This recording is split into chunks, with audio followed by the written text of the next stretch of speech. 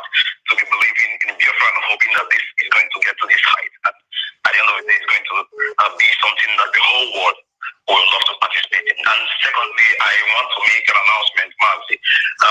Biafrans here in India, we would love to have you speak to us in India. Because I understand that a lot of people, Biafrans here, are much interested in what we are doing. Even those that are not, they claim they are not Biafrans, they claim that they don't want to belong to IPOB. Today, I have the opportunity to speak up to a lot of them, and they are really turning to listen to what we're saying. So it's going to be a great one for you to be able to write your spirit, and not only here in India, but across Asia. They really want to hear you speak to us, and as well, I want to tell you that here we have people, the way they behave and the way people in other part of the world behave is different. Here we have what I call the doubt issue. So even till now, some of them might not really understand. They might not really understand that whatever they put is going to IPOB directly. So for us to clear all that, I would love you to speak to Biafrans here in India, and also retrace that to other parts of Asia. That's my question and my contribution this morning. Thank you so much, Mazi, for giving me this time. Thank you. Thank you very much. And I will answer your question. The very first question you asked. I would say that you asked me to explain to fellow principal officers what motivates, what drives the level of consistency is the promise of Elohim. I will take you back to what David Ben-Gurion said, the very first Prime Minister of Israel, what he said when they asked him at the floor of the United Nations what propels him to create, or should I say, to facilitate the coming of the State of Israel. He said it is the promise of God in the Holy Book. You call it the Bible, we call it the Torah. That was what David Ben-Gurion said. They asked him, why are you doing what you're doing? He said it is because he is standing on the promise of the Almighty Creator of the universe, that Israel must come. And on the same, should I say, pronouncement, I anchor my very firm belief in the coming of Biafra. I told you before that I read a book, or should I say a pamphlet, 1985 Ajoko lecture, delivered by Professor Donatus Ibemwaga. I was traveling from Umuahia to Owerri. I was in a highest bus, and I was reading that very pamphlet.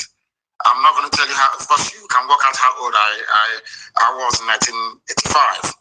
I think I then barely turned between 17 and 18 years of age. I read that very pamphlet, and it had a very profound effect on me.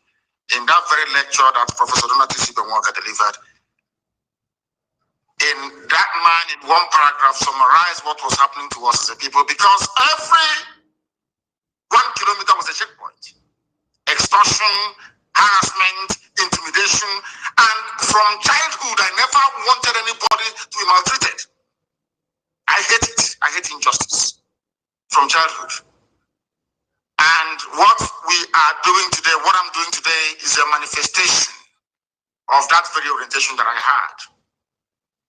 You know, in my house, we used to have a lot of helpers, you know, either people from my mother's side or people from my father's side that will come to help, you know, as house helper, you know, help, all the rest of it.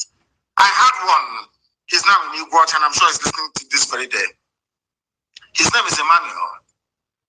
Roughly about the same age as me, he came from my mother's side to help us in our house. We had a very huge household, so to help with the chores. We went to fetch water together. We ate from the same pot. We wear the same clothes. Sometimes we exchange clothes. During holiday time, I would go to his house for holidays. He was not serving me. I wasn't serving him, because I did not believe that another person's child should come to serve another person's child. I don't believe in that. Even at that very small early age, I believed in the equality of all men and women before God Almighty in heaven. I hated injustice. I read a lot of books.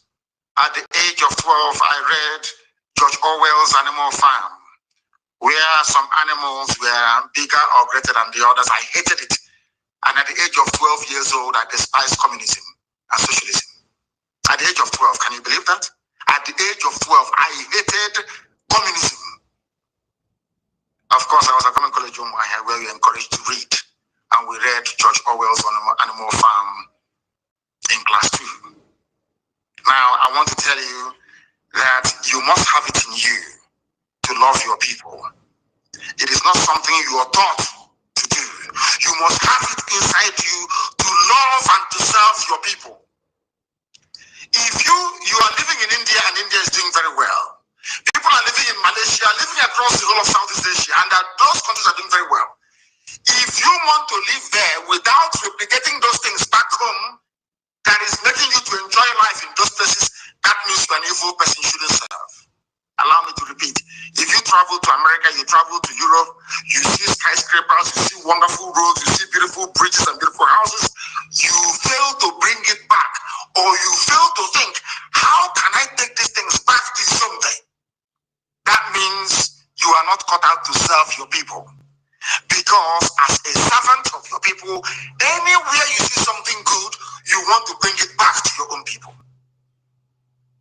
Therefore, those who are called into service are those who are naturally made and built for this very calling.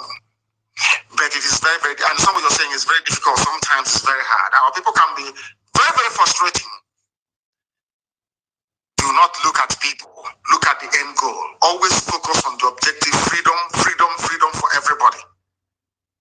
When Biafra does come, of course it's going to come, but when it does come eventually, let me tell you how I console myself sometimes. Look at the way we revere, we love, and we venerate Ojukwu, and he did not get us Biafra. Look at the way we love and venerate and all those that fought. Imagine the love we have for Colonel Achusia and all the rest of them. The love we have for Mobusi and all the rest of them. Remember the love we have for the lives of Madiebo and all the rest of them. Did they get Biafra for us? The answer is no. Now imagine what will happen to your name when Biafra comes. Forever, you see the way that the Bible till today, have you forgotten about Moses, Joshua, Caleb? Have you forgotten them? You have not. These are people that fought and released Israel, the children of God, to inhabit the land that God gave to them. Till today, remember them. Let me tell you the truth, honestly, before heaven and this earth, anybody who is part of this very movement, from the highest to the lowest, that it will be a time when your grandchildren will go to school, or your great-great-grandchildren will go to, they will ask them, was your mom or dad part of IPOB? That will be all you will require in life to succeed. In other words, if you're serving IPOB, if you are in IPOB, you are preparing yourselves for immortality. This flesh may die, but your name will live forever and ever. Because we appreciate. Let me tell you, there is something our people don't know. Despite our stubbornness, our high-headedness, our sometimes very difficult way of understanding each other or doing things, our people are very, very appreciative of those that serve them in truth and in every honesty. That is who we are. Our people never forget those that serve them honestly and diligently. The same way we remember Mbakwe till today. Who is going to forget Dr. Michael Obama? It's impossible. That is who we are. We never forget those that serve us in truth. We know that Obama served us in truth and in every honesty. He built our land.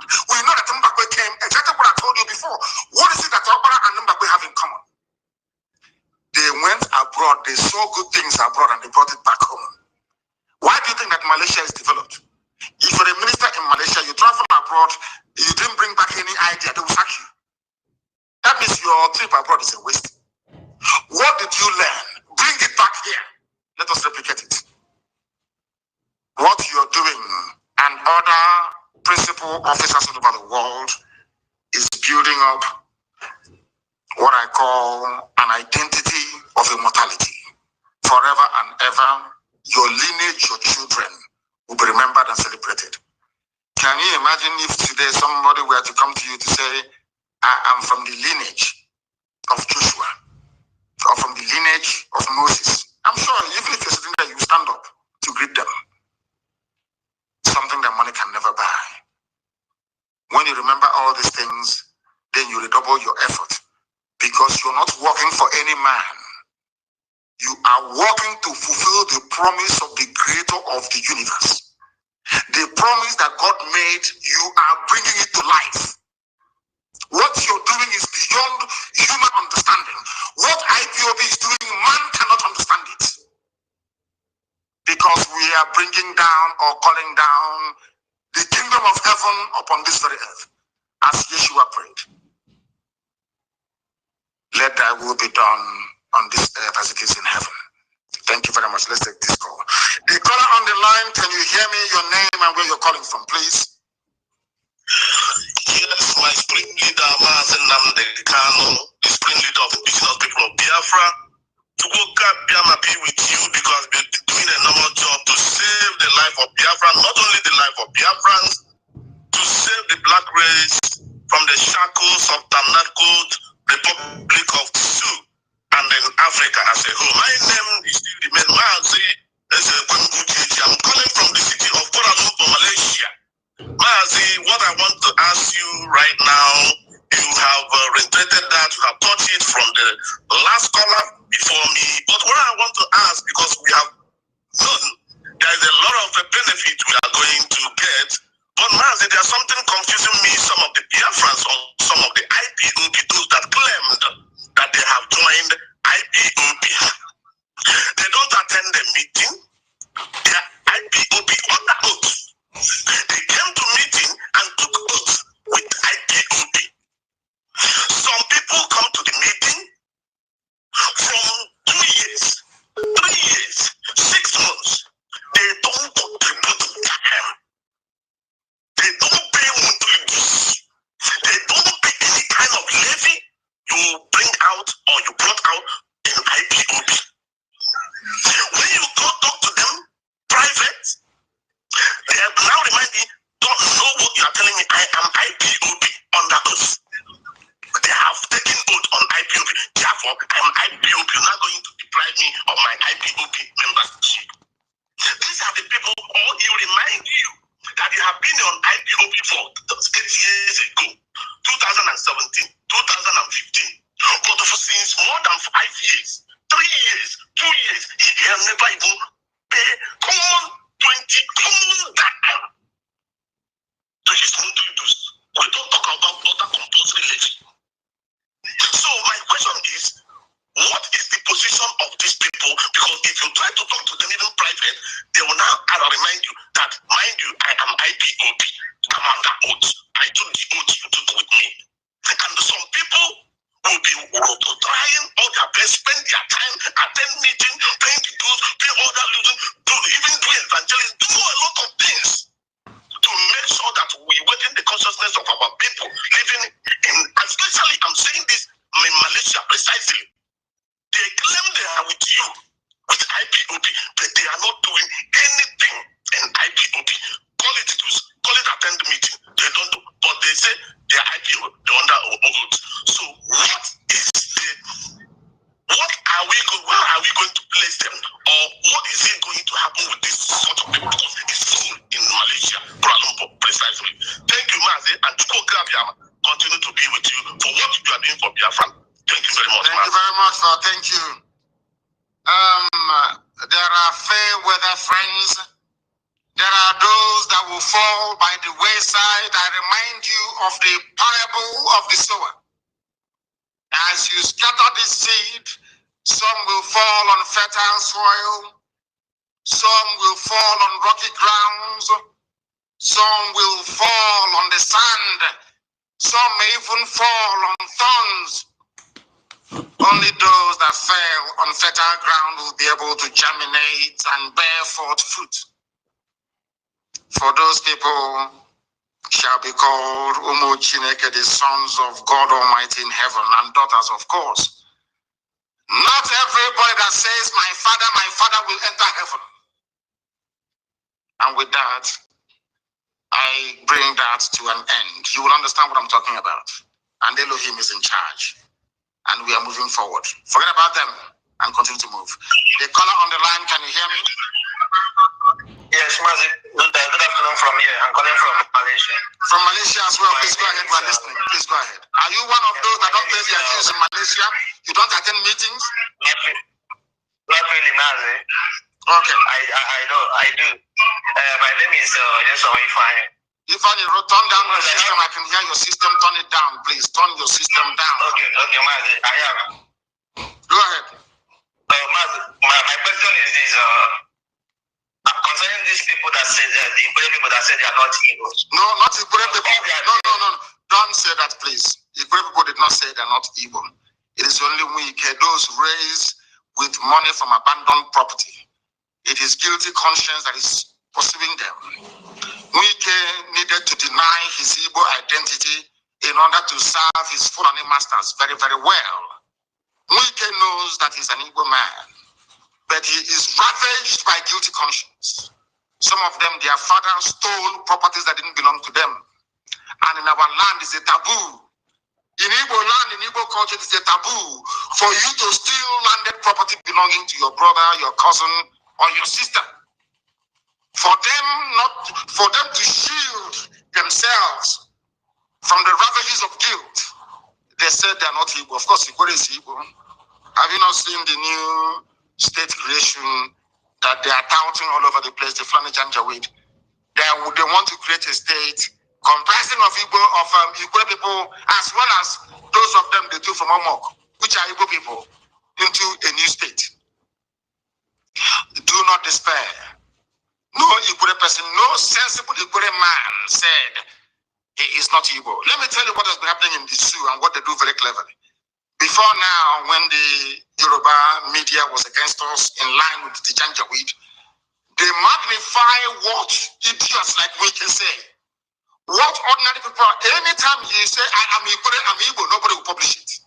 But if you say, I'm Igbo, I'm not Igbo, every paper will carry it. That is why it is always very good for us to read between the lines. Forget about the noise making of a few empty barrels, like Wike, and listen to the voice of reason of other well-meaning Igbo sons and daughters. They know they're Igbo. Everybody knows this very clearly. Some of them claim they are from Ikodomikodo. I don't dispute that. But Ikodomikodo is also Igbo land. If it comes down. You've answered I've answered the question, because I see no reason why someone that speaks Igbo, that tries to do everything like Igbo, you begin to deny his identity. When you lose a war, it's always like that. When you lose a war, it's always like that. We fought a war of attrition for 3 years. The Fulani Janjaweed came and gave biscuit and chewing gum and tobacco to some people, and kai hot drink to some people, and say, one Nigeria, if you don't say you're one Nigeria, will kill you. I had a good brother of ours from EKID speak to me. And then he told me, this is a so-called Delta or Delta Igbo. He told me that they're from Uri. His father was the traditional ruler of his people. Every year, Ezeri will come to their village and sprinkle clay on the ground. They're from Uri. That's the way it is. Till tomorrow morning, we know who we are. Those who claiming they are not Igbo, they're living in denial. And I go as far as saying that everybody is Igbo. If you're a John, if you're a BIBIO, and I say it clearly, go back and interpret it however way you want it to interpret it. The truth stands eternal. And I claim that I do doubt that all of us are Igbo. One that doubted me 8 years ago, I said to him, go back to Google and Google the word Egypt. After he Googled the word Egypt, I asked him, please read to me what he said related to Igbo. I asked him to Google everything.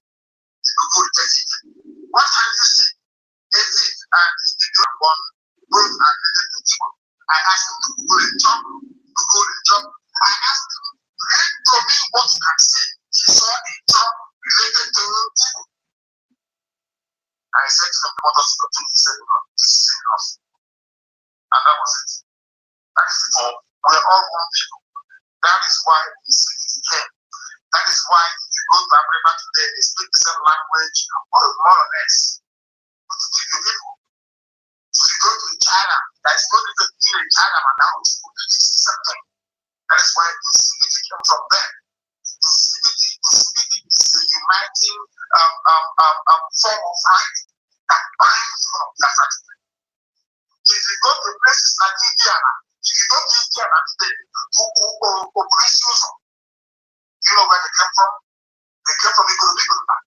Population in Indiana, their ancestral home is Igorobigorba. Why are we deceiving ourselves? As I said before, once your mother carries the Islam, you're one of us. Thank you very much. Thank you very, very much for your comment. Thank you. We are live and direct, we're educating, we're sensitizing, we're enlightening. You know, Janja will listen to this our broadcast and go crazy. He is brainwashing them. He is doing this. I said simply, we are all in what they got in doubt. Go to any village in Anambra right now, get a man that is up to 90 years old and above, and ask him about the war between these two people and the other. And he will tell you everything we say is backed up with facts and figures. That is why we can never play, and our people are very intelligent. That's one thing about Biafran people. Once you make sense to them, they will understand and they will follow. I had a call now on the line. This caller, give us your name and where you're calling from. Your line from the ones. Yeah.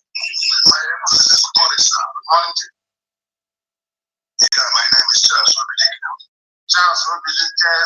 Yes, and where are you calling from? Yeah. Charles Robilike, where are you calling from?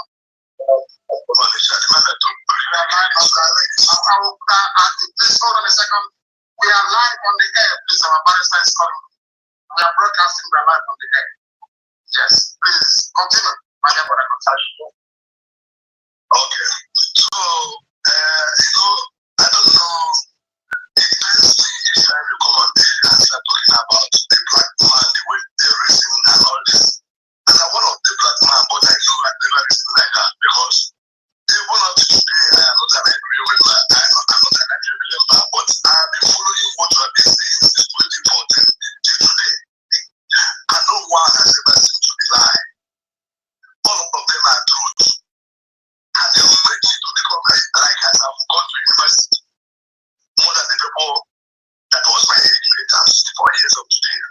But all these things you are saying in this country and wherever you are, they are all truth. Nothing but truth. And it pains me when anybody is making any argument concerning this, concerning that. I don't know, people will say truth. But the level we are living today is because of our judge in this country, Nigeria. They are the part of the problem. 80% of the problem they don't focus on because in the Bible, when Elijah and Elisha and all of them were prophesying of doing the work of God, when you do something that is not good, even the king they will can't tell him. Because I remember what happened in 2 Kings chapter 1, when the king came from his house and then decided to go and ask the God of Pharaoh whether if he will live again. Elijah met his servant that he set on the road to tell him that he should go back and tell the king. He said, because there is no God in Israel, that is why you are going to cast the God of Pharaoh. And because of that, you will die. You will never get off from that bed. And when the man sent people to come and kill him, brother Elijah, first 50 some people who were there, they died. By God's wounded. The second one, the same thing. The third one came and began to dialogue. There, you know the words.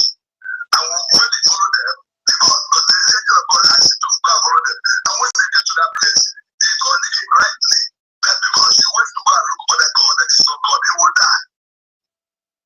Then today, look at people we have in our church. Somebody like Redeem who is calling us to go and go to heaven. So knows that there is no money and he went down to rock. And he came back and there was people were asking him, what did he see there? He said he was 20 months strong. And not today.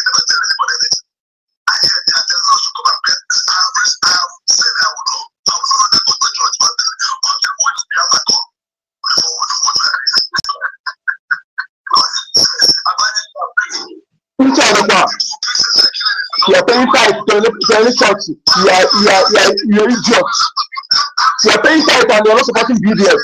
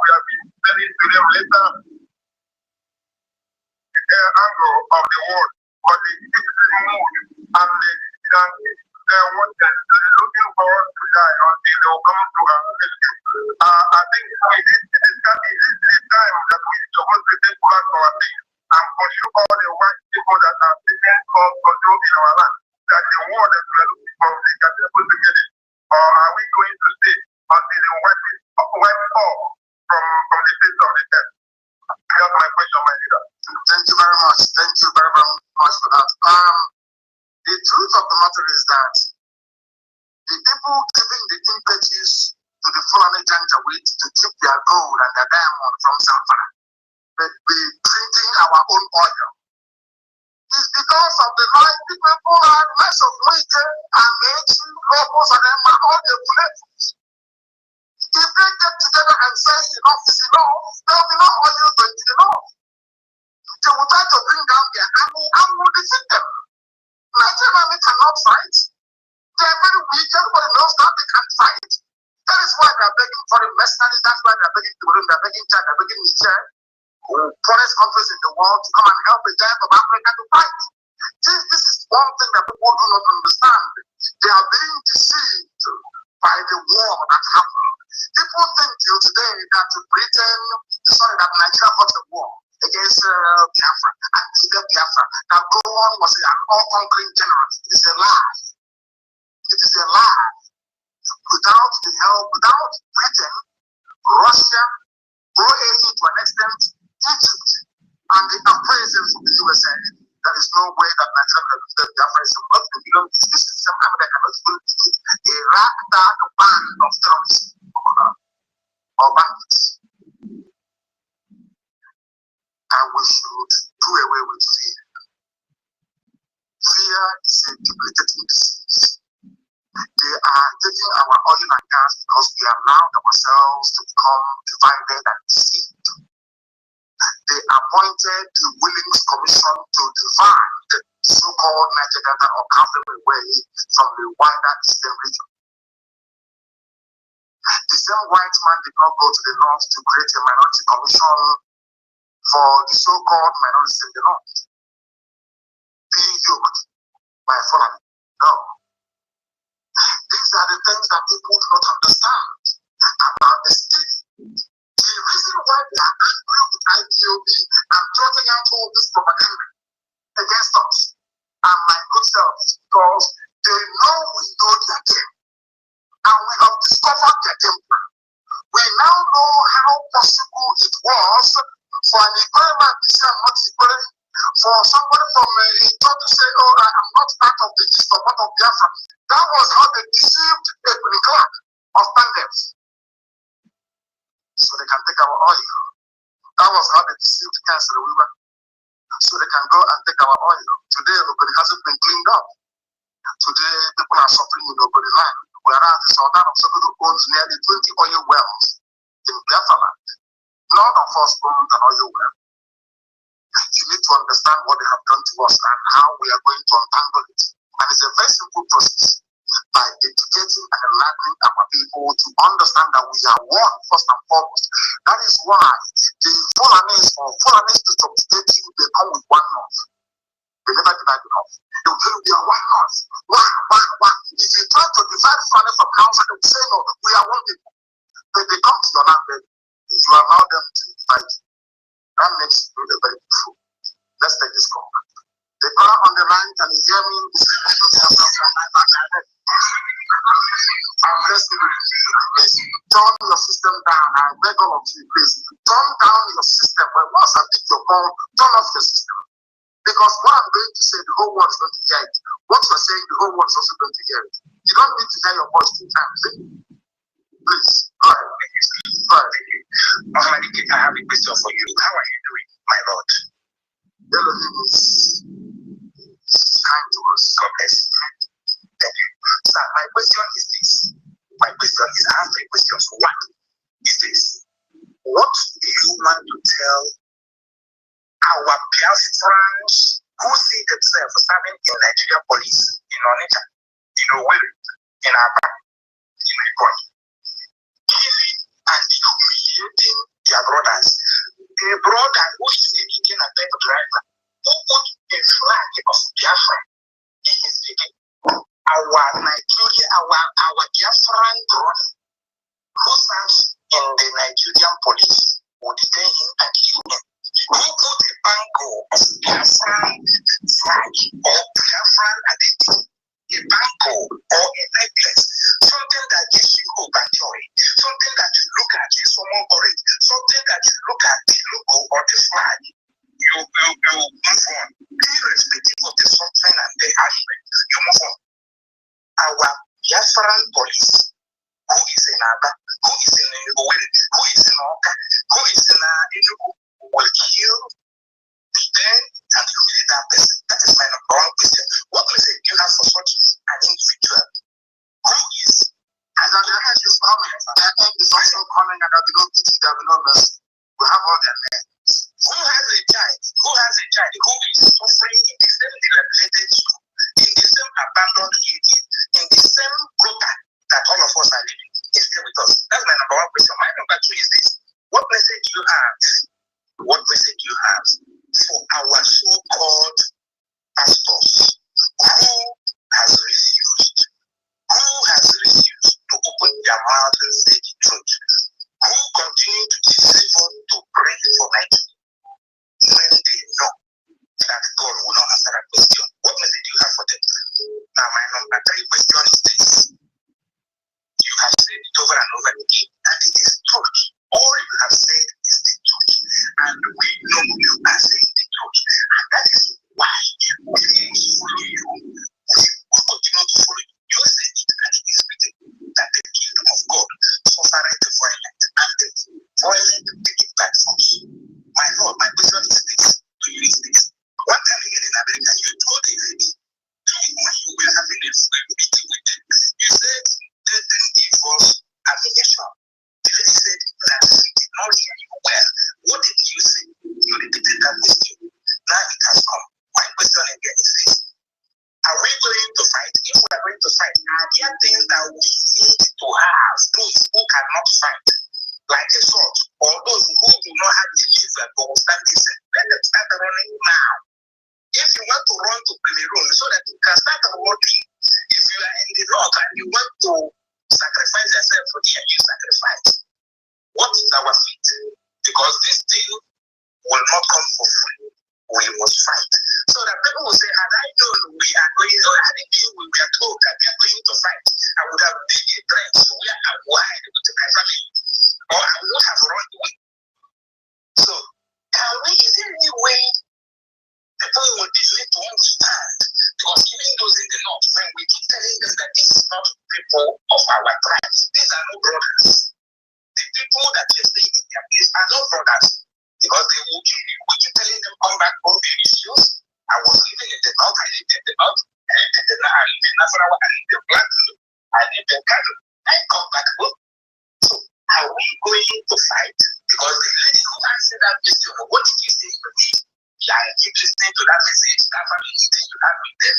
I keep listening to it over and over again.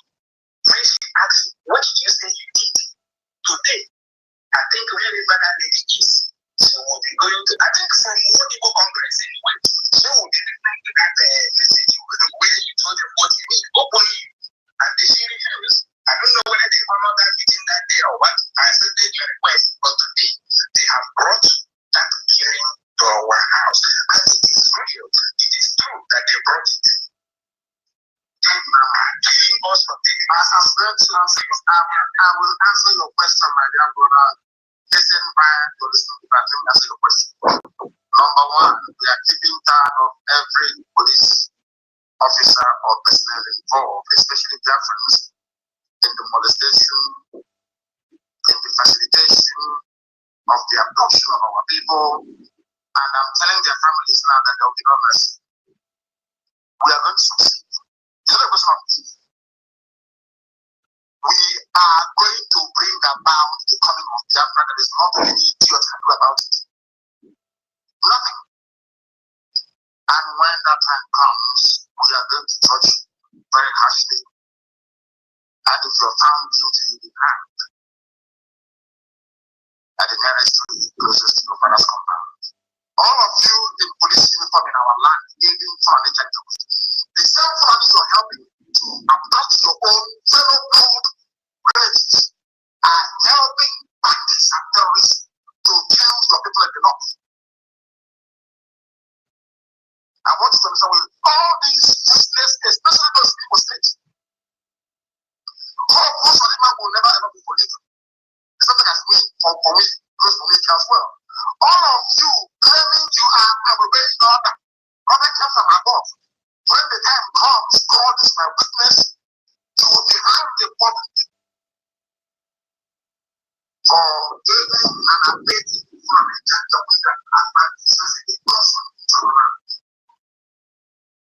for the pastors, God have mercy upon the wretched instructions of this.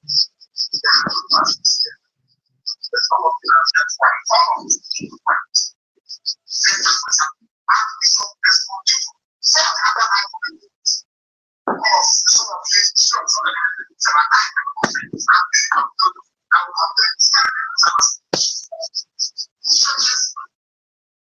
call themselves about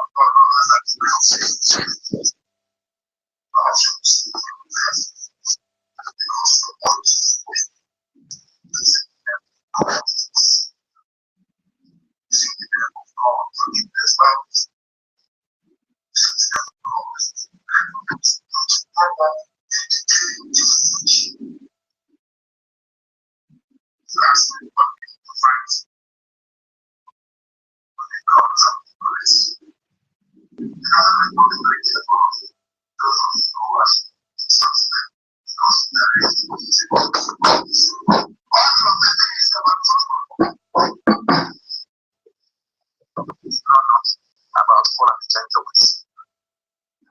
What they are doing to you today is in their bone marks, in their DNA, they will never stop. Thank you, Biafrans. Thank you, lovers of freedom. Thank you, my ministers, my comrades and ladies. Thank you once again.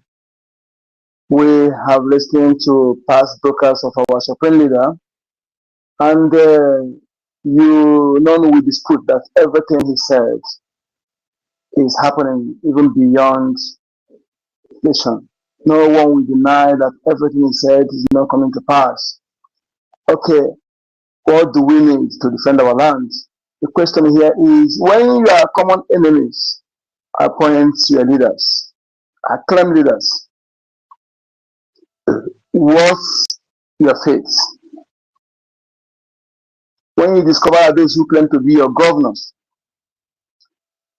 traditional rulers, religious rulers, because according to rulers, none of them qualified to be called a leader. What's your fate as the people? You are common enemies. Everybody in that contraption know that, know the intent of Fulanis. Know the intent of Fulanis, the British lapdogs. That the intent is to dip Quran in the sea, the Atlantic Ocean. And what does that mean? They will overrun you, take over your land. They will exterminate you. They will only allow between 10 years down to live.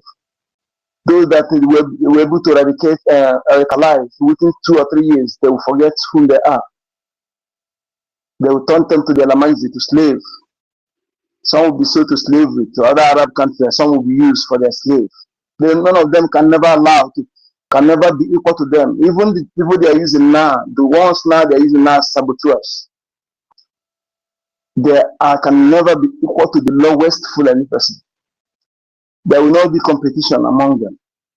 You know, we are competitive people, like competition. But in the Fulani, in the Caliphate, you can never allow competition. You can never grow up to them in anything. Your talent can never develop. That gift of Tukuki you can never develop, to be subdued and suppressed. Okay? Your education, your women will not allow to be educated. Your children will be married off at teenage age. From 6 years, 10 years, 12 years, they will get married to 70 years old man. Your wife will be raped in your presence. Your daughter will be raped in your presence. Your sons will be given to slave and lost slave, with a mere accusation of stealing gold or stealing money. But them, the murderers among them will be elevated. They will not, you know, the law will be meant for you who is regarded as a slave. You know, I don't know if you have actually you have what happened in the north. You go and verify very much to know what is coming to you as a southerner who don't want to learn from the past mistakes. So when you realize that these people who have this intent, who have this gross crime against humanity agenda, against you. And when the people are now the one appointing your governors, forget about the election. The election is formality. The election is formality. That is why when even if you win by mistake and they realize that you're not the kind of person they want, they will cancel your election. They are winning. Then you run to the courts. Who are there in the court there? By then they will tell you they hold the yam, they hold the knife.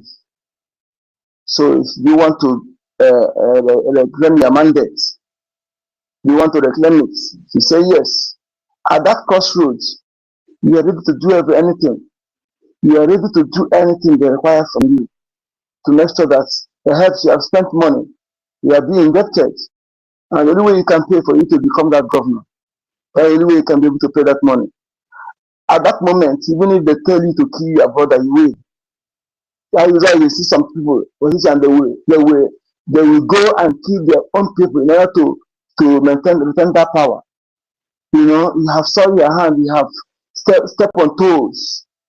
And the only way you can go free is for you to become that governor, that senator, that local government chairman. You know, the only way you can be for you to be appointed as a traditional ruler. We didn't know before, traditional rulers are people who are appointed by gods of our land, not by man. The messages of consultation, to consult, to check a man whose hand is clean, who have not stained with innocent blood, who will be able to maintain the custom and tradition of the people before you be choosing to be a traditional ruler. And that time, even a president pays them homage. But recently, everything destroyed. It becomes the other way around. Now, governors even present staff, take staffs to the people, and they appoint whoever they like, who is ready to do the evidence. And when a governor who is appointed by the caliphate is appointing a traditional ruler, what do you think?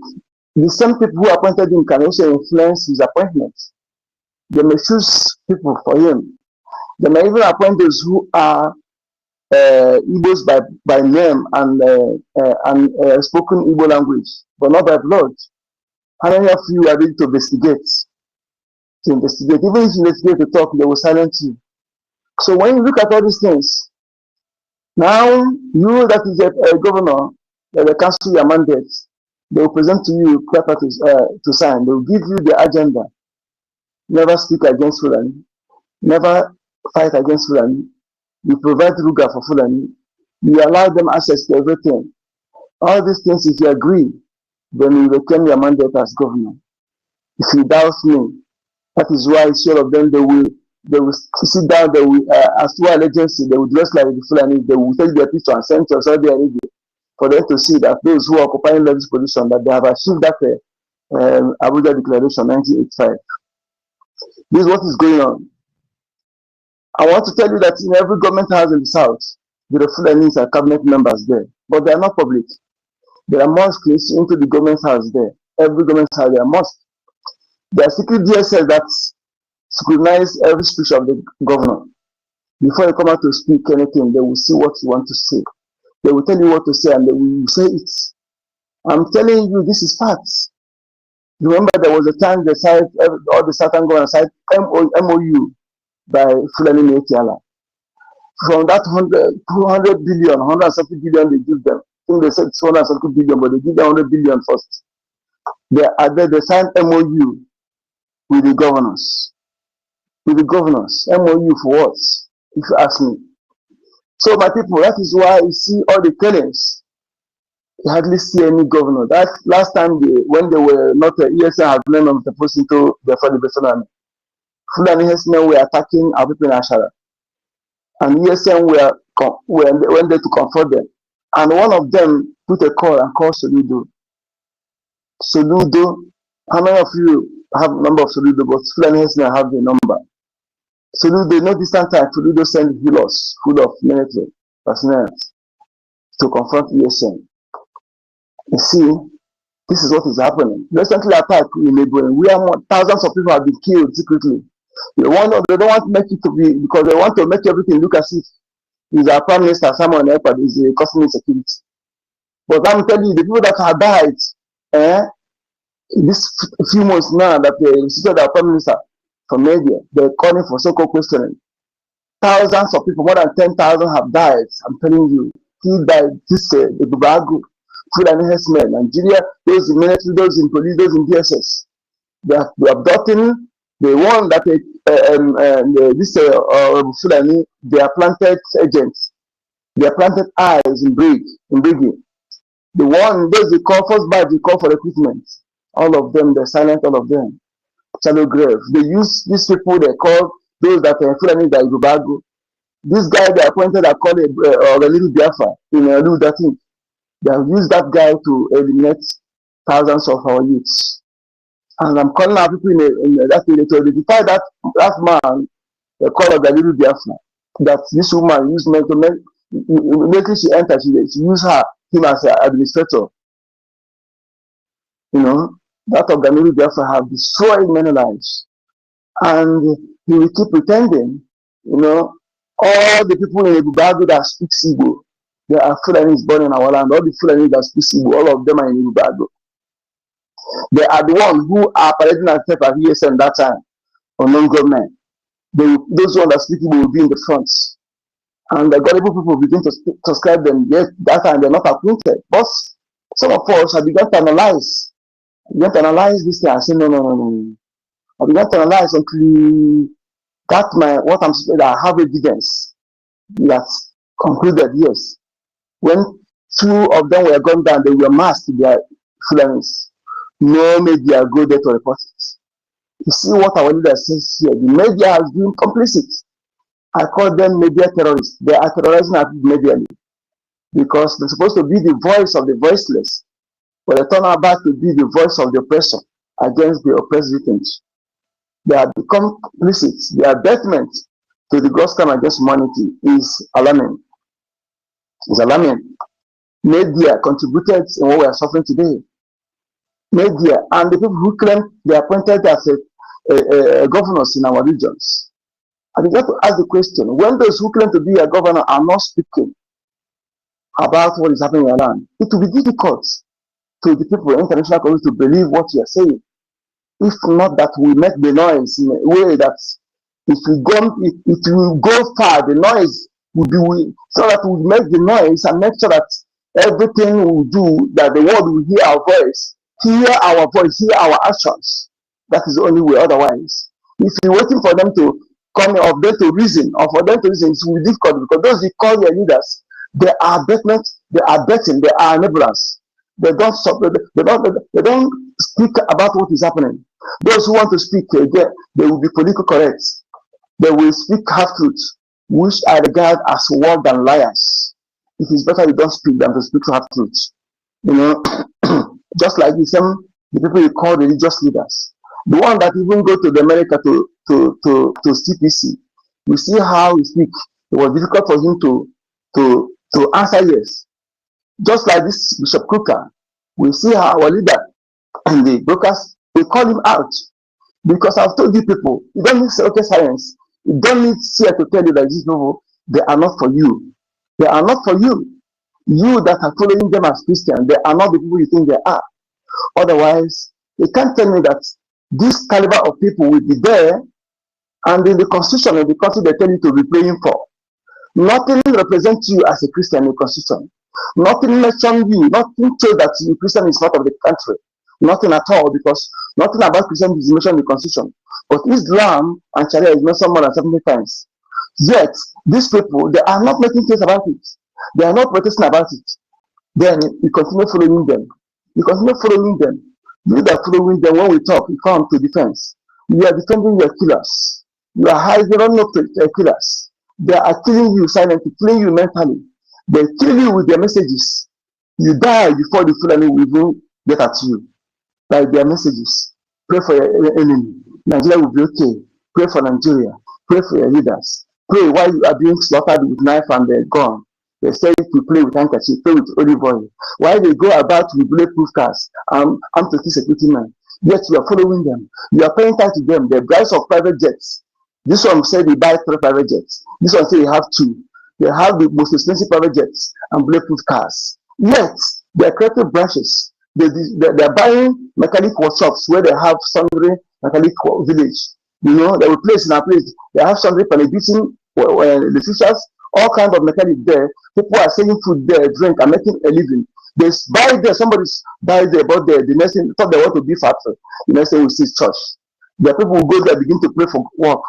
And when we are talking to these kind of people, they will say you are antichrist. Let me tell you something.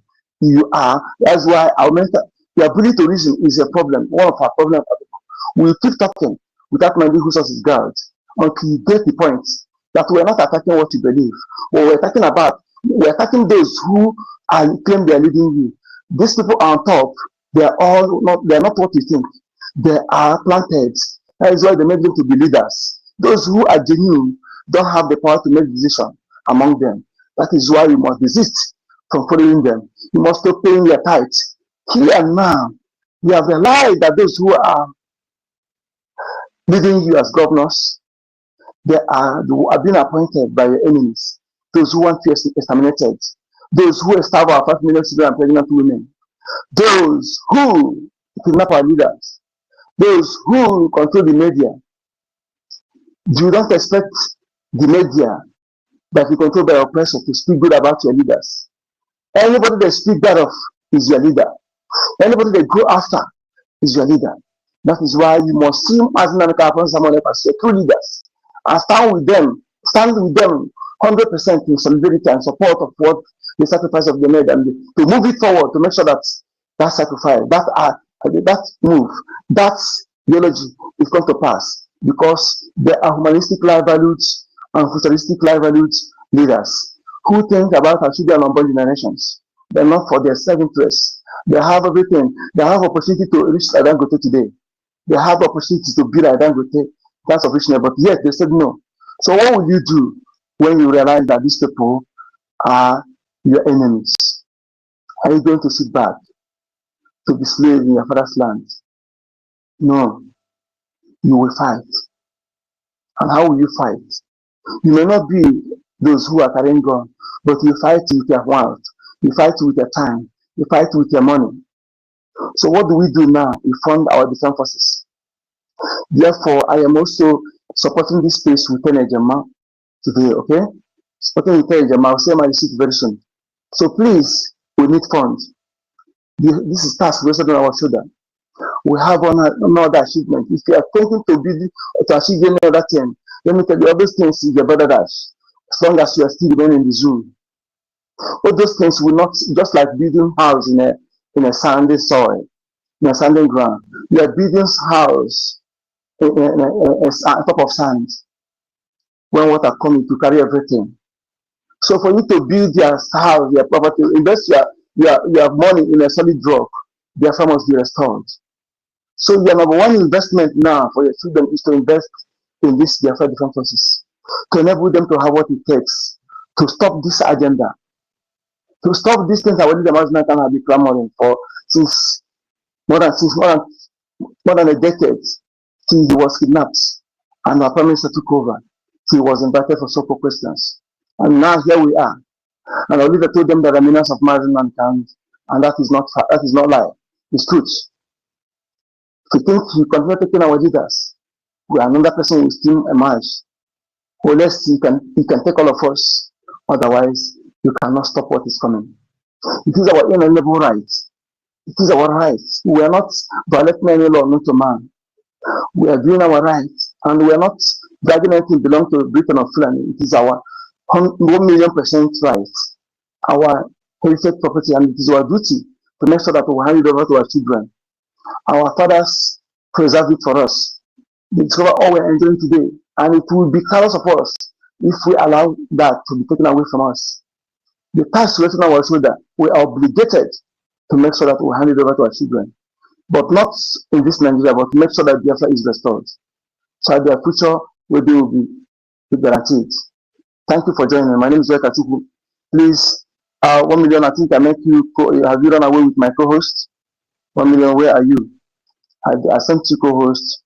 I don't know, please, if you want a co-host for us to deliberate on this later before we, okay, thank you for joining. 1 million. I already sent you co-host so that we can do justice to this. We need to let people know what is stressing us. when you are when the enemy of your people, known enemies who don't want to live, are the one appointing your leaders, your so-called rulers, appointing them, controlling them. So what is your faith? What's your faith if you sit back? So say all is well. It will keep deteriorating. After this tenure of all this one day, if you do not do anything, you get the worst. That is how it's going on. The Fulani will become, the full Fulani will come openly to tell you I'm a Fulani man, will become your governor. You become your tradition. You see those your traditional law will turn to emir. That is what is fast approaching if you don't do anything. Because they are now appointing those who are taking in charge in those areas. Forget about the name they are bearing. Forget about the word language they are speaking. If your enemy can be able, immigrant for that matter, be able to appoint control those who are leading you, who are making decisions for you, then your interests are at stake. Your interests no longer matter. Your interests no longer matter. That is why we need to do something. Don't say you are not concerned unless you are not a blooded Biafran, unless you are among those who are fathered by our enemies. Yes, like NGOZI, Fulani and cohorts, who hide under Biafra to kill our people. Yes, unless you are one of them. 1 million, I send you co-host, please. Thank you. Have the mic. Please have the mic. Mazi Nkudinamba. Hey, you see, that is why whatever we are doing,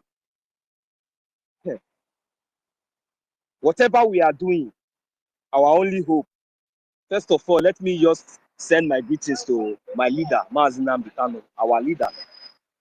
Mazi Nnamdi Kanu, Birikwao, you will live long. Our Prime Minister, Mazi Samone Njoku.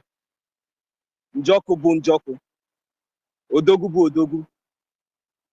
Your light can never quench. You have brought us this far. I say, we bring you greetings, victory, success. I wish you Biafra, sir. To my mothers and my fathers back home in Biafra land, those that are standing in the path of the truth, I say, may Chukwu Kita Biama continue to guide and protect you all. And to my brothers and each and every one of us, my ministers and everyone that we are all gathered here this morning, or this afternoon, or the evening, depending on your time zone, I said you are all welcome.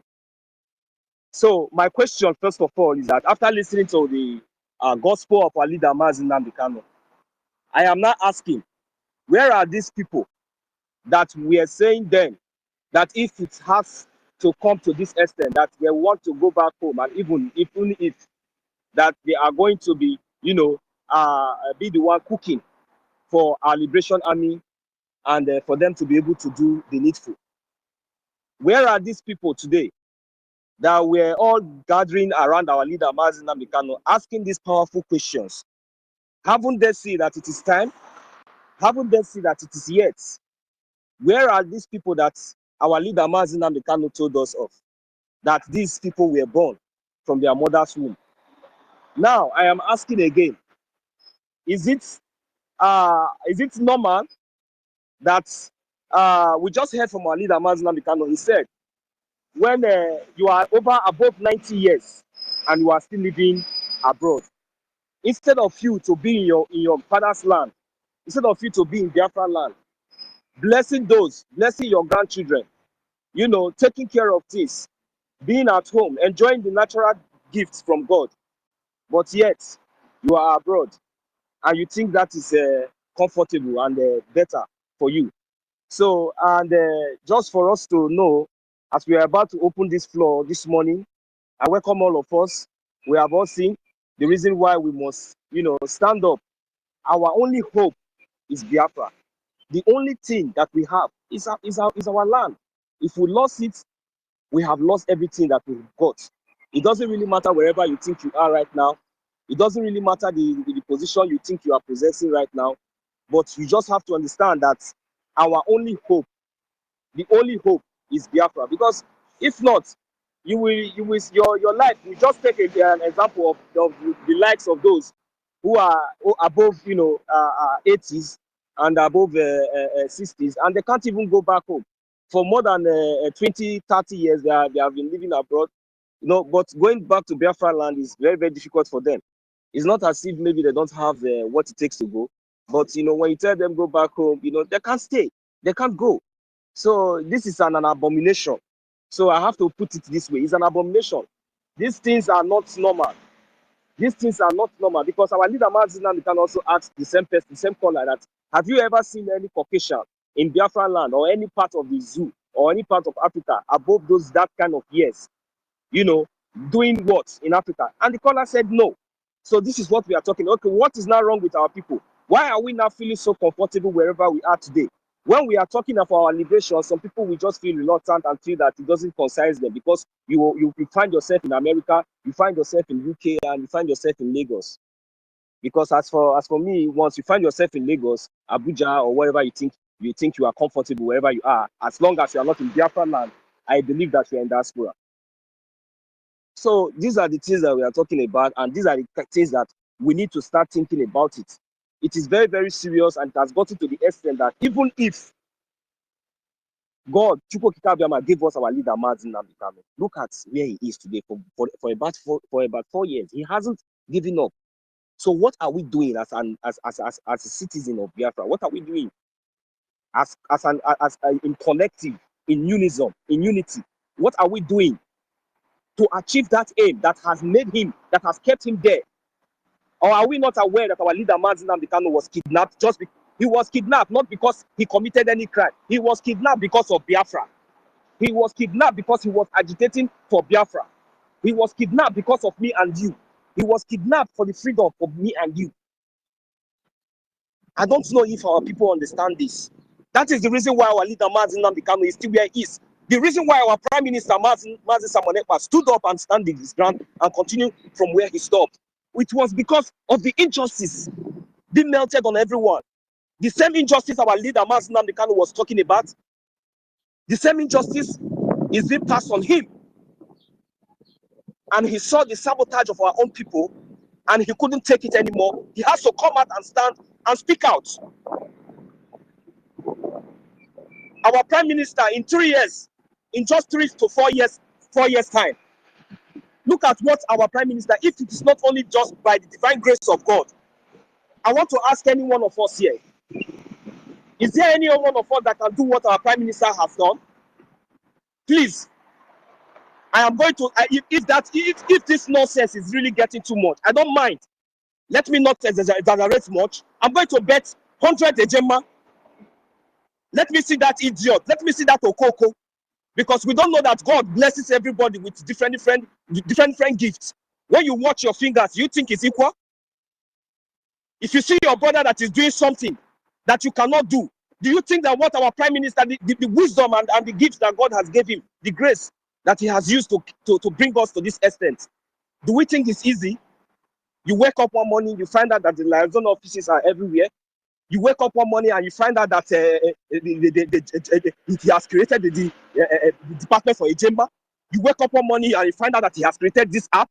You wake up one morning, you find out that he has employed an attorney from America.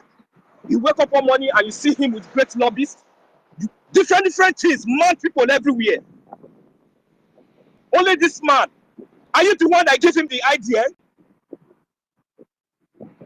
What has he done to us? Some useless, wicked saboteurs, bastards that they don't have anything that they can contribute in anything that we are doing to our liberation. Instead of you to sit aside and step aside and allow those, even though we are few, slow and steady, consistency, to continue. But instead, you allow yourself to be used. May woe betide all of you. You think you will go scot-free.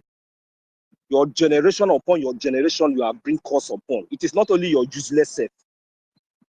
You people think that somebody like Mazin Namdekano, what is the meaning of Unso? Holy. Somebody that is truthful. You think that you can betray him and go scot-free. For so long, all the whole things that people have been trying, you did not succeed, but yet you have not learned any lesson. You have not learned any lesson.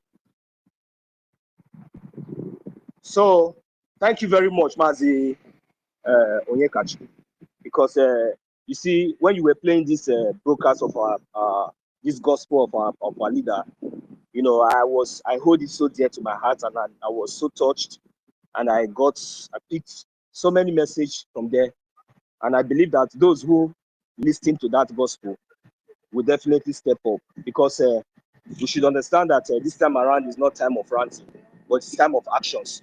Because if our Prime Minister Mazi Samonekwa is being, you know, denied, it's been called to question, and our leader Mazi Nnamdi Kanu is still held illegally in their useless detention, then we know that over 4 years now, though after the everything we have seen that there's no justice anywhere, the only hope we have is our defense. So, and that is the only way they can come to round table and our leaders can be released. So please, Biafrans, will continue to do the needful and remain focused. Thank you very much, Mazi Onyekachi.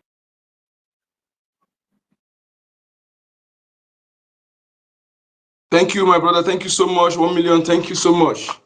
Thank you, Biafrans. We have nothing to do now than to fund our defense forces.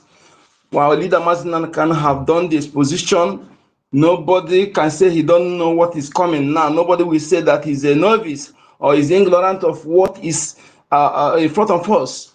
Our leader, Prime Minister, have come and he took the exposition to new dimension, which our leader Mazgan said, you must listen to Simon Ekpa, you must listen to him and share his video, share his broadcast. He is bringing a new dimension, this awareness we are creating, and he brought the thing for the new dimension, and that's where we are today. You see us here in the Biafra Republic Government in Exile. We have done our declaration, and our lobbyists are engaging in diplomatic battle. We see our APM is doing a great job. He was instrumental in making sure that Nigeria is taken back to CPC. Those who call themselves Christians, they don't know who did the job. They don't know who did the job, but they are following those who hide in long robes, who answer big name, Archbishop, left and right, a major prophet, left and right bishop, co-bishop, Archbishop, on them with different titles and different robes, but they're actually behind what are people suffering today. You know, let me tell you something. The worst enemy you have is the one who pretend to be part of you, who pretend to be doing you favor. Why is the one killing you? He's more dangerous than that one you know. Is there any other thing? Sorry, my brother. Is there any other thing to differentiate this topic from what is happening today in our land? Nothing. Is there any difference? Because this is an example of exactly what we are talking about, exactly of what we are fighting. This is what we are talking about, because it is these same common enemies. They are the ones, these criminals, those invaders are the ones, you know, appointing leaders, and you know, some few gullible ones will be clapping hands for them. You understand? There is no difference from this topic that you just put up here than to differentiate from what is going on right now, you know, in Biafra land. And in fact, in the zoo at large. Thank you. Thank you, my brother. So let us still listen to. Many of us have listened to this. Everything we see today, our leader have said it. That the people you are following, you know, the people you are following, they are not. I'm telling you, you may have the genuine one, but that genuine one, they don't have a say. All this one that on top, they are there to abet. You know, when your enemy appoint those who leads you, you are in trouble, you are finished. That day you will see conflict of interest. Conflict of interest. They will use their own interest to bargain, for their own selfish interest. That is why they will share palliative, they screwed our people, they borrow money, they screwed our people. But only one they will bring for you is the vaccine. See, doing the vaccine, that COVID-19. You see somebody ask question here, as our leader. They did not give them palliative. They did not share rights for them. In fact, they told them that their people are abroad. Those who came out to look for what they eat, the army shot them. I remember only in our land they keep people because they came out. But the one they will bring to you is vaccine. Vaccine they will bring to you. Anything that will destroy you is what they will bring for you. Anything that will destroy you. But the one that will benefit you not is that, I don't know, that is why what we are doing is long overdue. We have endured it, but long overdue. They have penetrated someone. That is why they think that they have succeeded, because the time we're supposed to react, it's taken us too long. Because nobody will endure what we have endured. No Western country that will endure what we have endured for 1 month. I don't think. We've endured for more than a century now. So it's really that's why if you are paying tithes, I'm telling it here, I'm telling you it's one of my everyday something. If you're paying tithes to these people and you are not supporting what we're doing, let me tell you, the land will destroy you. And no apology for saying that. Because and make sure that you don't open your mouth to call our men, our defense forces when you are attacked. Go and meet those your pastors, those your reverend fathers to come and defend you. Because you can't be paying tax to those who are, but you come and open your mouth to ask accountability. Accountability. And most of the people who are asking accountability mostly they are the people who don't contribute anything. Okay? They always anxious to know what this money is meant for, but they don't contribute any. They will go and pay tithe to that tithe, they use it to what is work of your pastors that buy private jets? What is that buy private jet 1, 2, 3? What is their job? What is their job? In my place in the village, Reverend Father will say to the people that they will bring money before they come and do the burial. Who does that? Before they come to our land, are we not doing our burial? You don't ask question whether these people they borrow money to try to save the person and the person die. You have the God to open your mouth and say they will pay you before you come. I don't know. These things the people that brought this to us, is that how they're doing it in their own side? You people to let us know. Because it's abnormal.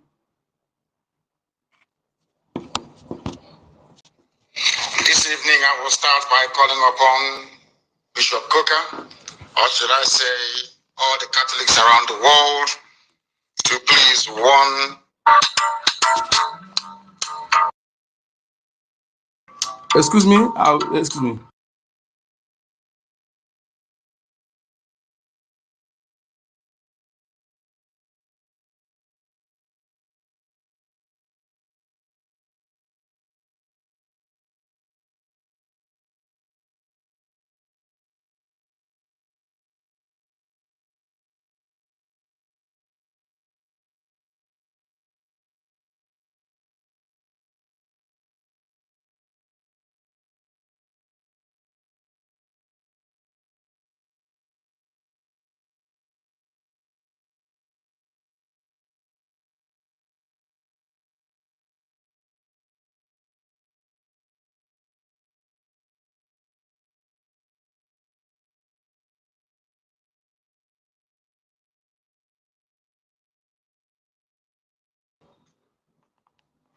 Bishop Coker to desist from making statements and comments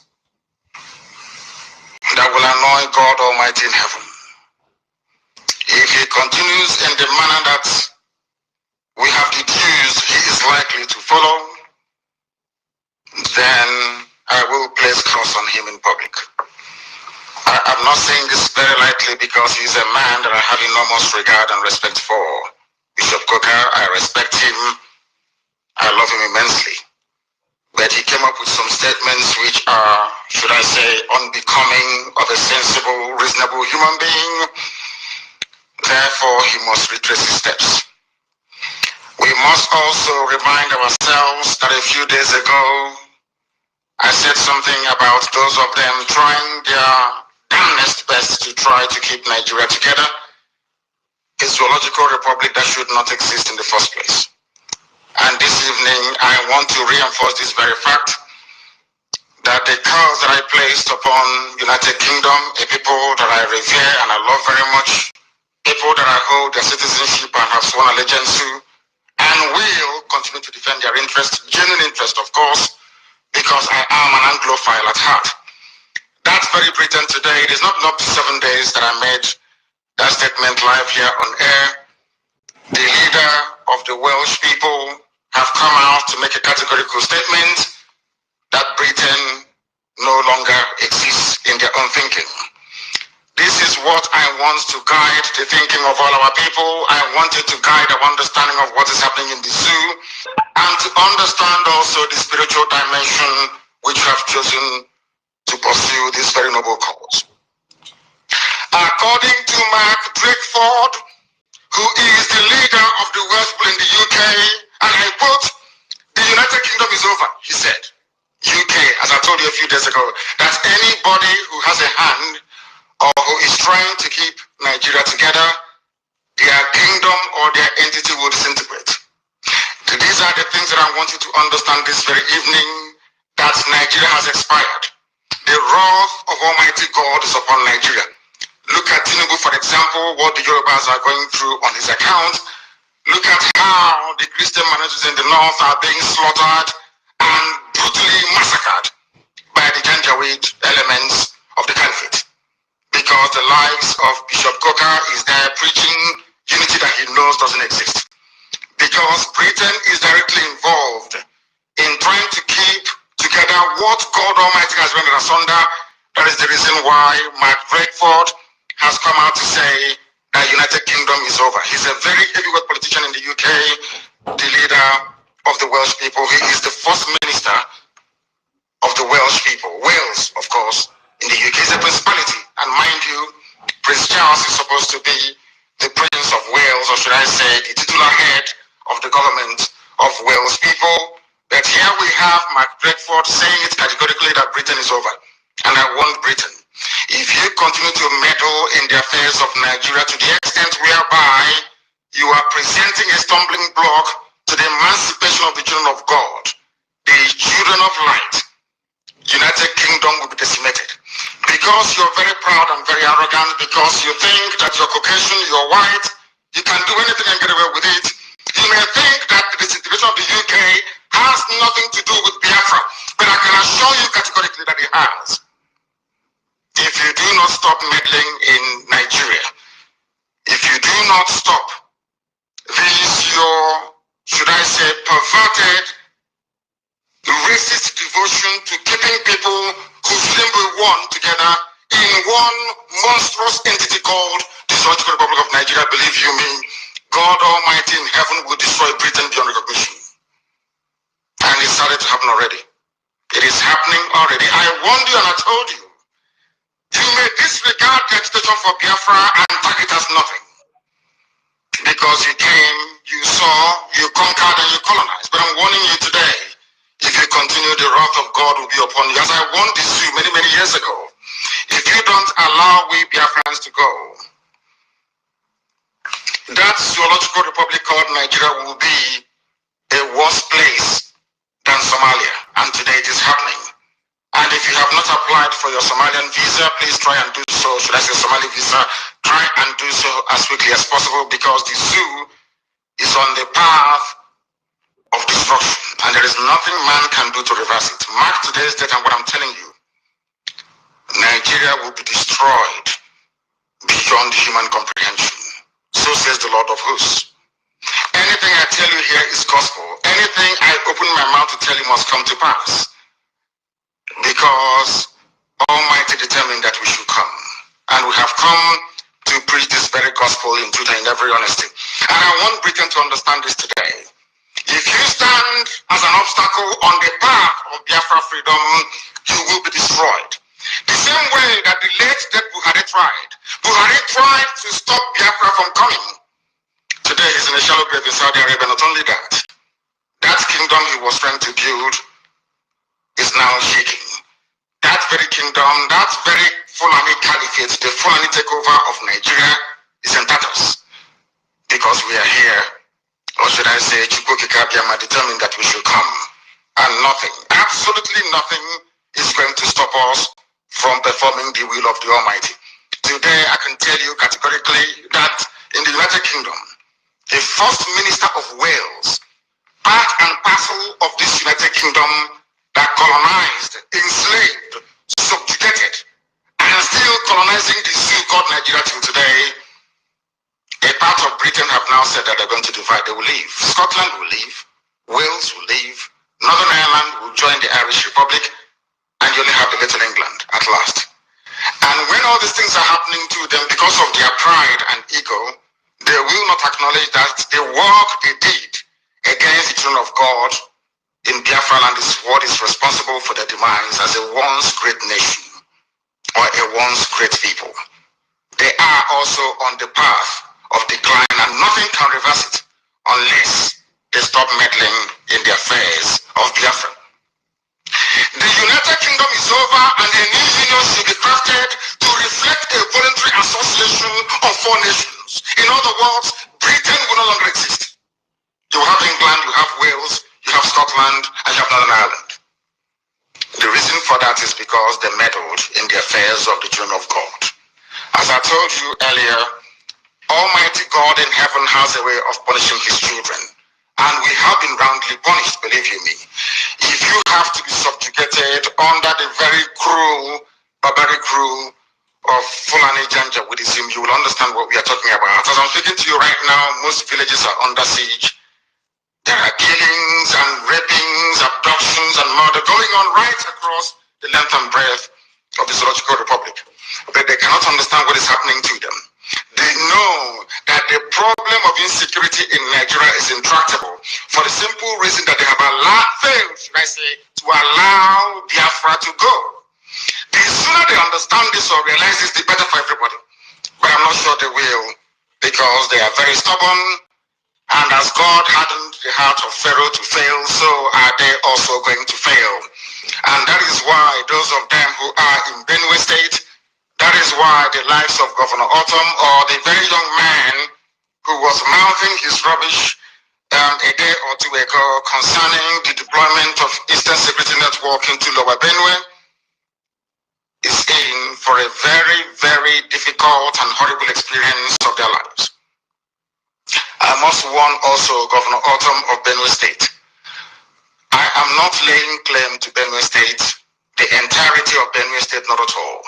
What I'm making very clear to you is that there are Igbo people, Igbo communities, not traders, not migrants, not settlers, no. These are our traditional towns, communities and villages wickedly gerrymandered into the north. Now you have Igbo people today answering Igbo names, speaking Igbo language, who are answering to drunkenness, an abomination before God Almighty in heaven. I will not allow it to continue. Those Igbo-speaking parts of Benue State is part and parcel of Biafra, part and parcel of the eastern region. And should anything happen to them, if you fail to control Fulani incursion into that very territory, then ESN will continue to do their work. And I have commended them earlier and allow me to do so again at this very moment.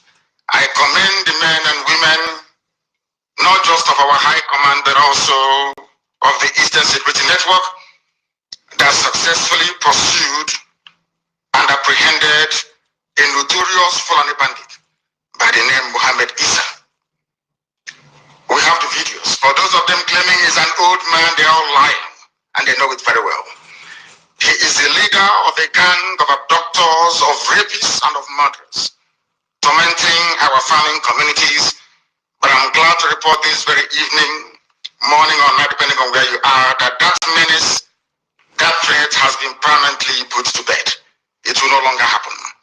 Should our people in Benue State be subjected to further attacks, I am also informing Governor Autumn of Benue State. I will make sure that ESN returns to that very area. Or should I say, come out of the bushes to confront whoever comes against the children of the Most High God, Elohim in heaven. This is a warning to all of you. For those of you that specialize, should I say, in twisting the obvious, in turning truth into lies, I never claimed the whole of Benue State. You people carved Igbo people into Benue, which is unacceptable. We are in an era not that of the old, compromised and discredited Ohanese Ndiaram and Uchu. Not in that very era. No, we are not in that anymore. We are not in the era of compromised governors in the pocket of the Fulani Caliphate. No, we are now in the era of IPOB, and no inch of territory belonging to traditional, should I say, ethnicities making up Biafra will be surrendered to anybody. No. And in Benue State, we have taught them, while they were discussing that, don't come to Benue, we are already on the ground in Benue State, in the Lower Benue. And we are not in Benue State, that doesn't belong to us. We are in Igbo parts of Benue State, Igbo communities of Benue State. And we are there to defend them, and that is precisely what we are going to do. And nobody is going to discourage us otherwise. We are making it very clear today that the Eastern Security Network is on the ground. We are on the ground in Benue State and in every part of Biafra for that matter. We are in Cross River, we are in Akwa Ibom, we are in Bayelsa. Everywhere it is happening. Anywhere we confront Fulani headsmen, these terrorists, we will drive them away. Be rest assured, we are not going to rest one iota until our farmlands, our homes, and our forests are secure. What is happening in Yoruba land cannot happen in Biafra land. Nobody, no idiot can come from anywhere to claim any inch or parcel. अपने इनके सभी stores पर पानी, पंखा, washroom और बैठने के लिए जगह का इंतजाम किया। Biafran forest, it is not doable. Instead, we all die there. That is why I am making this presentation live, at least for those of you who may be able to come over on Instagram, that I am on Instagram and I'm live. If you want to see a live video of this very broadcast, it is there. You can and should be able to see it. Anywhere in Biafra land we confront Fulani terrorists, we shall meet them head on. We know that they are part of the police and the army. Danjuma himself, General T.Y. Danjuma himself, testified before the British Parliament that the army of Nigeria and the police are colluding in the conquest of indigenous populations in Nigeria. And we are no exception to that very horrible and sinister conspiracy. The police we have in our land are terrorists in uniform. The army we have in Biafra land are basically terrorists. They are there to aid and to support Fulani Janjaweed advancement to the Atlantic Ocean. And we are there to stop them. And we are stopping them and will continue to stop them. A few days ago, as I said, we embedded our men and women of the Northern Command of Eastern Security Network. When we said Northern Command, people were confused. Biafra land is a nation. We have Northern Biafra, we have Central, we have the South, which is the coastal region, we have the East, and we have the West. When I talk about the Northern Command, I'm talking about the northern part of Biafra land, which incidentally stands from Benue State. So we are right to be there. If you don't want us to be in Benue State, quietly go back to Abuja and appeal to them. Tell them to release Igbo people in Benue and carve them back into Ebonyi State, where they should belong, or Enugu State, as the case may be. Therefore, anybody, one thing about Nigeria is that they tend to defend the aggressor. It is in the DNA in Nigeria to always support evil. That is why this very newspaper publication, I don't have a means of putting it here on Instagram where I am broadcasting live. There you can see my face and my facial expression, but it will be on my Facebook page. If you go there, you will see it. This publication was made on January 23 of 2021, this very year. It is a front page news by Vanguard. I want you to understand how an average Nigerian thinks, how they reason, why I think that Nigeria itself is a curse upon humanity. There on the front page, you will see, we will kill all policemen and take over Edo State. Fulani Janjaweed, those they claim are foreigners. These people they told us are foreigners. They come from Mali, from Senegal, from Gambia, from heaven knows where, from Niger, from Chad, from Northern Cameroons. But they are in Nigeria, killing people, After killing us, they will not turn around and tell us to absorb them into our communities. That is why anybody, any Igwe, any PG, any greedy, avaricious fool, stupid enough to give any of our land to Fulani Janjaweed, you are finished. There was a man in Enugu that tried some nonsense. Go and ask him where he is today. We take no prisoners. You see, the land of Biafra must be defended at all costs. At all costs.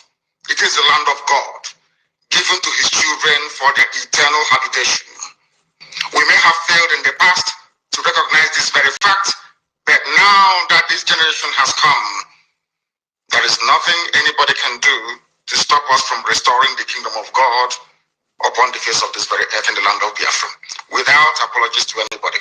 I understand that the Sarikin Fulani of Lagos went to see the US ambassador to Nigeria in Lagos a few days ago. And according to the message, or should I say information coming out of the US mission, they said is to foster cohabitation and unity, that diversity is strength. And I want to lay that particular nonsensical narrative to bed tonight before I continue any further. Anybody telling you about strength in diversity, that person is a liar and a deceiver. And the US ambassador is a liar and a deceiver. One thing they don't teach we Africans is this. No country exists on a foundation of multiculturalism. There is nowhere in the world. Listen to me very carefully. All this nonsense, even the crap that Coca was coming up with, telling you about diversity is our son and other rubbish. Allow me to repeat, there is no country on this earth that survives on a foundation or a bedrock of multiculturalism. It doesn't exist. That is why multiculturalism in Africa is dead on arrival. It can never work. Because we are tribal beasts by nature. We are tribal by nature. That is why we travel from wherever we are during New Year's, during Christmas, during Easter, during New Year Festival to go back home where we come from.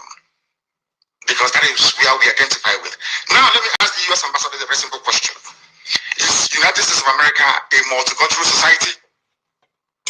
US that was created and built by Western Europeans.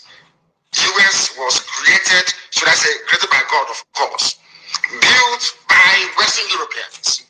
Mostly English people that was fed up with the way of life of the English monarchy. They went to America on Mary Rose. I want to ask the US ambassador, I want to teach Africans what they don't know this evening. There is no country that functions on this multi-ethnic rubbish. Nowhere in the world, not even the USA, that was created by people who are not indigenous to America. The owners of the soil of America are Native American Indians. That is a fact of life. God gave America to Western Europe to develop and gave them a special grace to be the beacon and the light and the conscience of the world. Because God knew that if he had left all these wonderful people in Europe, they would become contaminated. He removed them from Europe, sent them to America, built a wonderful nation as a shining light and a beacon for the whole world to look up to. Even that America that was built from scratch by people who are not indigenous to the land is not multicultural. Why am I saying this? America was founded on the principles of Judeo-Christian, Greco-Roman, democratic value systems. I repeat, America is not multicultural. They accommodate other races and other nations. Yes, they can accommodate you. But where you're coming into, the bedrock, the foundation of America is based on Judeo-Christian principles, Greco-Roman political ideology, which is republicanism. एक ball चार run चाहिए, नहीं होगा, नहीं होगा. Yes. America is not multicultural. America is Western Europe. The value systems of Western Europe, Judeo-Christian, Greco-Roman, Republican governance. Had America been a multicultural society, they would have space for Sharia. I'm now addressing the US ambassador to try to tell them to stop deceiving people. We are educated, we went to school for a reason. We're enlightened and we have our brain intact. There is no country on this earth that runs on this wishy-washy multiculturalism. It doesn't happen. What you have are established order and value systems upon which various cultures can now coexist. If you go to America, you coexist under the provisions of the United States Constitution. And the US Constitution is a Christian constitution, not Islam. America is not multicultural, but under that bedrock of liberty and egalitarianism, you allow other cultures to come in. But first of all, they must swear allegiance to the or take an oath to uphold the Constitution of the USA. That is something that the US ambassador never told the Janjaweed that went to visit her. The same way that Nigeria cannot function as a viable entity. Wole Soyinka knows what I'm talking about.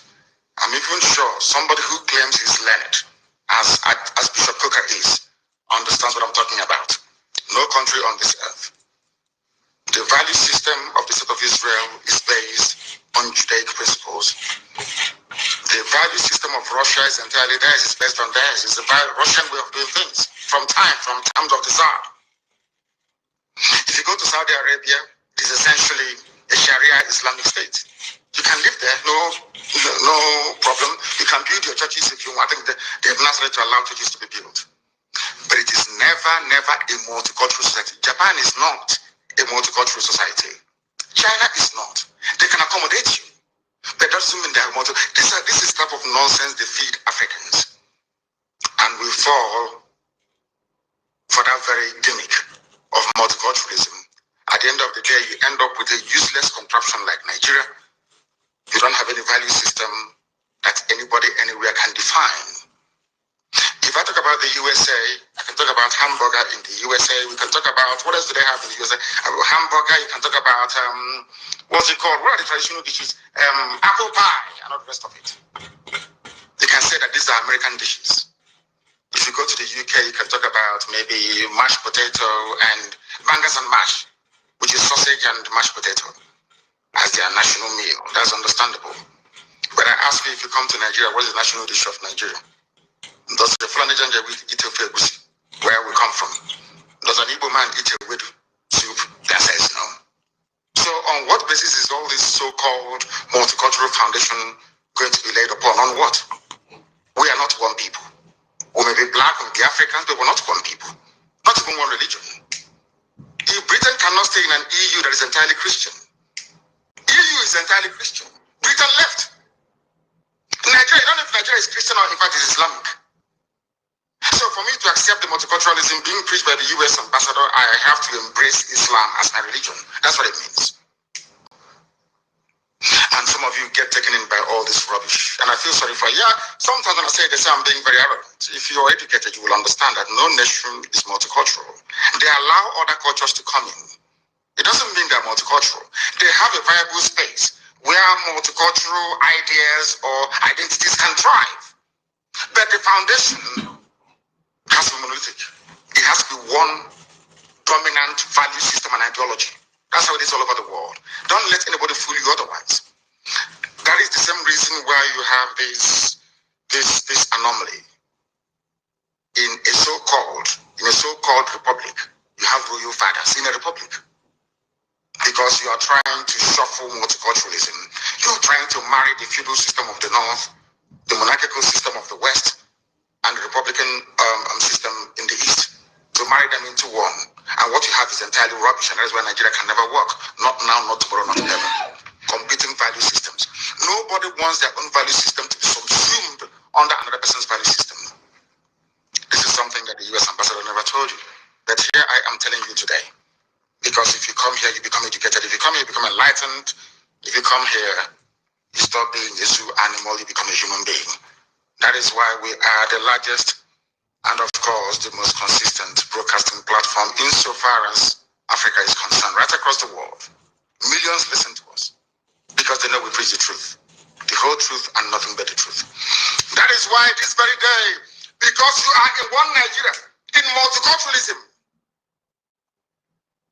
the army will come to Olo to defend Fulani Janjaweed living in our forests. We went to Olo to defend our people. They came, they arrested the clerics.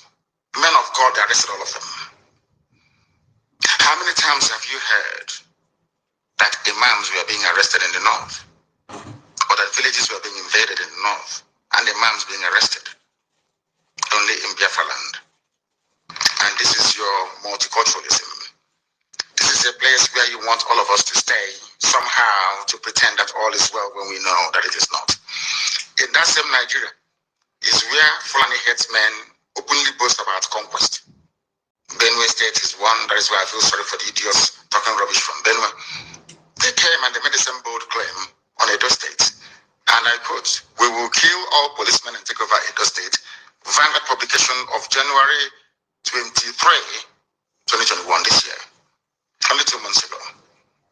Nothing happened to them. Only the Fulanis can lay claim to land that doesn't belong to them and nobody will say anything. When you try to respond, they come against you.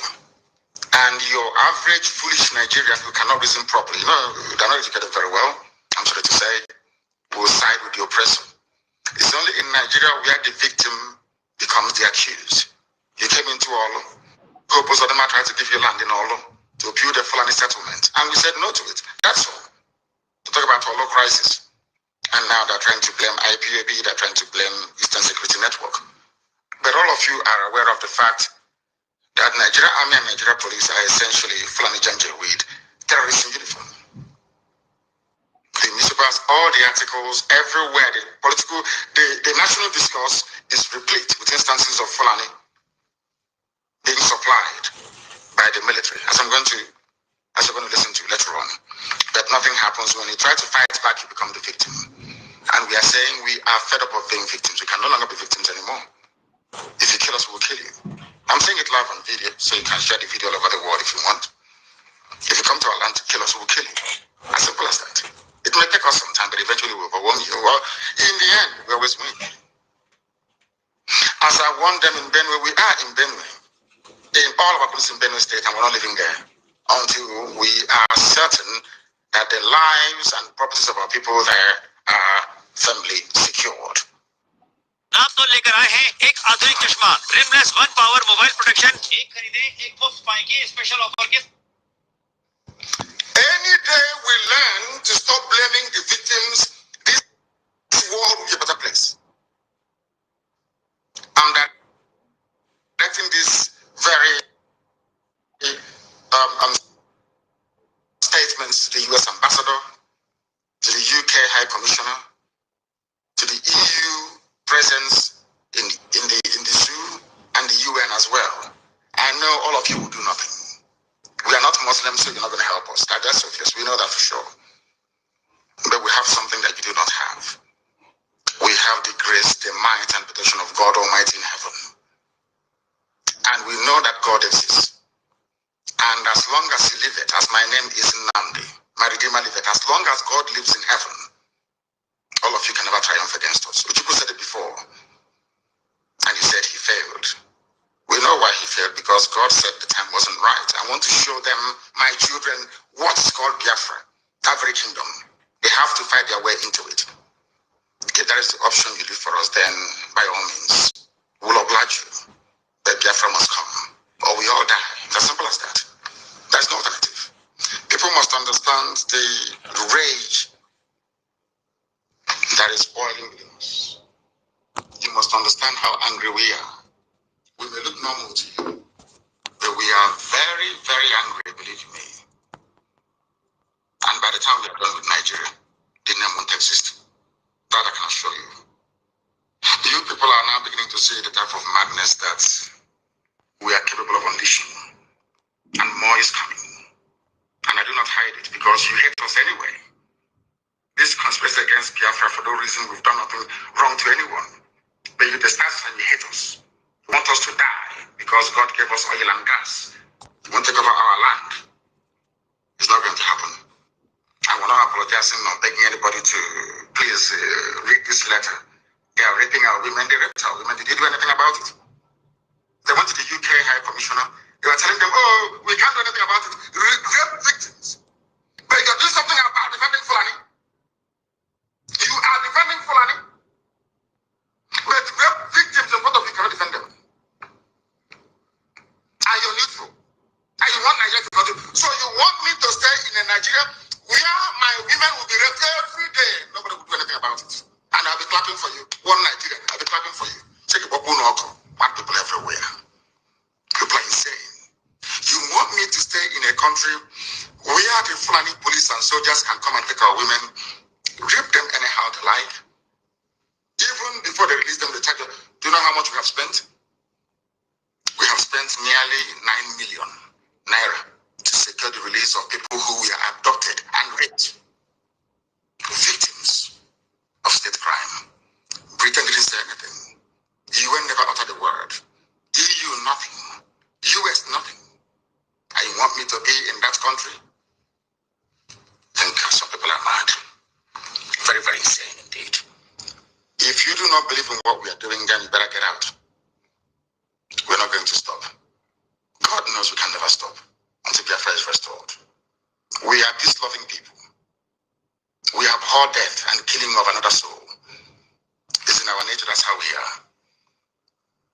But because of that, they have been coming and killing us all these years. We've kept quiet. They've been killing and killing and killing quiet. We have a case at the ICC. We have a case at Africa Union. We have a case of, what else again? Pending before the UN in New York. We've been to Geneva to tender our case. Before UN, till today, nothing. In fact, the more we complain to them, the more they come to abduct and rape our children, the more they come to kill us, the more they want to take over our land and our forests. And who told them that's going to be possible in our time? In a time, in a movement that I lead, you think you can come into our land and take it over? Oh dear. That means you don't know who we are. 30 pastors arrested. Excuse me. 1 million, are you there? Can you hear me? 1 million? 1 million, are you there? Please, can anybody hear me? Yes, I'm here, but just that I'm a little bit kind of busy, but I'm here. I saw what you sent to me, and I'm going to accept it. Okay. I just want to. Thank you. I want to tidy one something in just 5 minutes. Okay, I need this Uzo. Let me see somebody who can be next co-host. Okay, let me do something very, very imperative. There's something that somebody want to transfer money for me. Let me go and give him the money. Okay. The mic, go and hold this. Keep sharing. Good morning. Disciple of Uzo Chukwu, disciple of Mazi Simon Ekwa. You're welcome. I think, can you co-host? Don't give anybody. If you can co-host, give me thumbs up. Can you co-host? Before they will bring down the space. A disciple of Mazi Simon Ekwa, can you co-host? Are you there? Are you close to your mic? Okay. Mazo, I think you should have just put something, because let our people request for the mic and come up if they are ready to speak now. Because me myself, I'm a little bit busy, but no problem. No, just in 5 minutes I will be here. Do you have anything you can play? Because I want to go with you. Yeah, I'm here. Okay, can you continue playing if there's anything you play? Okay. You play. Let me go with it. I want to meet somebody with the next my second gadget. Okay, then I'll keep this one. I'll just in 5 minutes I'll be back. You know, after 5 minutes, Seth. Okay. Okay. Thank you.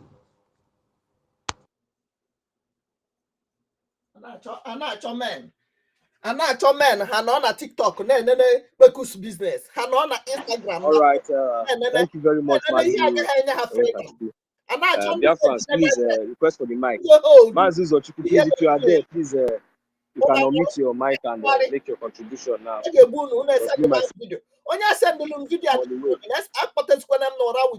With deadly video. Last warning.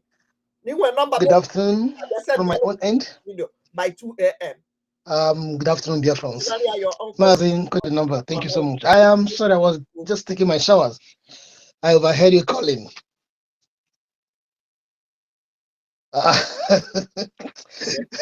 Thank you. Thank you as well, Master. You know, this is our voluntary work, yeah. It's like a soldier work. So, One million. I'm talking to you right now. 1 million. Why are you laughing at me? I said I was taking my showers. Can you co-host?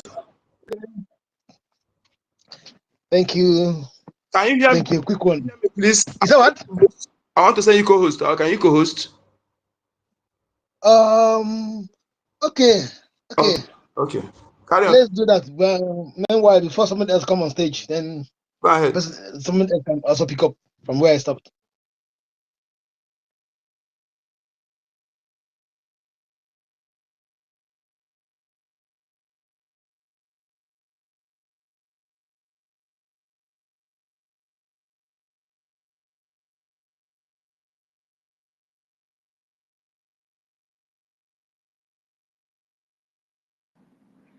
Very soon now, I will be in a comfortable place where I will be able to echo out very, very well. Because right now, You muted me. Just trying to.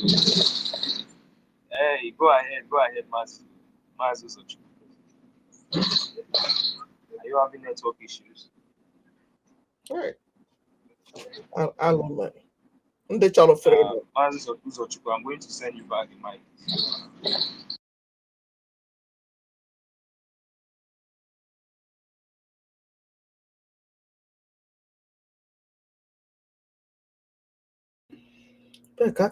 Academic kindness. Go and hold the space, please.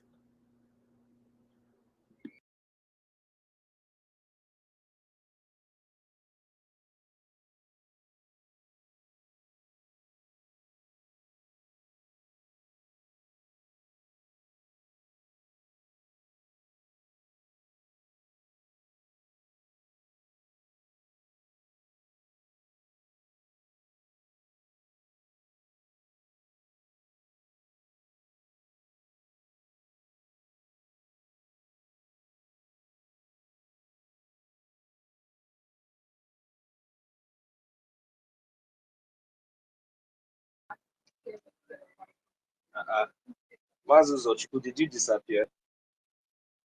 Oh, yeah. All right. Problem. Biafrans, pardon us, because this voluntary work, it's more than it's also equivalent to the soldiers' work, you know. So now I think I can raise my voice now. So thank you very much. It's not easy. This our voluntary work that some people does not know that whatever we are doing is voluntary. So people are trying to gain relevance. Some people are looking for positions. Some people are looking for where they can be getting paid and all that things. So, but I just encourage each and every one of us because we have all seen it. Many of us, sometimes we might be at our place of work. We are doing this. We are on the road. We are doing it. We are on the street. We are doing it. Even in the bathroom, we are doing it because we want our freedom. This is something. This is a kind of expression that the world should see. The international community, they should understand that we are not joking. Because if they think that they can continue to detain and kidnap our leaders, you know, trying to shut our voices, so our voices can never be heard. If they think that we are ashamed or we are cowards or we can never stand and continue to fight for what is right and for justice, which is our own, you know, right to fight for and to defend, then they must be joking. They must be joking because they made a very big mistake, you know, for modelizing this their kind of slavery that we are witnessing today. They made a very, very big mistake, a terrible one to themselves. I'm going to let them know where they make that mistake from. Yes, you know, when your evil and your atrocity is too much, you look for another strategy and you look for another way because as things are advancing, things are changing. You know, the world are innovating. So you know, so they try to see how they can modelize this kind of slavery by using our own common enemies, you know, to continue to appoint our leaders that we continue to, you know, work in their own interest in our land. For decades, this was what they did, even before they amalgamated the so-called zoo and brought each and every one of us in that same contraction called Nigeria. So now the mistake that they made is that when they came to modelize it, they came to our land, they installed some stooges, they create what's so called their political juggers or whatever you can call them, these criminals. They created them, they installed them, you know, they make sure that they arrange everything, the structure, the way the way the zoo can be destroyed and you know, be condemned, as long as it continues to favor them, as long as they continue to kill and to continue to destroy and to suck our mineral resources and whatsoever, even though it is human resources, the kidney, both human resources, the doctors, both human resources, the nurses, both human resources, the farmers, both human resources, all the required human resources in Biafra land, all the manpowers in Biafra land, they succeeded in exporting them. They succeeded in exporting them. They exported all of them to Asia. They exported some of them to America. They exported some of them to UK. They exported some of them to Lagos. They exported some of them to Kaduna. They exported some of them to Sokoto. Bastards everywhere. Fools everywhere. You cannot sit back and ask yourself the reason why our leader, our internal leader, may his soul continue to rest on. The reason why, after everything that Chukwu Okike Abiama has blessed all these people that have stood up for us, the reason why he left all those things, I decided, I said, no, he is going to sacrifice everything. And even though it cost his life, he was going to sacrifice it just because of your freedom.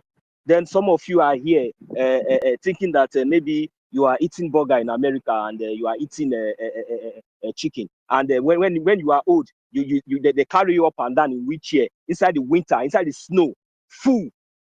Is that the natural gift or the natural blessings that God has blessed us with? Is that what we are known for? Instead of us to stand up and defend what is right, instead of us to stand up and defend our freedom, defend our land, some of us are now finding it very, very comfortable wherever we are. You are in Lagos, you think you are comfortable. You are in Ghana, you think you are very close. No, it is me that is in America that is far. I should be comfortable. So these people, the mistake they made, they now modelize it, making it possible for you, making it comfortable for you wherever you are. Whenever you find yourself in Kaduna, you must be comfortable there. Whether it is Kunuo, whether it is Shito, whether it's anything, whether any kind of inhuman treatment that you must be comfortable there. In our Apache, Igbo man, you will patch. There's no place Igbo man will go that they will not turn that place to heaven, to paradise. Anywhere you go, you did not see Igbo man, you die in that place, does not exist. And you cannot think. You cannot ask yourself question. Anywhere you go, you did not see. Is there any Igbo man in Biafra land again? If there is Igbo man in Biafra land today now, why is it that Fulani and Janjaweed are ruling us? Then nobody can stand up. And when people like Mazi Nnamdi Kanu stood up, nobody can support him. God will begin to start judging all of you. Those criminals, those planted criminals, those planted Fulani that has been making our youth, disappearing our youth, making us to travel, leave our land, spend more years in exile, and you think that we are not. You see, this rain that is about to fall. Oh God. They say they share this work. I thank God that we already have Biafra Liberation Army. We have more than. These are international and they are dealing with you people already. We have not started. People know how they are dealing with you. And you people know that we have not started. By the time we start, by the time we are going to start, this thing that you people have been bringing to us for years, even before the social media surfaced, you have been killing us, you have been disappearing us, kidnapping us, to the extent that you took your hand into our eyes and you tell us that nothing. God will punish Nigeria this time around. God will punish Nigeria and all their leaders and anybody that is supporting Nigeria. They should wait. Because the atrocities and the blood of the innocent ones are now crying for revenge. The worst part of it that you people could do, you went and kidnapped our leader, Mazi Nnamdi Kanu, from Kenya. and bring him to zoo.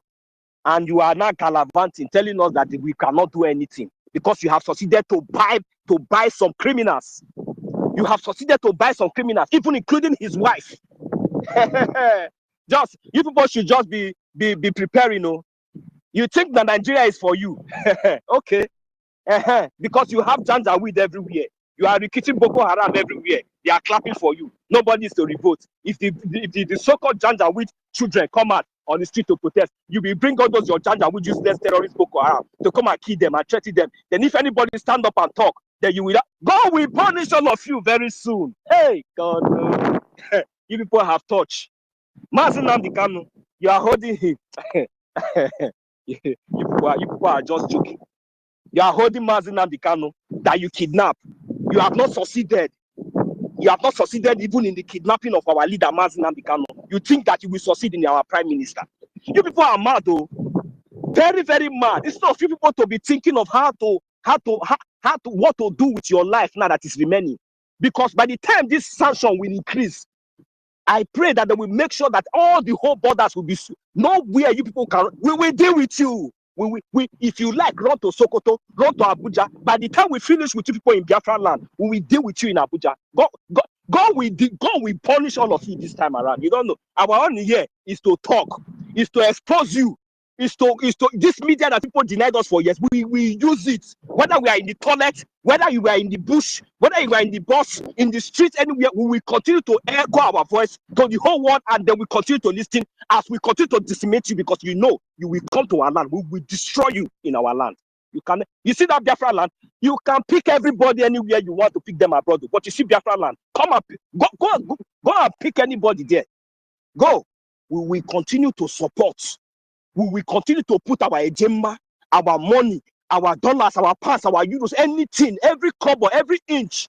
We have refused. We have denied ourselves every treasure, every pleasure in this world today, because we have realized that all the whole pleasure that we desire, that we want, that Chuko Kikabiama, that can bless anybody, all the whole prayer, fasting and prayer, everything is in Biafra land. It's in Biafra land. Every day, the pastors are there deceiving you. Going and pray when God has blessed you. When you can go to your corner backyard and plant something and it will germinate. This place that I am residing today, look at everywhere flowers. Nothing is producing any fruit. And I wonder the kind of air that I'm receiving here. Some of you will come and think that you are enjoying. Bastard everywhere, Mugu. You think you are enjoying. Somebody like me, a whole full-blooded Biafran. When it is only when you are not a Biafra that you will not stand the way that I'm standing. You will not be angry that all these things, all this gospel, all this preaching that our leader man, even to the extent our prime minister was teaching, none of you took all these things to consider. None of you took it to consideration. That is the reason why some of you idiots, we were thinking that giving all of you relevant, this kind of nonsense relevant that people were seeking. All this why. To the extent, now look at. Thank God that we still have good men, because our prime minister has told us. He said that bad thing will only strive only when good men refuse to stand, when they refuse to speak. Somebody like me, are you feeding me? Is there anybody paying my data? Voluntary soldier like us? Then you think that you can just come out and sell any? You think that we are stupid? Biafrans, this thing is not something that sometimes we will come out. I don't know what is wrong with us. For your own thing, your own land, what God has given to you. Look at you. Are you fools? You think that you are a doctor abroad? You are this. You are a madman. Go to your village. Go to your land. Can't you see the way your people are suffering? Are you happy? What kind of human being are you?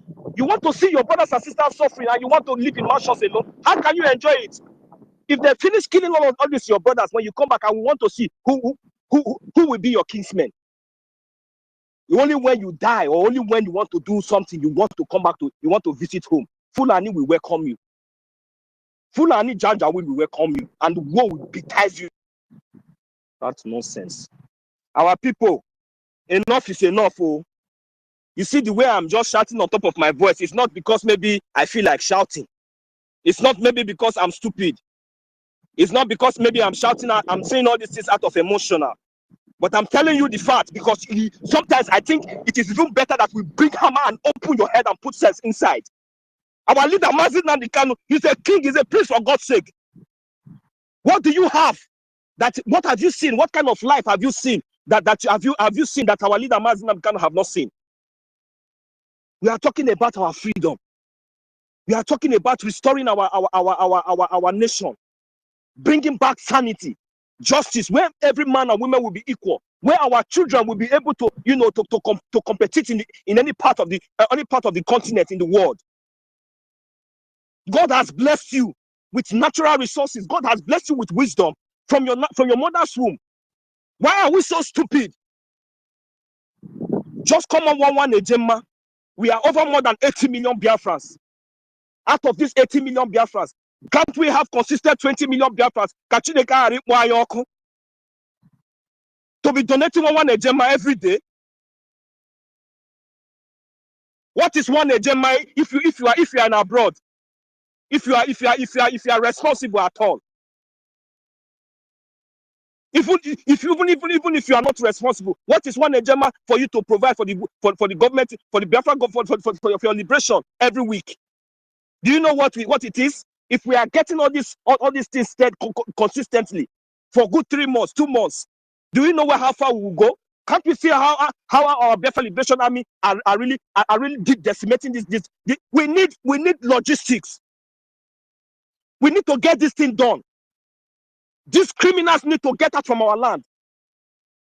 Then after then after let us know the reason why they are still holding our leader. We need to deal with this bastard, this Janjaweed decisively in our land. Let us know what all those governors and the Soludo and all those criminals. Let us see what they are still doing in Biafra. Let me see how they will come out in the street and galavat and say nonsense. Is it not force that we are going to use to achieve all these things? Please, Biafrans, I'm very, very sorry. Even if I have raised my voice, our fathers, our brothers and sisters, this thing has gone beyond what we are thinking. We have to act fast. Delay is very dangerous. I'm not happy any longer. Our leader Mazi Nnamdi Kanu is spending more time. Only our actions will release Mazi Nnamdi Kanu. Only our actions will release our Prime Minister, for God's sake. We must defend Biafra land. We must remain focused and avoid gossiping.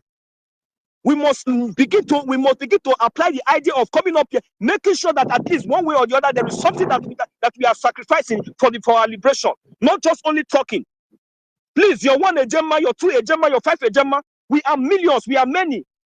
Let's come out, let us be bold and come out and support our freedom. Let us do this. Thank you very much. I welcome you, Mazi David, Dr. David Nnana. I welcome you, my brother. There's a lot to do. Biafrans, stop sleeping. There is no sleeping on the bicycle. If you sleep on the bicycle, the end will never be very, very, very good for you. Every day we come here, we sacrifice our time, we sacrifice our voices and everything. Do you want to take it for granted? Are we stupid? No. We are telling you the gospel truth. Majority of us resides abroad, resides where everything, where most of all these non-entities, these criminals, they think they are comfortable. It is not because we don't have the same, or maybe equal things that are. No, but we know the importance. We have seen the importance of freedom. We know what it means for you to be a citizen. So many of them today, whenever they have this their passport or wherever they are residing, you see them jubilate, you see them celebrating. I wonder how stupid these people are.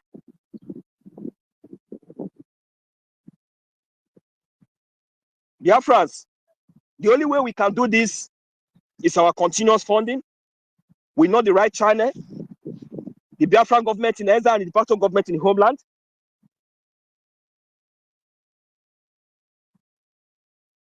www.ipob/donate.org. We have the other website also. Any other website apart from this is null and void, which means you are supporting your enemies to bring mayhem upon your head, because it will not come upon Biafrans. This time around, let nobody say that I'm ignorant of the truth, because the truth is everywhere. We are shouting on top of our voices every day, making sure that this gospel is being preached. Because the only person that was making sure this gospel was preached was kidnapped, Mazi Nnamdi Kanu, and they thought that, you know, millions of us will not rise up. Then they tried to shoot another person, our prime minister, but they couldn't succeed. Today, here we are. We are more than millions of us, and we will continue to preach this gospel because our freedom is at hand. Our freedom is near, and we are going to get it ruthlessly. In any manner, in any way, the Zoo, the Janjaweed, or their allies, any manner they want to bring it, we are going to tell them that we are aware and we are ready. That is when they will see our resolve, when they will see our resoluteness. That is the only time they will try to understand. I am telling you, Biafrans, our resolve, our resoluteness must be very, very, very rugged. Very, very, very, very rugged. We must stand resolute. We must stand focused. We must not be distracted. We must continue to fund our Biafra Liberation Army. We will fund them. We will make sure we do everything, even if these people are not in madness. You see, it will come to the extent that we even do 2 days fasting. We will sacrifice 2 meals of our we will sacrifice our lunch, we will sacrifice our dinner. Even we that is residing, we will not only do sit at home, we will sacrifice our lunch, we will sacrifice our dinner to make sure that we provide that funds for our Biafra Liberation Army. You see, no inch of our land will be left out. No inch of our land will be left out. No inch of our land will be left out. We are going to do everything possible. Biafrans, this thing that I'm saying now, this is what you should be, your mind should be prepared. The genuine Biafrans, our mind should be prepared because it has come to the extent that we will go extra mile now. We have to do anything possible to make sure we defend our land, especially in the funding. Even if it is to starve ourselves, even if it is to pack our cars, you know, limit ourselves from some certain things, we are going to do it to make sure that we fund our liberation without wasting much of our time, because I'm not going to shout on top of my voices and without saying something. I am going to send my receipt to our sister Nkiruka. Sister Nkiruka, anywhere you are, I am going to send you 5 Ejema. Let me start from there first. Thank you very much. I welcome you, Mazi, Dr. David Nana. If you are there, please unmute your mic and make your voice to be heard. Thank you.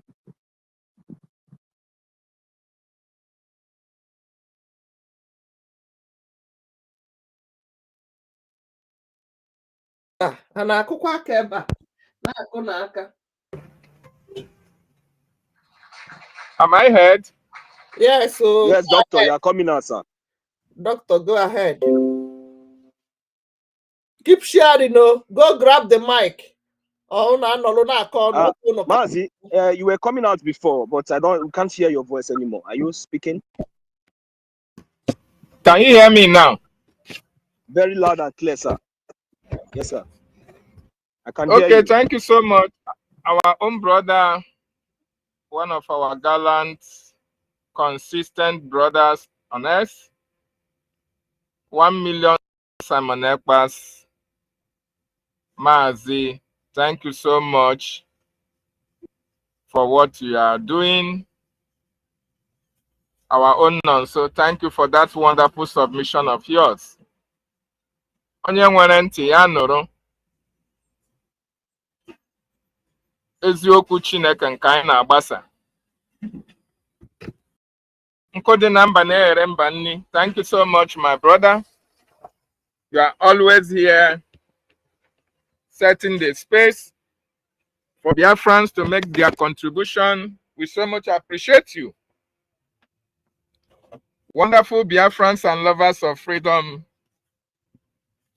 I appreciate every one of you who are consistently coming on to share in this message of redemption, this message of freedom. Please, if you have not shared the space, what are you waiting for? If you can't speak, you can't contribute, you can as well share so that people will get this information. We need to send this message out. The only way you can stay here, you are not making any contribution, you are not making any speech, and you are not sharing, It's only when you are supporting those who are subjugating us. You don't want this message of redemption to go wide. That is the only way you can be here. And there is no way you are contributing towards the success or the dissemination of this information. So please take your time, share this space. Very, very important. Our people need to get this message. Our people need to understand the state that we are now. It's a very dangerous stage and very perilous time. Before I go further, let me use the opportunity to appreciate my leader. First of all, I want to stand on the existing protocols already established by the host and the co-host. And I salute Hamadike, one of Biafra land, Mazi Nnamdi Kanu. Every one of you who started this space earlier had what our leader was saying in his broadcast. Very, very important and very, very truthful to the realities of this day. So we salute our leader Hamadike wherever you are in the DSS custody. We appreciate you for what you are doing for the Biafran nation, the Biafran people. A lot of sacrifices that you have made in the cause of our freedom. We appreciate it so much. Your parents died in this journey. Your cousins have been killed in this journey. Even your domestic animal, Jack, also died as a result of freedom for the Biafran people. Our leader, Mazi Nnamdi Kanu, never witnessed the burial of his parents. Why? For the singular reason that he was out in exile, fighting for the freedom of his people. He continued to do that because he loves you, he loves me, he loves the Biafran people. Just like the Bible said that when Jesus was said, your parents are here looking for you, he said, who are my parents? My parents are those who are with me. My parents are those who are fighting the same cause with me. My parents are those who have the same mindset with me. My parents are those who want the same freedom that I want for my people. These are my parents. These are my brothers. And these are my sisters. Hamadike, we appreciate you. Continue to stand very strong because we know you are coming out with Biafra. And we can't wait to celebrate Biafra with you, Hamadike. In the same vein, the Prime Minister who took it upon himself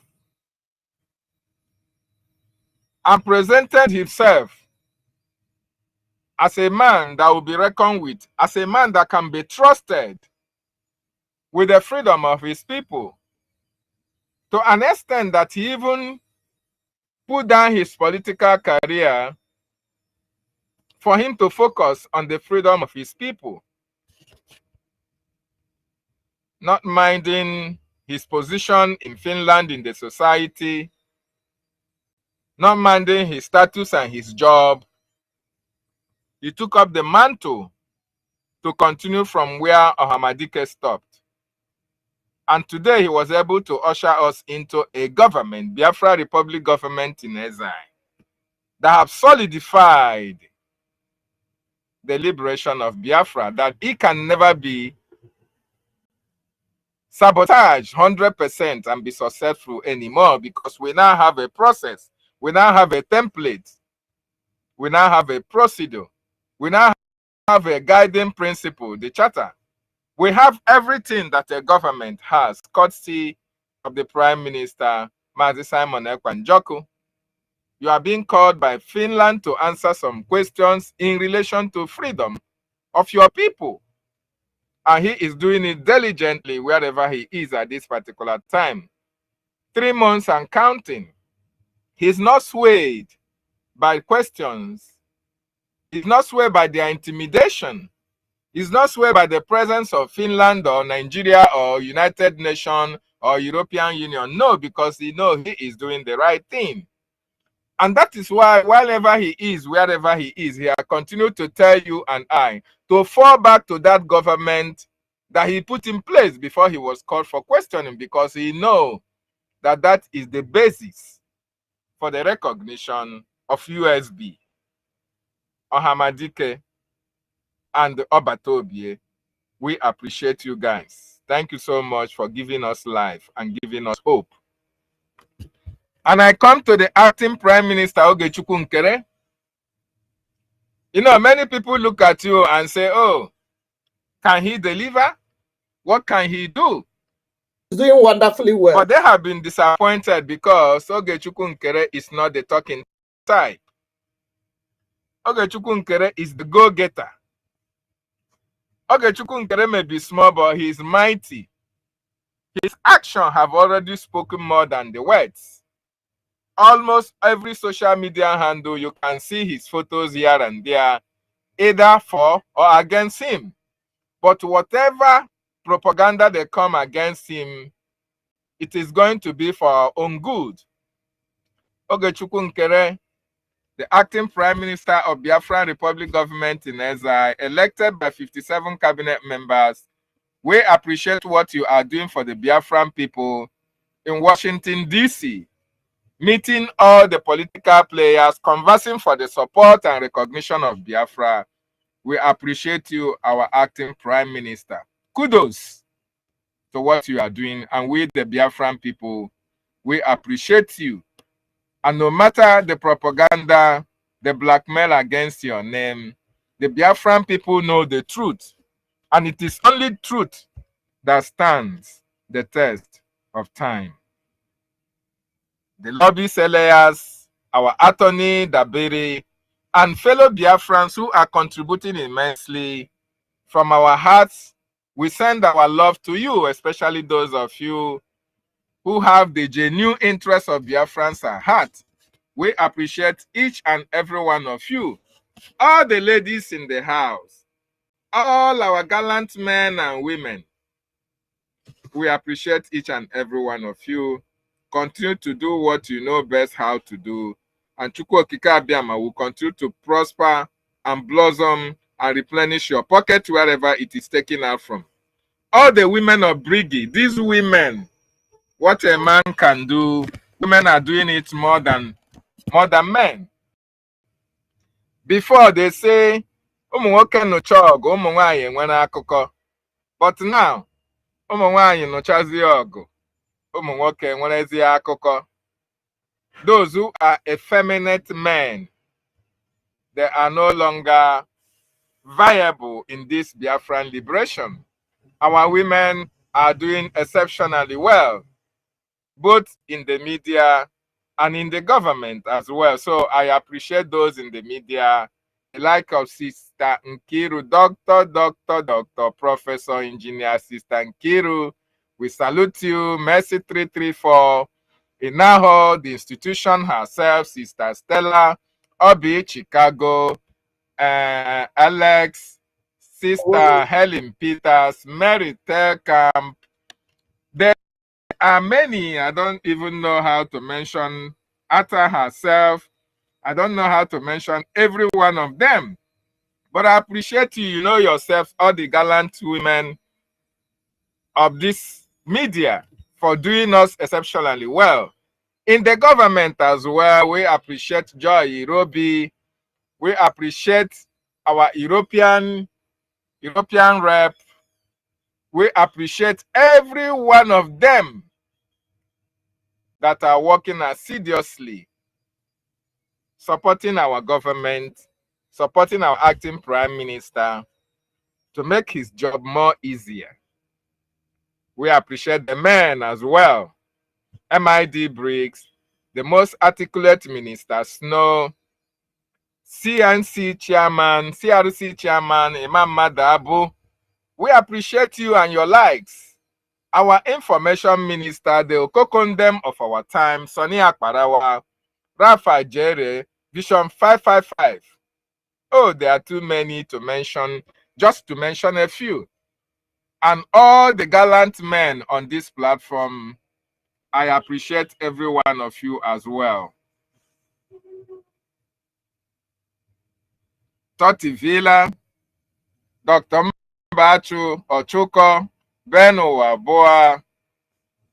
You get why?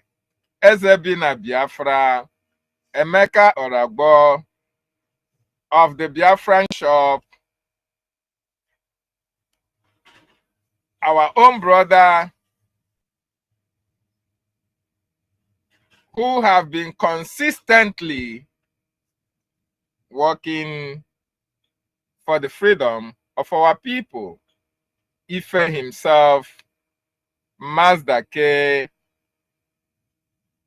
Biafra Free Energy Tech, a lot of you guys. I can't just be calling everybody. Emerson. Hello. You guys are wonderful. Don, you guys are wonderful. The reason why Mazin Nandekano made the last broadcast, before he was called in, he said, if you know that you were chosen before you were born, the time to come out is now. That a lot of troubles, a lot of obstacles, a lot of divisions, a lot of backstabbers will come on the way. A lot of sabotage will come on the way. It is only those who were chosen before they were born that can be able to withstand the troubles therein. So it is my pleasure at this time to use this opportunity to appreciate each and every one of you who started from day one after the convention to stand on the path of truth up to today.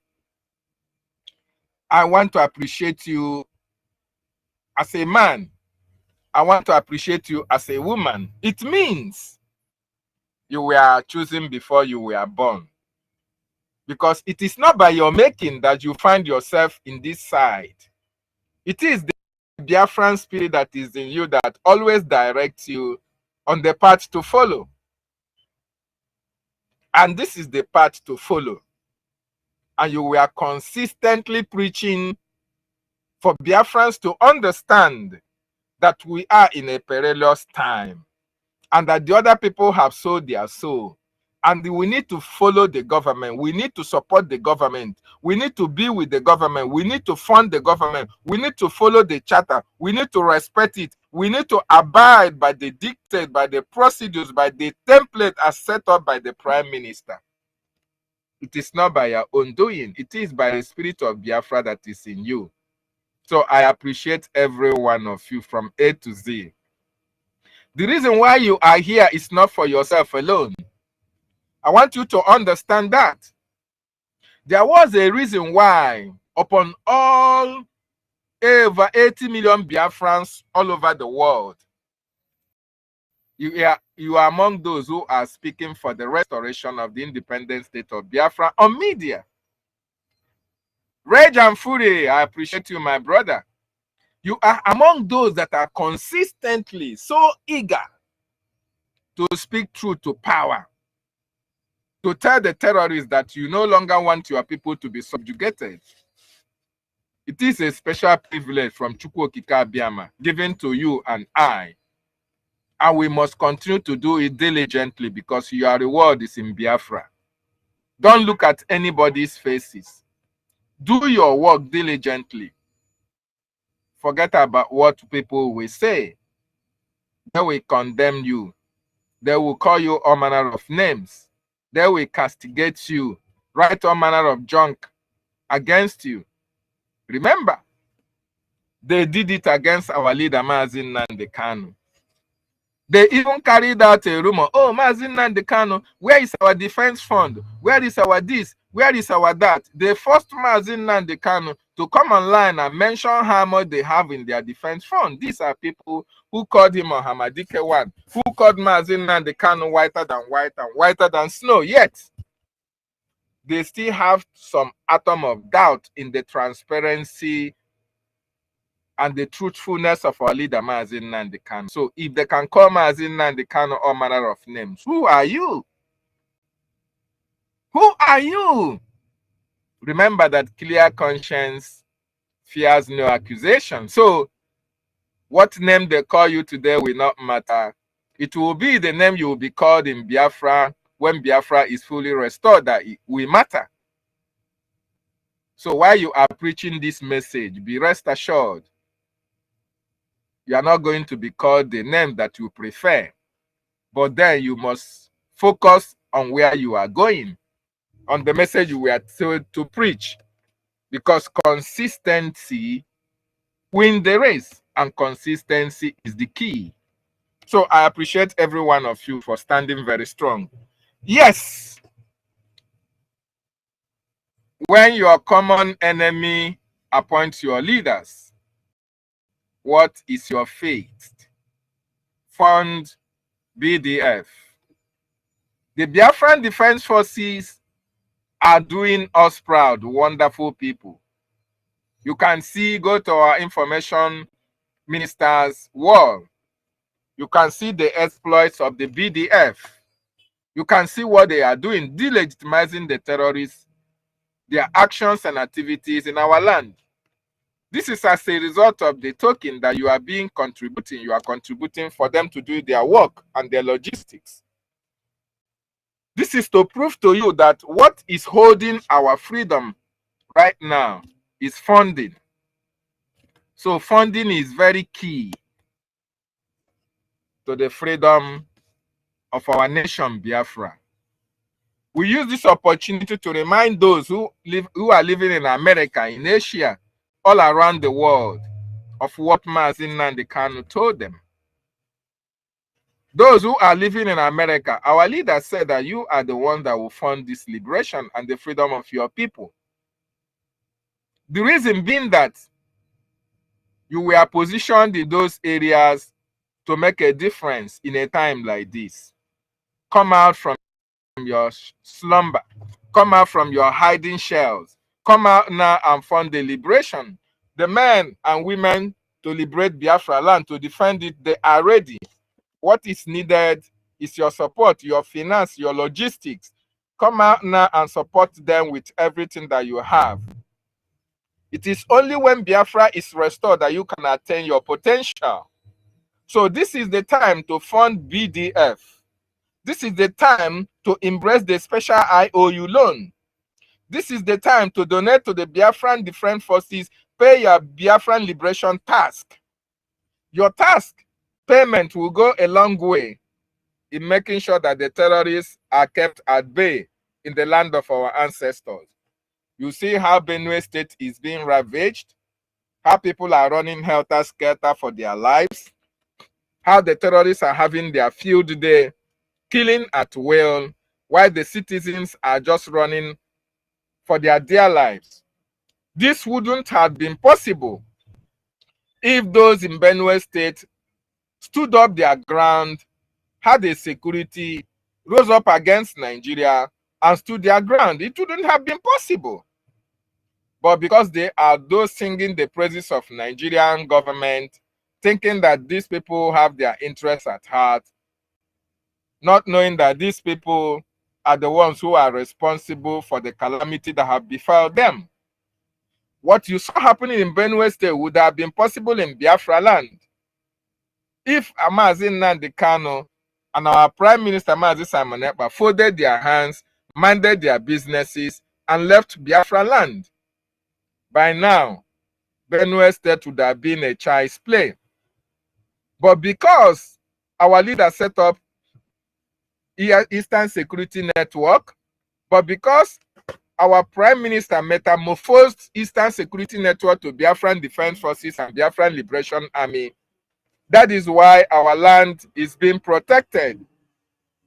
That is why the terrorists cannot take over our land. Your funding is the reason why the terrorists are away. And they cannot in any way have their way in our land. It is not possible. So, wonderful people, and lovers of freedom all over the world. Wonderful people and lovers of freedom all over the world. I want you to understand that funding the Biafran Defense Forces is the best thing that you can do for your generation. Is the best thing that you can do for your people. Very, very important. This is the time for us to fund it. Don't wait for anybody to tell you when to fund. As long as you have the resources, as long as Chukwu Okike Abiama have blessed you, you are not doing it for yourself alone. You are doing it for your families. You are doing it for your communities. You are doing it for your kindred. Behold, and beside, you are doing it for your children, even yet unborn, and for your generation, to remember you from eternity to eternity. And let us remember that when those who are our enemies appoint our leaders, what you see is chaos. The reason why you see what is happening in Biafra land today, killings here and there, disappearances, kidnappings, and nobody is speaking about it, is because Soludo, Mba, Hope Uzodinjo, Enyine Iberibe, all these political players from the southeast are being appointed by those who wanted to take over our land. They have promises attached to their appointment. They have signatures appended to the documents that gives them the appointment that they are holding today. That is why they are not speaking, and that is why they will not speak. They are only concerned about their immediate families, their cronies, their concubines, their sugar daddies and sugar mummies. That is where their interest lies. Their children can go to abroad, study, have all manner of degrees, enjoy the best of life anywhere they are all around the world, and come back. While you, as an ordinary Biafran, you will continue to suffer, you will continue to praise them, you will continue to work all the days of your life. When they are done, they put their children there. When their children are done, they put their children's children there. This is what they have appended their signatures in the document that made them what they are today and tomorrow. So they are being appointed by the caliphate. They are being appointed by the Boko Haram Shetima. They are being appointed by those who want you and I annihilated from the face of the earth. And if we continue to allow them to be there, there is nothing that is going to change. They will continue to be there until eternity. So, my wonderful people and lovers of freedom, it is time for us to say enough is enough. For us to call a spade a spade. We are no longer comfortable with it. Our communities have been ravaged. Our mothers have been killed. Our sisters have been killed. Look at what has just happened to that our sister. She's been mowed down by those who were supposed to protect her. And what are they saying about it? Absolutely nothing, because your life never matters. It doesn't concern them. The media will not write anything good about them or anything bad about those who are responsible for the protection of their various communities but are unable to do so. No. The media will only write what they were paid to write. And that is why we are being left at our own mercy. If you don't fight for yourself, nobody will fight for you. And that is why we, the Biafran people, have taken it upon ourselves to fight for this fight, to make sure that even if it is one person that is remaining in this fight, that person will continue to blossom. He can continue to marry as many wives as possible. That woman, that women can continue to born as many Biafrans as possible, because our race can never be erased from the face of the earth. We are children of Chukwu Okike Abiama. But the bad news is that it will never get to a stage where it is one Biafran that will remain. All of us will be alive to witness this Biafra. And that is why we are standing very strong with our government, our prime minister, to make sure that we fight it out at this time and our freedom will be restored. So my wonderful people, my fellow Biafrans, it behoves of each and every one of us. It is our responsibility to get this freedom at this time. Because it is our actions and our activities that will make freedom to come. It is how we approach the kidnapping of our leader, the questioning of our prime minister, that will force those people who are holding them to release them. And we have been able to decode using them. The only thing that is needed for us to bring that secret out is for you to donate generously to the Biafran Defense Forces, to our website. And I want to use this and remind each and every one of you who is standing on the other side. Somebody told you she belongs to Nigeria People's Club. Somebody told you that she is speaking with the political players. Somebody told you that, oh, she wants to decentralize the government. Somebody told you that the attorney and the lobbyists are terrorists. They are working for the terrorist Nigerian state.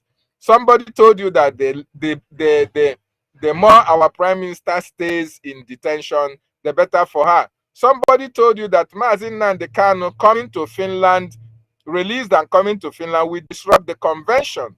And you are standing with that person up to today. You are an enemy of the Biafran nation. And forgiveness is not in our dictionary. For you, the time to make a U-turn is now, because time waits for nobody. We are ready to exit that contraction called Nigeria.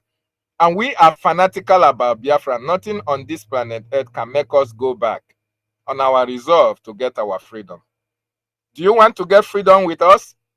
Do you want Prime Minister, our leader Mazi Nnamdi Kanu, to be out of that, of the dungeons that they are being kept for freedom? Do you really want that? If you want that, then you have to support this government. If you want that, you have to support our acting Prime Minister Ogechukwu Nkere. If you want that, you have to put your money in Biafran Defense Funds that the Prime Minister set up before he was called for questioning. If you really want them to be out. It is only those who don't want them to be out that is funding Taj Bank. It is only those who don't want them to be out that is supporting those who are holding them captive. You have time to make your decision. And for those of you who are being used to propagate propaganda against our noblemen that are working assiduously for the benefit of the Biafran people in the Biafran Republic government in exile cabinet, the time to make a U-turn and wash your hands, your feet, your body off this evil is now.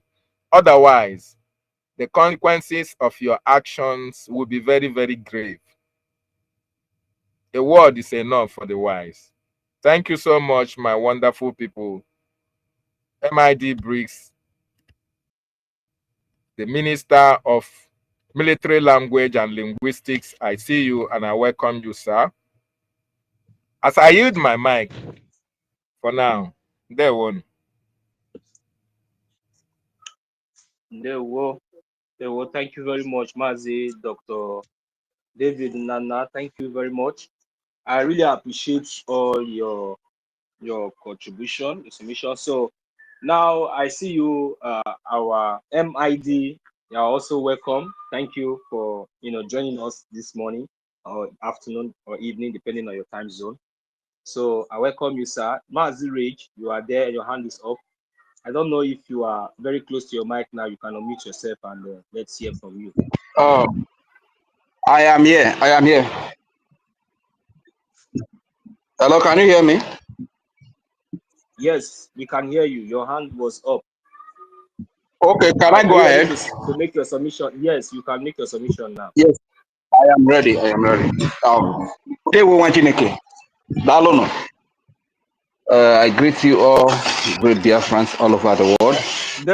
Ndewo Mazi. Ndewo Mwachineke. Thank you very much.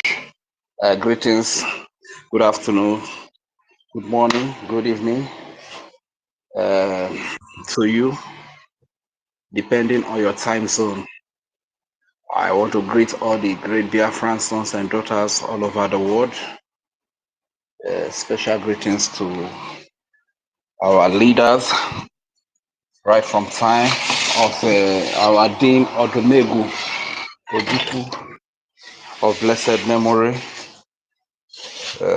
May his memory be a blessing to our father, the president, former president of Biafra, Philip Efion, of blessed memory. May his memory be a blessing to our freedom as well. And up to the time of Chief Wazirike, who reignited the fire of freedom in our people, who reminded us that we were conquered as slaves and we have been living as slaves, and there is a need for us to be free. And he was betrayed by our people who have been used to slavery. And the chapter was closed for a while until it was picked up by our leader, Onyedu Mazim Nnamdi Kanu, who woke everybody up with his teachings. And he spoke for us when we were killed. He spoke for us when our women were raped. He spoke for us when we were subjugated, we were terrorized. He rose up and spoke for us. And he enlightened us and made us understand the reason why the enemies divided us so as to conquer us. That man is a great man. And he made us to understand that from the land of Igodomigodo to Urobo, Isoko, to Ika, to Ijo, to Ishekiri, to Ibibio, to Ikwere, to Igbo, to Igala, to Igede, to Idoma, and all the territories where mothers tied to peace wrapper. It made us to understand that we are one, we are brothers and sisters, that there is a need for us to come together to get freedom from these very enemies that have divided us so as to conquer and rule us. And today we are here to the call in every part of the Biafra territory, be it from Igodomigodo to Roboisoke, EKID, Kweri, Idoma, Ijo, Shekiri, Ika, Igbo. We are speaking the same language of freedom. Special greetings to that man. For the records, he was kidnapped by the Nigeria government under the regime of Buhari, and he was renditioned to Nigeria. That is over 4 years ago. He has been taken to court several times, and there is no evidence to convict him, and he's just kept there in the SS dungeon, languishing in the SS dungeon. His only crime is that he spoke for his people to be free. He stood for his people. His only crime is when his people are killed, he rises up to speak to condemn it, unlike the political stooges they call governors, senators, chairmen, local government chairman, councillors, and their Nigeria representative, who are really encouraging the terrorists, the killers, to kill our people, and after our people are killed in their numbers, our women are raped, our Christian Biafran brothers and sisters are killed. They don't condemn it, nobody says anything. Thank you very much to you, our beloved leader Mazi Nnamdi Kanu, and to the Honorable Prime Minister, His Excellency Simon Ekpa, the dignity of the Biafran people, the man that stepped into the shoe of our leader Mazi Nnamdi Kanu when our people sued Onyedu Mazi Nnamdi Kanu, and he did exactly the same thing that MNK did. And the same our people again were used to also try to silence him in the name of be invited for interrogation by the Finnish police, going to 4 months now. Now one question comes to my mind, that in Finland, do you imprison people before you judge them? Because 4 months is not a joke. You have been restricting this man for close to the period of 4 months now, and during this time, you give the terrorist Islamic jihadist Nigeria government the opportunity to slaughter countless number of Biafran civilian Christians, ranging for young girls, boys, women, and old fathers and mothers. You understand? So, and I believe when all these crimes are committed, all these deaths happen in the land of Biafra. Finland loves it. Alexandra Stubbs loves it so much. But still, we are determined. It's not about the Prime Minister Simon Ekpa. It is a determined, a collective agreement. How are you?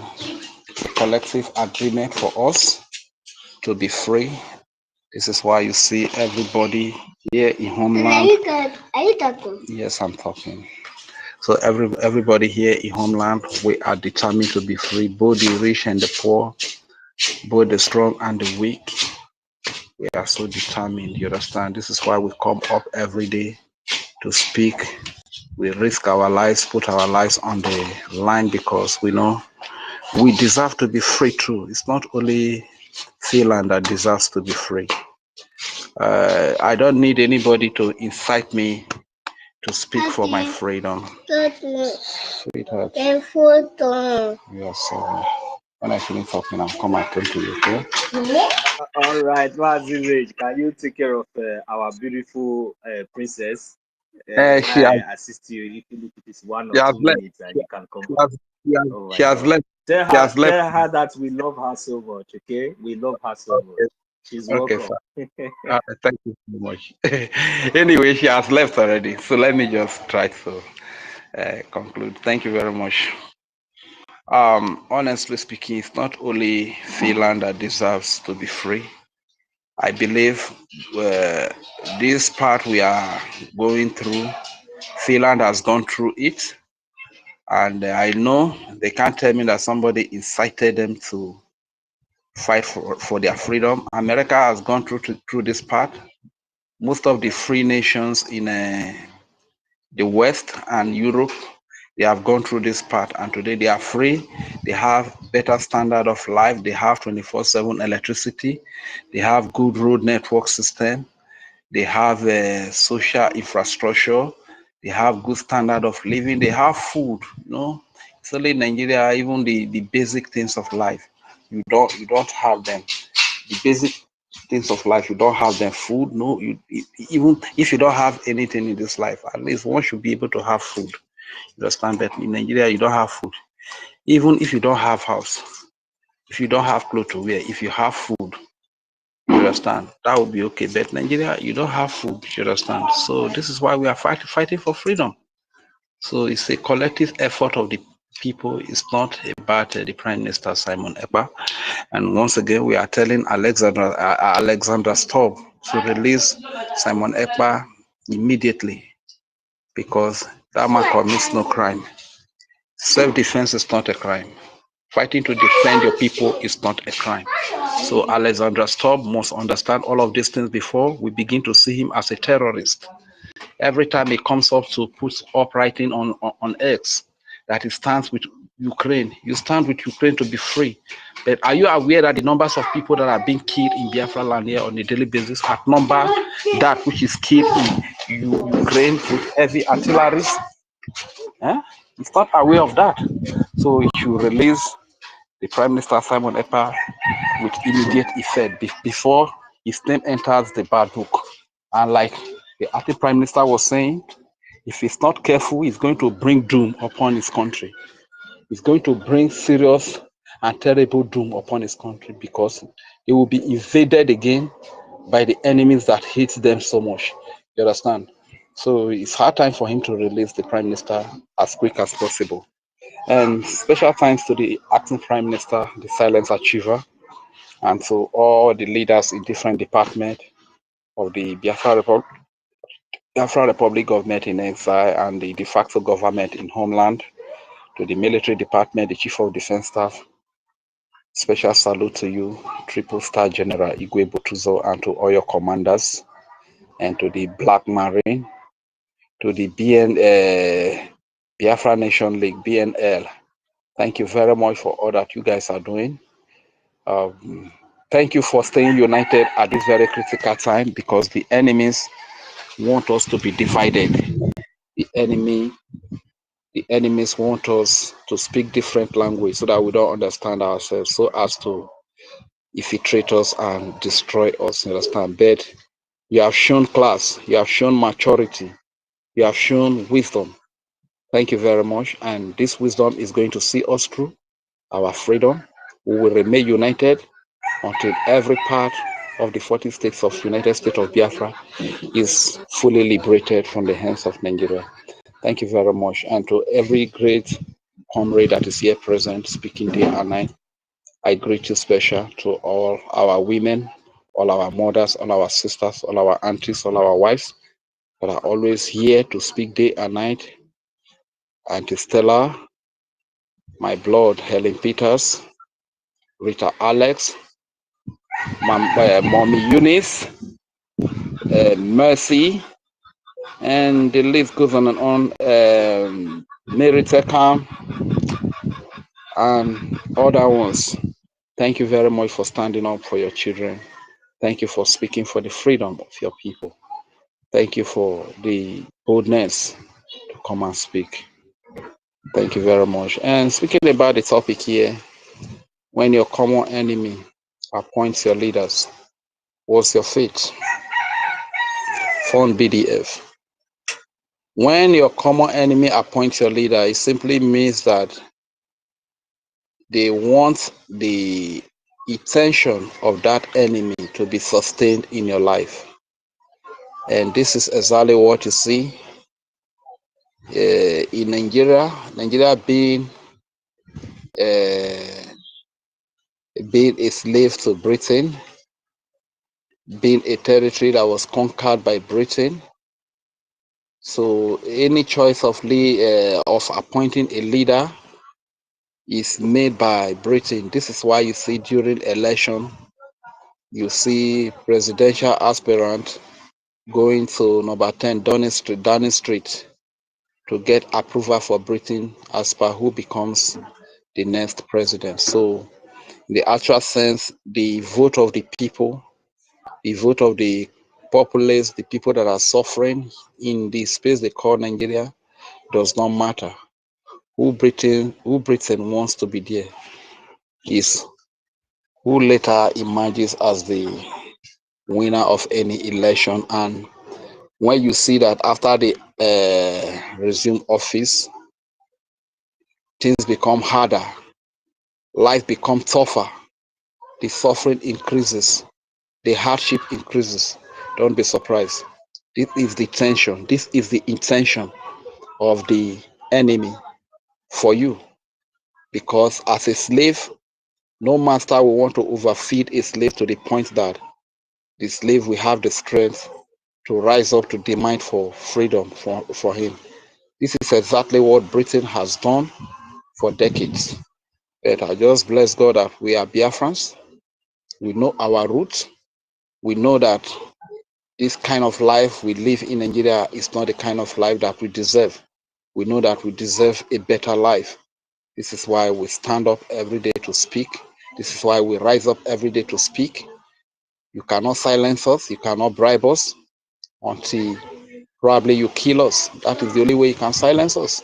You understand? So long as we still have one more day to live, that one more day to live, we will still come up to speak about our freedom. We'll still come up to tell the world the need for us to be free too. We'll still tell the world that we also deserve freedom too. Not only the white, not only Finland, not only America, not only all the India. You understand? All the nations that have gotten their freedom in the world. And we too, we also deserve freedom. You understand? So I will keep speaking. So my people, my brothers and sisters from all the 40 states of Biafra, do not allow the enemies to deceive you. Do not allow the enemy to deceive you. You know, yesterday when we were holding the space, one of the bingos called Marvelous Arinze came to the space. And a lot of, there's another one they call Chukwe Mekabi, whatever it's called. And I noticed one thing about all of them all. They cannot even stand up to 2 minutes and they will run away. It tells you one thing, that darkness cannot stand light. Wherever there is light, darkness becomes so uncomfortable to exist. So this is what happened to all of them. You can see what Marvelous Arinze said yesterday, that running propaganda against the Prime Minister, the Honorable Prime Minister Simon Ekpa, lying against the Prime Minister that he is aware of an Islamic bank account, is right in his sight. Marvelous Arinze said it yesterday. I'm not making it up. People can still revisit that space, that he feels that that is what is right in his sight, that to us it may be wrong. But to light, what he did is wrong. But because he is darkness, and what they are out for is blackmail and propaganda, it is right in his sight. So Biafrans, what else do you want to know? We all know about Ebubago that have killed our innocent youth, women and children all these years. And these are the people that Ngozi Orebeze is working with. He has Saple, he has Caterpillar as our commanders. What makes you think that Ebubago is going to give you Biafra? What makes you think that Ebubago is going to give you Biafra? Yeah? So let our people wake up and think. Wake up and think that these people have deceived you. And once you make your details public to them, you might be abroad, you might be in America, you might be in Europe, thinking that you are safe. Don't forget that you have people here in homeland. Through your details, they will track your people and they will eliminate your entire village, eliminate your entire family. Who caused it? You are the one that caused it. Let us be careful, because when you think that you are betraying and the betrayer does not affect you, because where you are as you go 24/7, you have 24/7 security and you feel unconcerned. There are people that are in homeland here. You come from Biafra land here. You have extended family. When you make your information available to these people, your family will become the victims here. You will be wiped out. Tomorrow now, we begin to cry, we begin to come on social media. Why did this happen? Why did this happen? But we have always warned our people to be mindful of the enemy. Do you need anybody to preach to you that Ngozi Orebeze is not working for Biafra? Somebody that said that the longer Prime Minister Simon Ekpa stay with the Finnish police, the better for her. The person that says that he is working with in Nigeria, he's in constant communication with a Nigerian politician in the name of Pedro Obaseki. The person that says that gave you Islamic bank account that you that is in homeland yet should make payment into, and you should reveal your face, you should reveal your phone number. And I've always asked the question, When did you see Biafra Unite make payment into that account here in Homeland? And he reveals his face, reveals his phone number. What about Ronnie? When did you see that they have their fundraising and Ronnie donated? He showed his face and he revealed his details.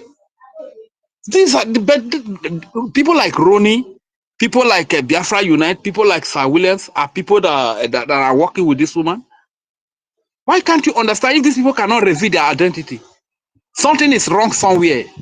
These people want to map all of you out to be killed. Can't you understand it? What more do we need to tell you? He came out to tell you that he's a full-fledged member of People's Club of Nigeria. When she knew that he don't miss Nyan, he now added Biafra to it. What else do you need? The list goes on and on and on. Immediately they invited our PM. The first thing he attacked is the finance, because he knows that the strength of the defense lies in the finance. When she knew that he could not penetrate, he went to the defense. She just wanted to hijack everything and rubbish all the effort what our leader, Mazi Nnamdi Kanu, is suffering for in Nigeria today. Everything that Prime Minister has worked for over 4 years, that is even asking questions for in a Finnish police. The woman just wanted to hijack everything and rubbish it and hand it over to Nigeria. Though I strongly believe that most of the people that are following are just Nigerians and all these obedience that wanted a new Nigeria, better Nigeria. You know, those are the majority of people that are following her. But if there is any true Biafran that is still following that woman, that in fact that person should be the most unfortunate human being in the world. You understand? So, and that aside, lastly, I would say, please, your funding is very important to have proper security and adequate security in Biafra land. No amount is too big and no amount is too small. Every donation that you make to the Biafra liberation, every donation that you make to the Biafra Republic government will go a long way to keep a child in Biafra land safe. It will go a long way to keep a baby alive. It will go a long way to save that innocent girl that the government-sponsored terrorists are out to rape and massacre. So please, I need you to donate. As you can see, ever since these people came back, resume work, we have not really heard of the terrorists invading our communities and killing our innocent civilian Christians, women, children, young men, and blowing their scores off again. Though we still have pockets of such occurrences, you understand, like the one that the Bubagu killed, was it yesterday? You understand, apart from that one, but you know, the Biafra Liberation Army is checkmating their evil in our land, and all these things need resources. We have a large army starting from the Bakassi to the hinterland, even to the coastal land. They need to spread across, you understand? So, and these things have to do with money. Not only money with the liberation of the homeland, we also need money for the diaspora, international community, for recognition, for the lobby, the political work, diplomatic work. We need money. You understand? We need money to pay for lawyers, international lawyers, even for our PM. We need money. You understand? So the fund is very, very important. Freedom is not free as it stands right now. We have no country that is helping us, that is supporting us. Everything we do is based on individual effort, collective effort of the Biafran people. You understand? But I know this is not going to last forever. This can only stay for a while. And before you know, we will be free and we'll be using our resources to, you know, finance everything that we need to do in our territory, to finance our military, to finance everything that a nation should do. We have a lot of resources, just that now the resources have been hijacked. Yeah, good evening. The resources have been hijacked by the enemies who are foreigners, people that we don't know. They hijack our resources and they are using part of the resources to promise international community, to promise countries like Finland to silence the people that are speaking for the freedom of their people. You understand? So this is why we need to take this sacrifice. And to our people at homeland here, Biafra defense forces are not recruiting. If there's any call for recruitment as now, that is UGOZI or ABUZI. They want to set you up to be killed.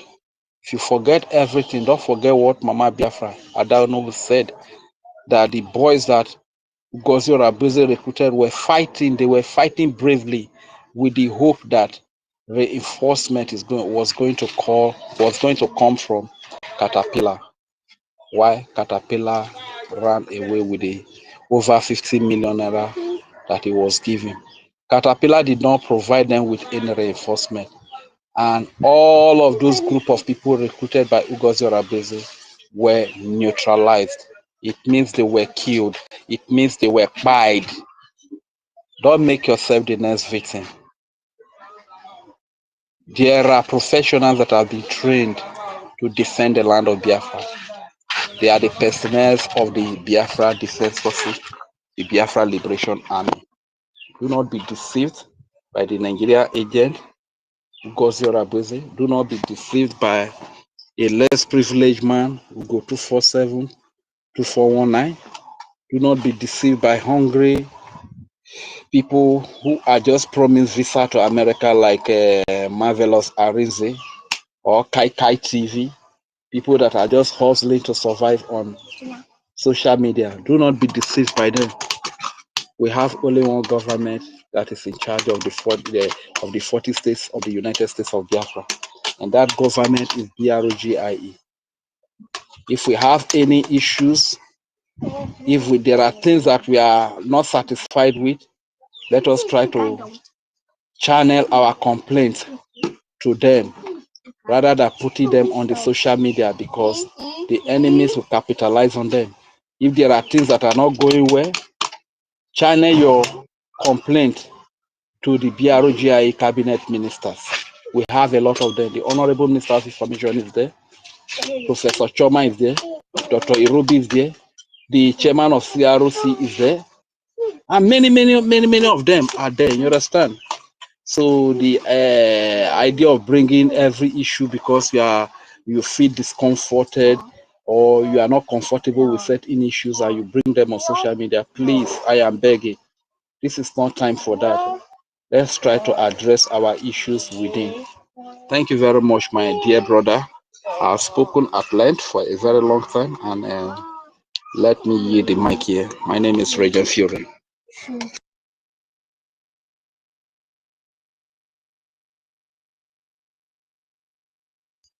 Mazika, go ahead. Go ahead. All right. Thank you very much, Mazi Regent Fury, for that your wonderful and very lengthful speech. I really appreciate, and I believe that Biafrans has listened and they've heard. You see, you touched a lot of points as for this topic we have up here today. You know, we are talking about our common enemies. Common enemies, when your common enemies are being appointed to rule you. So what do you expect? What is your fate?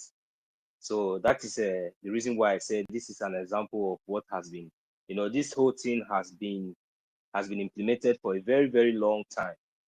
So, and because we, the Biafrans people, even after what happened during 1967, to be honest, though I understand the strategy and the experience from those are for our veterans that have shared some of their experience and some of them, and also their wishes. So if really that you know, right from then till today. This is enough reason, because if we check very well, you will see that our common enemies has been the one, you know, implemented in our land, you know, forcefully for a very long time. And you know, the voices of the good people who were supposed to stand up, we have been oppressed. And the pressure and the fear of guns and terrorists in uniforms has now become the order of the day. So for that reason, for so long,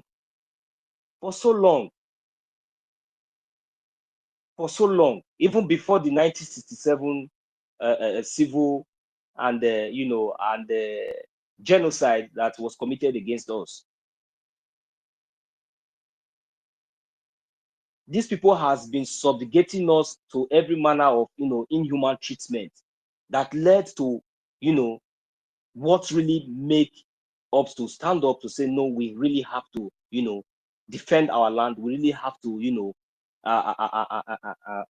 return back to who we are.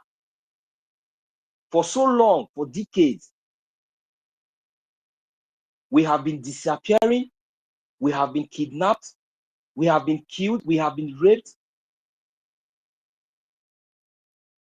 When is it not before social media came up?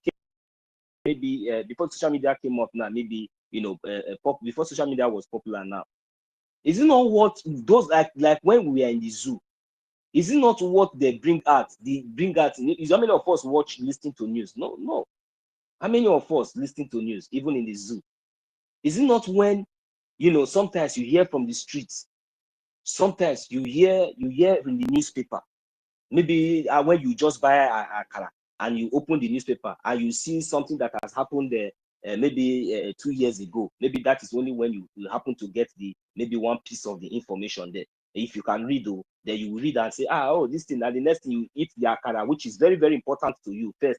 Then after reading it, you squeeze it, and if possible, those of them that cannot even afford tissue paper, because Nigeria does not produce tissue paper, they cannot produce tissue paper, they definitely use it to clean their ass whenever they go to the toilet. So the information is also useless, just like as the way they have already eaten the manna that they have given to them to sell their destiny. So this thing has been programmed, you know, for a very long time. So this has been the order of the day for a very long time, in the sense that, you know, they have been killing us, disappearing us, maltreating us. And you know, it comes to us maybe like 2 weeks or 2 months or 3 years after, by, you know, buying a piece of guguru and akara, and you just open the piece of paper with one that they managed to tear for you, and you just managed to see the picture of your brother or your sister that maybe that was killed, or maybe you just managed to hear that they say that there was an attack, and you just move on. You eat the akara, then the next thing, you squeeze the paper, you throw it away. So this thing is not as if maybe it's something that I will now, you know, start blaming our people. But it comes to a point that, at least, even if, because like for me, I was once a victim of all these things that I'm saying now. I'm not excluding myself, because yes, I don't even care, say, to even bother to even listen to news. If there is light when I was in the zoo, the next thing I would just on that was then, if it's DVD, I just on the latest music that they have, the latest jams. I will select all of it, but I will go and look for selection. I'll be waiting for when NEPA will bring light. Immediately NEPA bring light, I'm around like this, I just slot in, and you know, it stopped me to listen to news. I don't know what is going on. If I even manage to even fuel my gen, then the best thing I already know that maybe now it's on weekend, I have to relax. Maybe I have to get some good movies and nonsense, all these things, and you know, try to keep myself, just play music, and you know, and the main things that you were supposed to, you know, listen to, that you're supposed to have in interest at heart, as your number one interest, you put those things aside, because this has been the program of the day. This has been the program of the day. When you go to church, they will only preach for you for prosperity. If you go to school, they will not teach you history. They will not tell you who you are. They will not give you anything. Why won't you go to university and come back and come back and remain? Why would you go and come back if more useless? Why would you find yourself after spending all these years in school? You suffer, you do everything, you cram, you read, you do. After the whole books and everything, they give you came out in first class, and at the end of the day, when you come out in the public, you sound very stupid. You sound very stupid because the basic things that you're supposed to put your efforts that when you were in when you were passing through those tutors, those when you were passing through those times, you didn't get anything. The main basic, because you see, when the foundation is rotten, I don't know what you are building. If you like, you build skyscraper. How will you build skyscraper on top of a rotten foundation and you expect it to stand? That is an example of what is going on, and that is what has happened to our people for a very long time. Nobody, there was no man to speak. Nobody to speak. Even when, let me tell you, for example, you think that it is only when all these atrocities are being committed, that is enough reason for you to speak.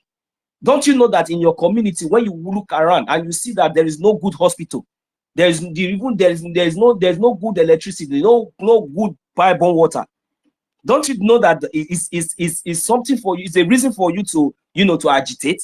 It's enough reason for you to agitate, even to the extent that even though that they have not provided all these things for us, but they went to the extent of even killing us. Doing it in open, kidnapping us, telling us that there's nothing we can do, dividing our lands, bringing in invaders, bringing in strangers, bringing in checkpoints everywhere, all over our land that implements the act of kidnapping, disappearing of our youths, raping, just doing all manner of atrocities, and yet nobody to speak. Nobody to speak since for a very long time. So what I'm trying to say here is that thank God that these histories, because you see, even our father, our parents, because I don't know how many generations now because if we calculate how many generations now that have passed, even after the 1970 years, we'll find out that we still have people among us that has the experience, that have the idea, that witness even after, that know what it means, what happened, that can even tell the story of what happened, that the only what we experienced during 1967 till today. They gave us 20 pounds. And they gave our father 20 pounds to start life, to start again. Yet today, look at where we are. Look at how God has, has blessed us, as kept us for a day like this to come. But instead, what are we doing? We are now feeling so comfortable, because you are not feeling so comfortable wherever you are. After all, at least you have succeeded in jetting out. Anytime you like, you can jet in, and you share one or two piece of granuts to your bread to your family and your friends and those that you can be able to manage to reach. And as long as they come and worship you, yeah, that one is enough. Then after 2 months later or 1 week later, you find yourself in a modern slavery environment, where you continue to enslave yourself and in your stupidity. This is the fact. Because you have no land, you have no place. Because if you have a land, if you have a place, if you are responsible, you will not travel to another man's country and spend years, even when you are at the age of 80s, 90s. You are not even thinking of, you don't even have plan of going back home. You don't even have the plan, Seth. No matter the mansions and everything you have everywhere, you don't even have plans of even going back home to relax. You are only thinking of maybe when you die, so that they will bring your useless corpse to where? You Fulani will be the one very soon that will be participating in all those of your burials. Fulani. But not in Biafra land. May God forbid. So, you see, for a very long time, they refused to teach us all this history. So when our leader, Mazi Nnamdi Kanu, was preaching to us, people like us, we listen to the gospel, we listen to the agitations, we listen to the preaching, we listen to all his teachings. And we took so many We took so many liberation words. We took so many liberation advice out of it. This was the same gospel. This was the same gospel that brought out our prime minister.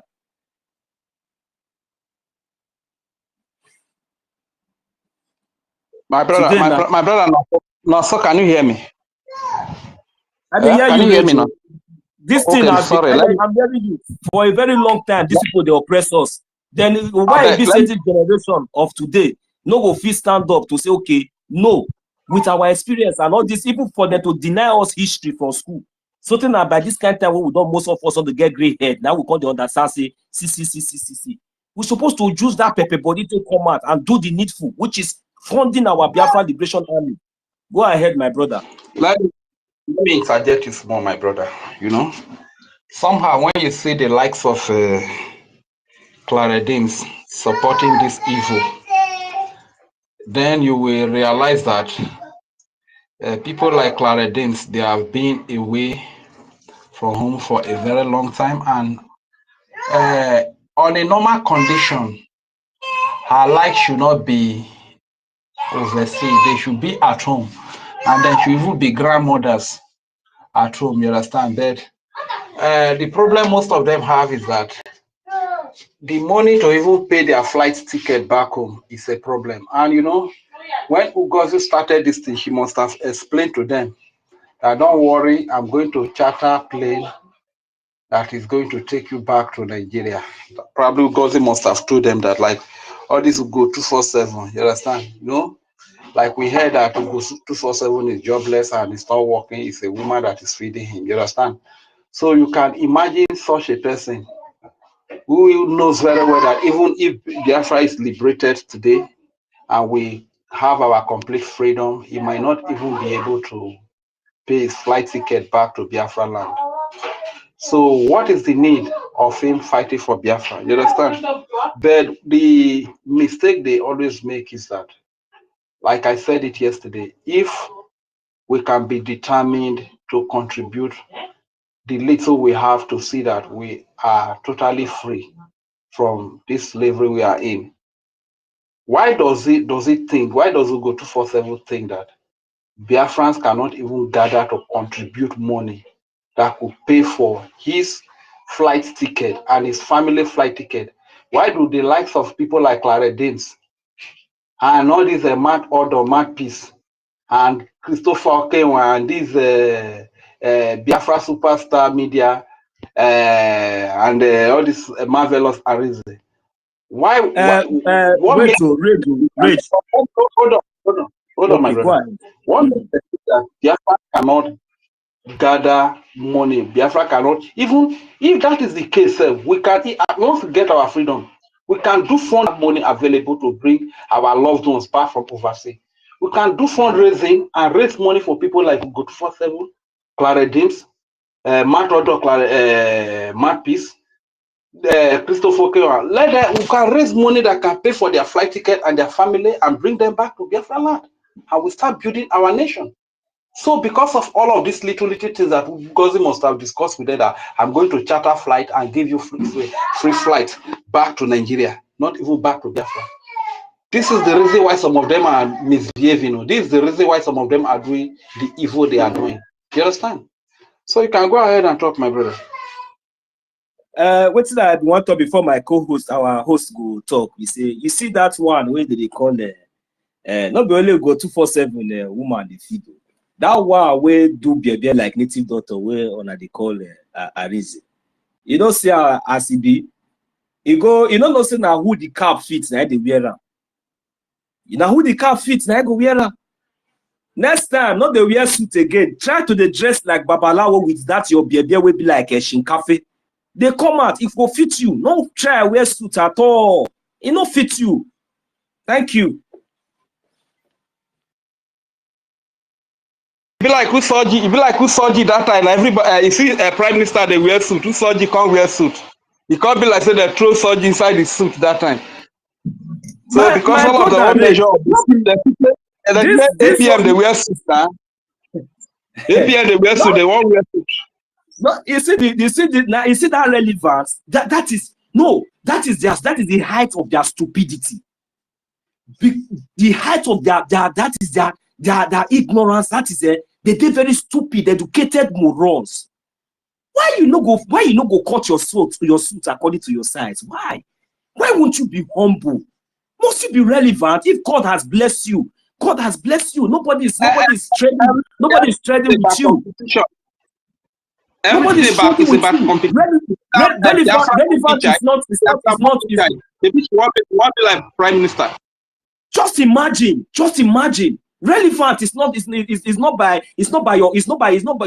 how you speak or how you show yourself. Do you really have something upstairs? What is your contribution? Why can't you be yourself? The same word of God told us, humble yourself or I will lift you up. Now, natural, not be saying because the Bible tells us. We know if you bring down yourself, God will lift you up. See small boy like you. See the way you just mess yourself up and down with your use that pop that thing, come out and finish. The bike, if you not get clipper, let me know, make I send you one. Maybe they bab that thing by yourself. Come out that thing. You look like native doctor. And that suit where you wear, it not fits you. With your useless hair where you carry for head. The way God already even bless you with the little knowledge where God give you, instead of you to use that wisely and see how God will take bless you and see how God will take lift you. You just say maybe me and you the reason, do you think that my this little advice that the way or my manner or maybe the way I'm talking to you right now, you think that maybe I hate you? I don't hate you, but it's your stupidity and your imitation or your act of trying to gain relevance, which is not necessary at this point. Do you know what we are doing? We are fighting for liberation. We are fighting for our liberation. This is not the time for us to be gossiping. This is not the time for you to be you can't even afford to come to Finland.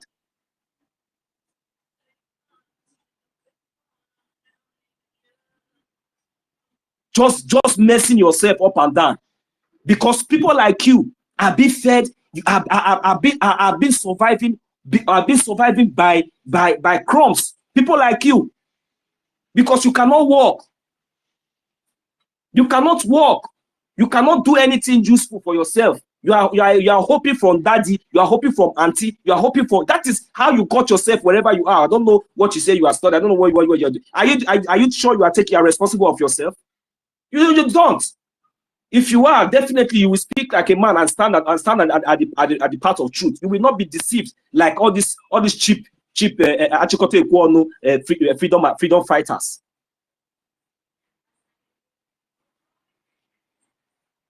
Thank you very much. Mazi Nkudinamba, you have the mic.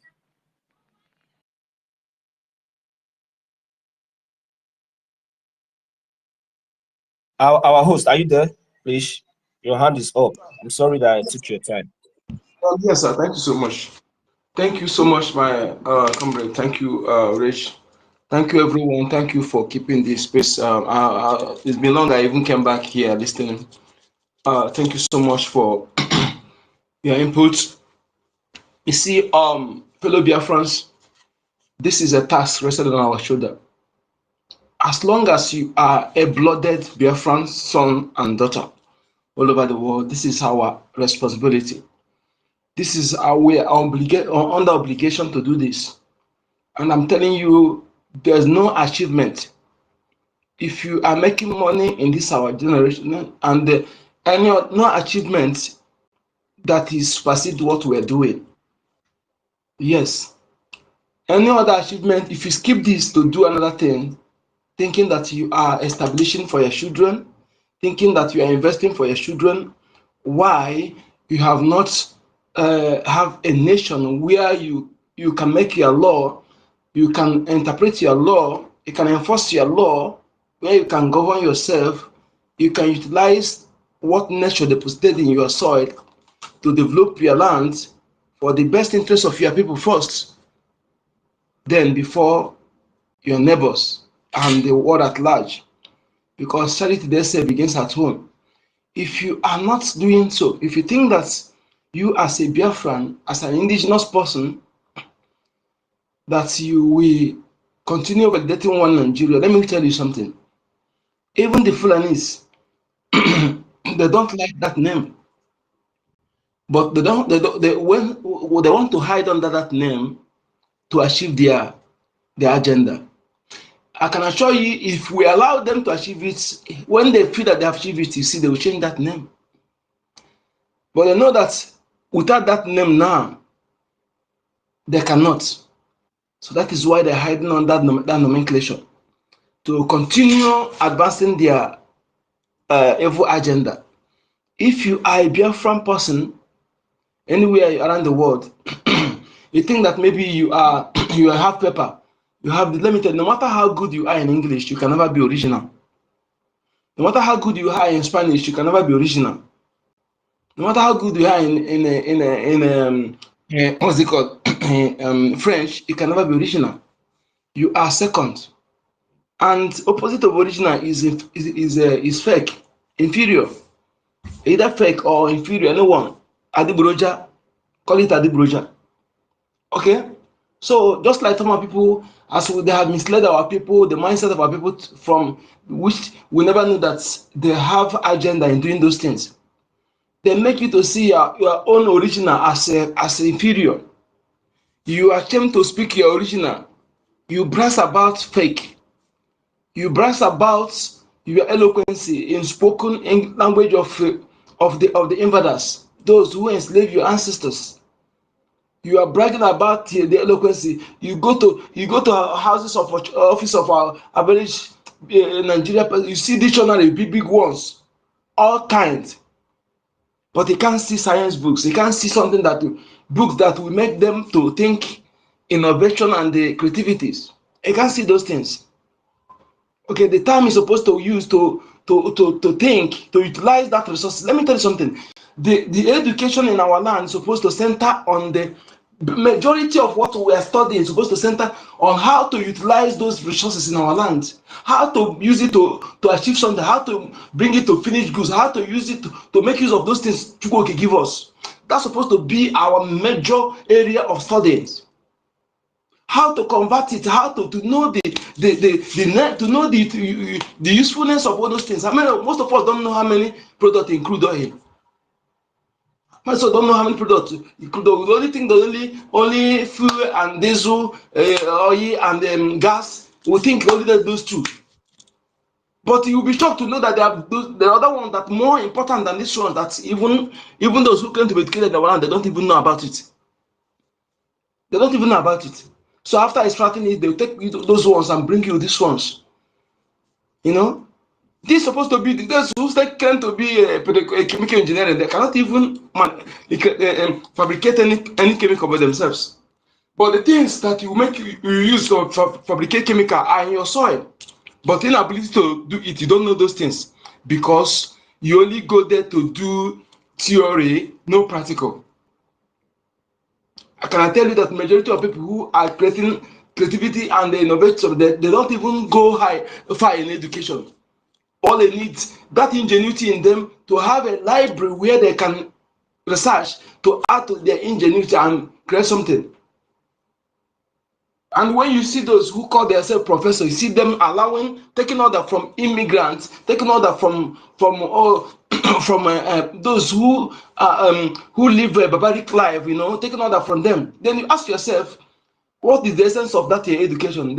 After you have studied, those who did not even go are the one giving you order, like Soludo, like when Osibanjo become accepted to be a subordinate to someone who cannot even provide his school certificate.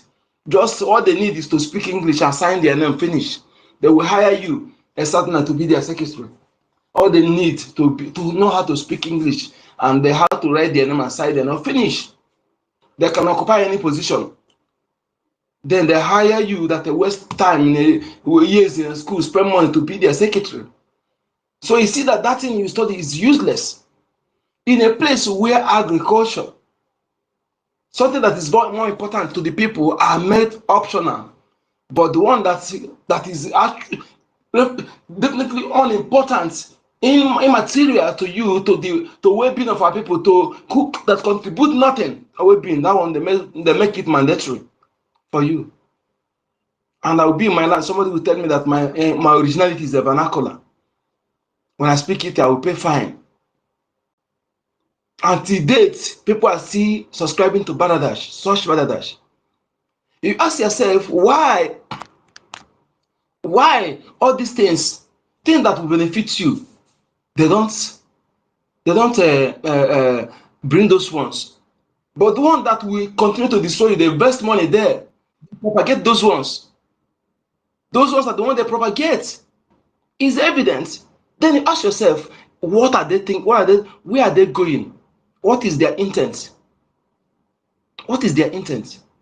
You know, when I was making research last time, I found out, because I began to ask myself a question: why is it that when an Asian man will come, you see him doing cutting and joining English, nobody will mock him. Nobody will mock him. And that Asian man that give him pen, he will know that he is a learned person. He is educated. In terms of creativity and innovation, he's very, very educated. He can do those things. But you that brags about your eloquence in spoken English, because some people, when you come to they're fond of coming to a platform where you're speaking, they're only concerned about your grammatical error. They are pointing when you make error, when your accent is not good, when you do not pronounce very well. Only on our people. But Asia person, Chinese person will come and do those things. Yes, you still control you. The things he do, you cannot do it. And we are not beginning to correct out those things, those nonsense. Some of us don't take it serious, to begin to condition our children's mind, to try to recondition their mind, redirect their mindset to the right thing. Rather, we keep clapping for them, we keep subscribing to that baladash, that thing that is leading us astray, that making us to waste time on something that is not necessary. Imagine, have you ever thought the level of damage, level of destruction, level of damage they did to our people by depriving our people history, by depriving them the history at school, by depriving those things? Have you ever thought, if we fail to do what we are doing, what will be the fate of our children in just 5 years? If they fail, as they don't know, some of them don't even know. They take it for joke. I don't speak Igbo. I don't speak. You make it proud, and that English you see it as something. Let me tell you something. We are going to make it this time. Sometimes, you will see that you are brag. You will know that you use Igbo to brag. Use your mother tongue to brag, no longer English. And when you bring that to English, we see you as a fluff. Yes, we are going to make it like that way. Okay? Because we have not, instead of you to brag of speaking English that mislead you, better you brag of speaking your mother tongue. Those things, because I have not profited anything at all. We're supposed to be, our education is supposed to be centered in that resources in our land. To start 90% of what we are learning is supposed to be how to make use of it. That is our gift. We're supposed to be the one to utilize it, to use it to produce many things. For example, look at Malaysia took palm fruit from our land. In some of my uncles, I saw pictures of Malaysia people where they came. One of my uncles, that man I think he was a teacher. He's late. He was a teacher then. His house. You see some of these pictures, they like it.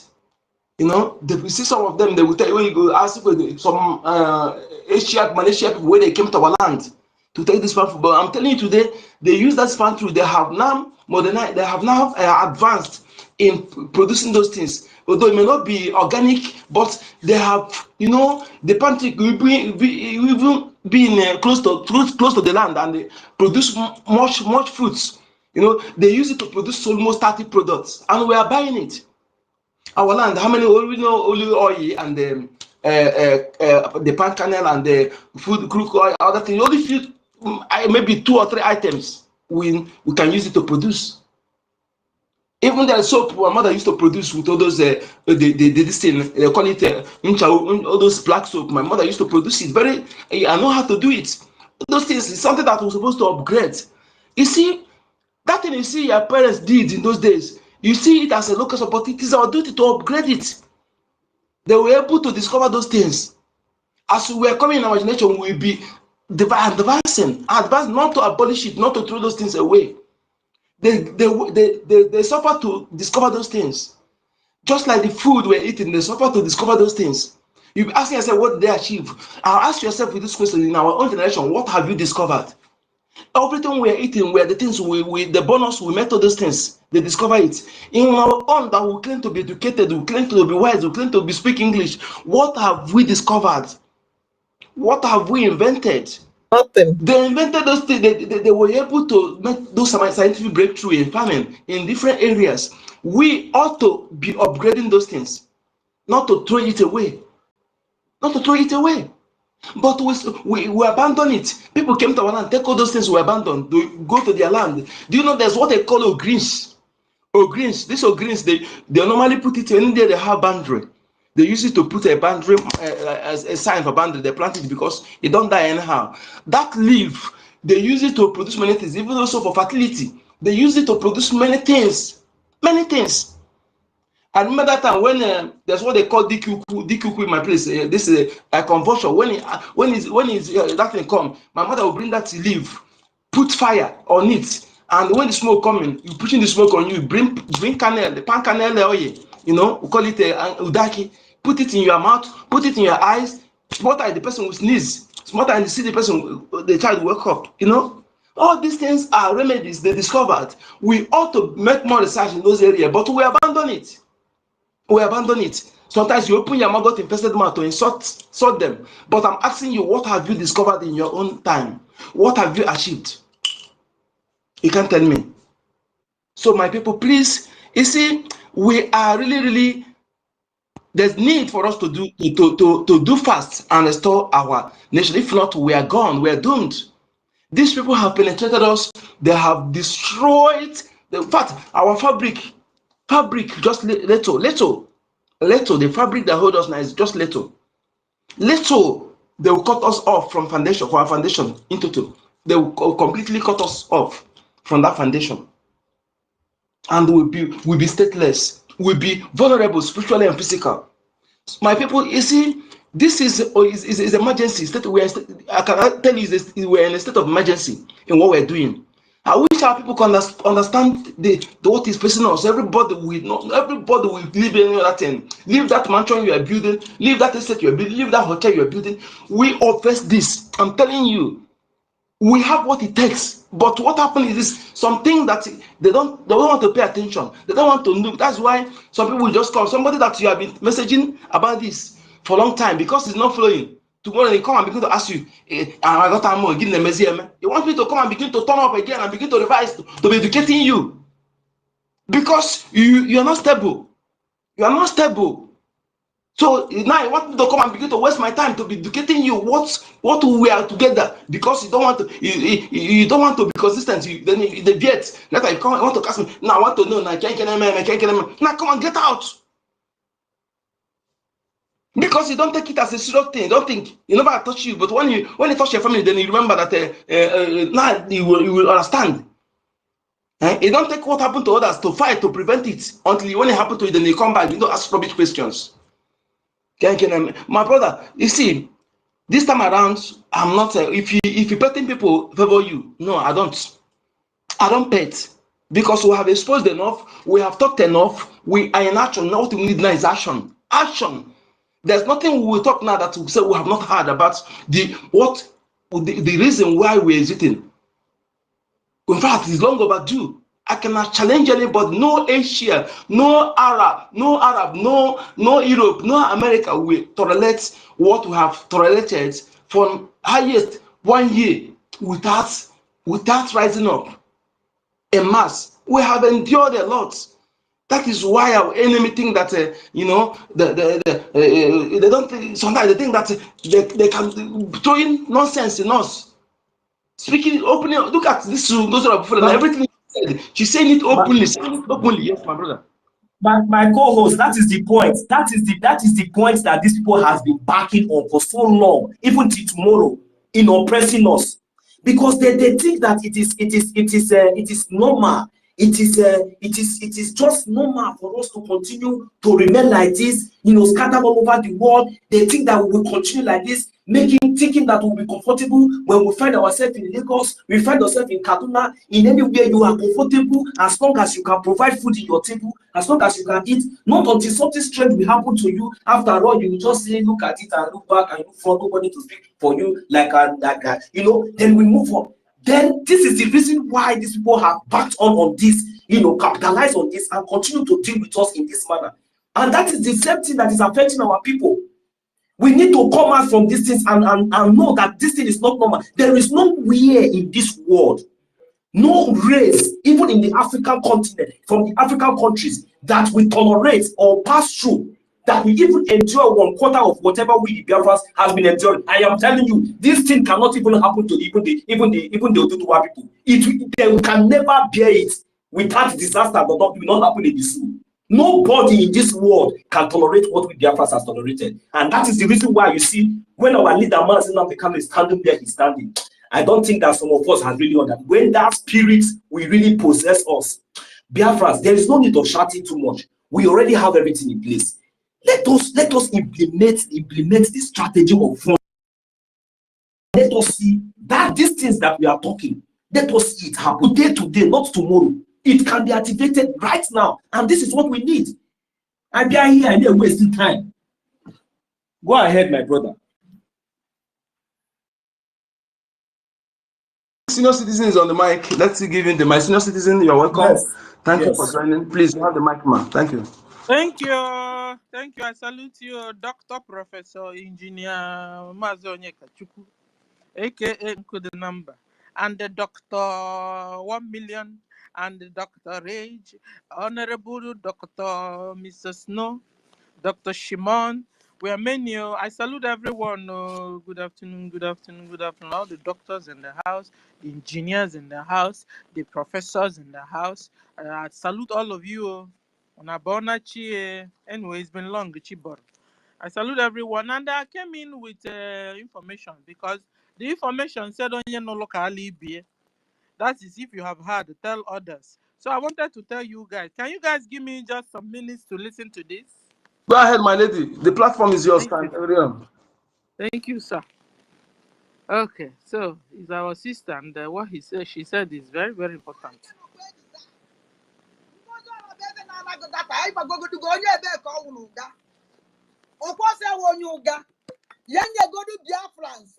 The details of her, Biafrans, everything about her.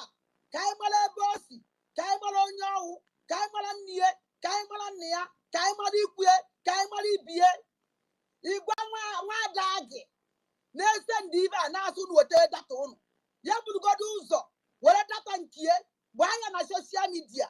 Yanya, I was 3 more information minister. I was 3 more Bobby. I was 3 more Nibong. I was 3 man near. I was 3 man near. I was 3 more Bossy. When I first started calisthenics, I almost quit because I wasn't consistent. No one showed me how to start calisthenics correctly until I find out about the Harna app. I don't even get an amakozo. Oh, now, Kucha. Well, a number good, well, address good, Nkam was alone.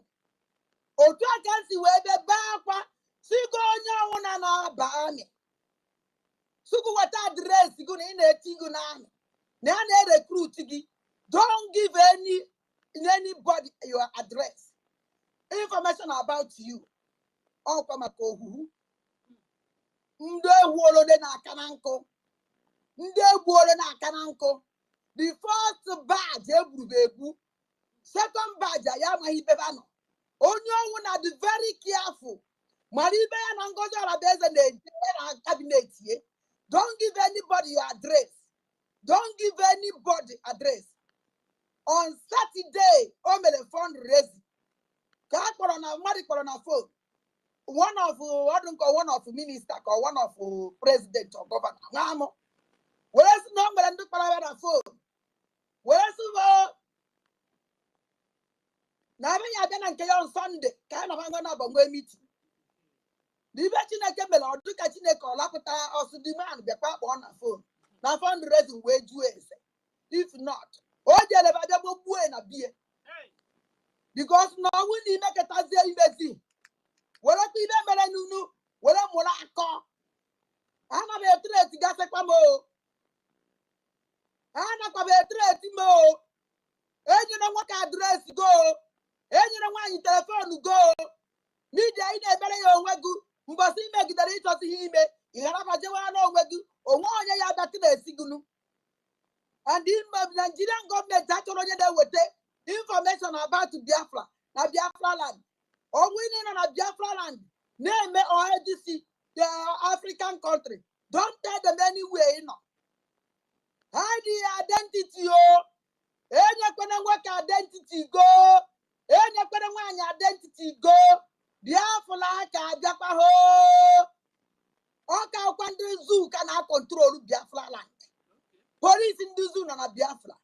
Anybody wanna well a number and yet. And then will one number. Hand you over the police.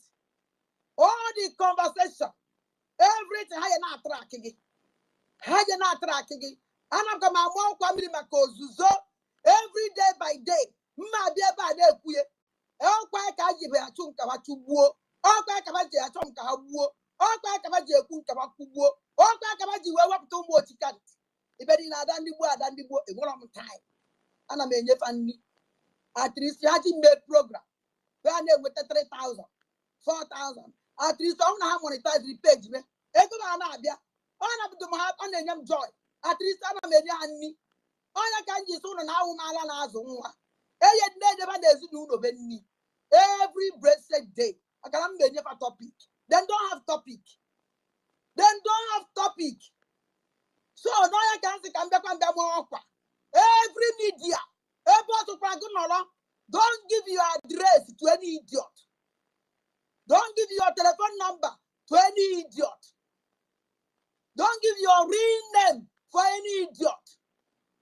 Don't give your Obodogi to any idiot. Don't give up Munagi village to any idiot. All kinds county with that. Oh no, Nabalako, we are more. Oh, come a candoge. Zopandoge. Baba Sandugi Boge Delege. Baba Sandugi Boge Delege. Oge na jambe da kuakano zambe uzaje. Aka kwa mane don do Biafra bia. Da me gugu na nkete. Okay. Da me wora ki bana mela mbasa Saturday. Chineke nyela yi mela ya amara. Chukwu gozili ayi on Saturday. Aja ani Igbo no logo on Saturday. Nwa Igbo no logo on Saturday. Ndị bụ na ndị egedebe nna no logo on Saturday.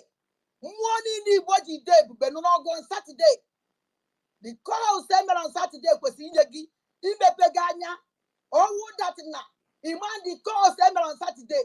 Go and watch Ngozi Olabeze fundraising. From the end, ebido na kwesi phone question and the answer.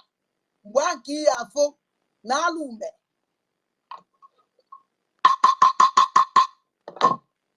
This man and call lion humble lion.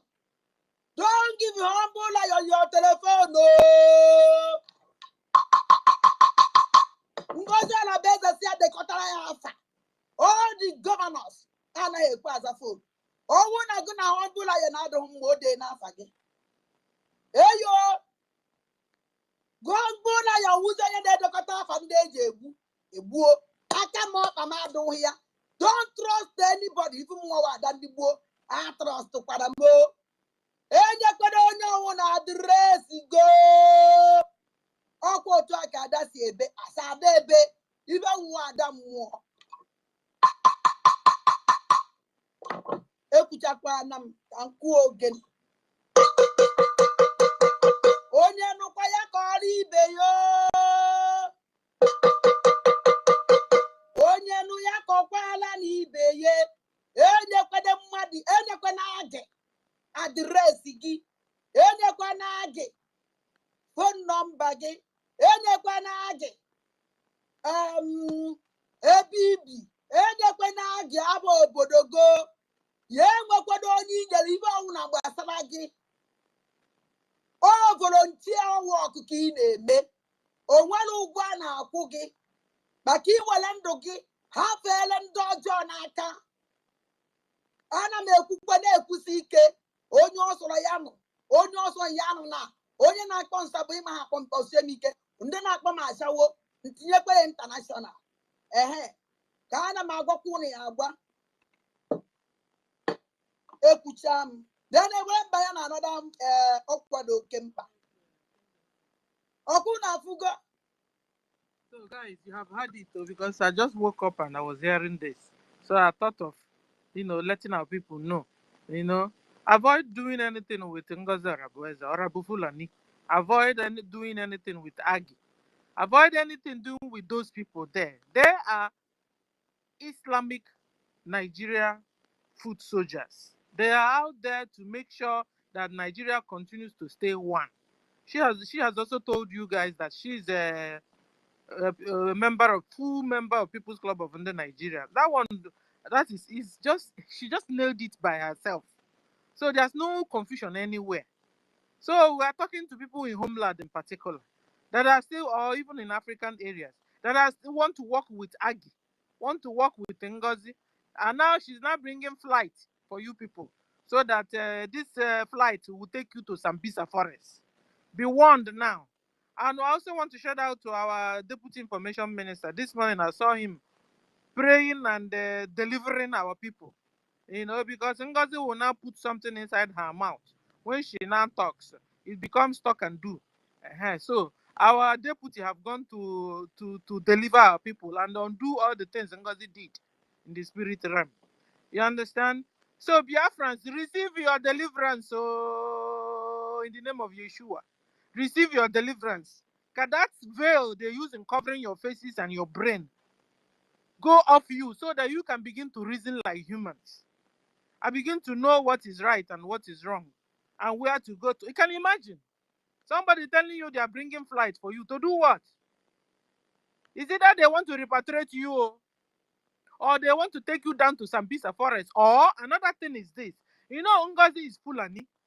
Or maybe they are now organizing their brothers, all the genetic intermixed breed like them, Can I tell you what one lady said? And then they will now go down and begin to take over our land. Maybe that is their plan. Yes, look at what one person said. One person said the person called Ada. He was threatening Ada. So he said Ada to stop that. He said go try, make they deport him. Say his brothers. When he go to Nigeria, brothers go pick him up. Okay, this is a Fulani person. He called, was speaking Igbo. So these things is those people, if they eventually end up like that, either they land in Abuja or any place they land, they will pick them from airports. Any Biafran that no join that flight will be fully full. If the person says I can't pity that person. It's all these things now is something that a normal somebody is supposed to know. Mazdan can never allow you to call your full name as long as you're in Biafra land. It never allow, I promise I never allow you to call your full name. It never allow you to bring your phone number. All these things, you see them, they strictly prohibit it. Now you are doing it. Who are you going to blame? Okay, you blame yourself. You blame yourself for that being that foolish. Okay, this is something that anybody who fluent knows that something that a no-go area is a red flag. You are giving your information, and sometimes the person that you are following don't know the details of that person. The person asking your own detail. Sometimes I don't know. Go ahead, my lady. Thank you. Marzi, our senior citizen, I beg no verse. My interject for 1 second there. There's something that is bothering me. Why is it that every time the enemy keeps lying to us that Biafrans are smart? Are Biafrans really smart? All the years they lie to us that Warino they carry last, whereas they carry us put for the very back. Now last we did all our life. Yet the enemies are the ones always telling us Warino they carry last. And today they keep telling us Biafrans are smart. And looking at all of these things that are happening, where the enemy himself is telling you that this is where I set the trap, enter into it, and a Biafran will confidently walk into the trap to be killed. Are Biafrans really wise? What has happened to us? Thank you very much. Continue, ma. Okay, so there's another information now, because it's also not the Okempa. So I want to play it for us, so we'll listen. Because senior citizen Biko Cherekwa, Rejo, I make I answer you. person where don already dey last, wetin he wan carry again? And the word smartness and wise, now the same thing. You know, say we dey like all those kind gallivanting name and relevant. Now I finish us reach like this. So if to say maybe with the reason, you are not sure say all this stupidity and all this nonsense for reach like this. So if I don't tell well, for don't tell them say come, when I go sit down, and I don't put us for last already, they tell us say what you don't carry last. Now I just I will tell last. I will tell last.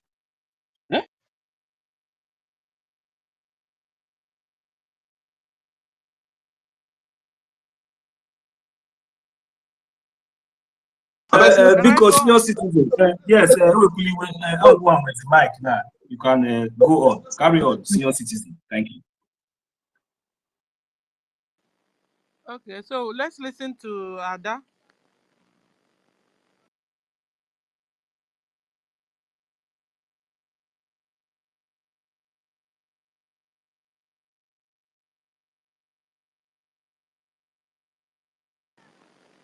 You guys put off my mic. Can I go on? Oh, my sorry, is a mistake. Who is doing this now? Sorry, go ahead. Go ahead. You have unmuted. You have muted everyone again. I unmute. You mute. Let me unmute Sister Stella now. Just hold on. Okay, Sister Stella, go on. Can you hear me now? Can you hear me? Okay. Yes. Okay, so listen to Ada. They are not here for you. It's a warning. Don't give them anything. Or would that anything about your son. Trust nobody. Even if it's a fight, I'm going to send the elemunwa. I'm going to send the Polenda because we send Keja Juku Kediva Burian. You are going to get a Beroji Devenga or to demand on a prison. You were there no Biafra.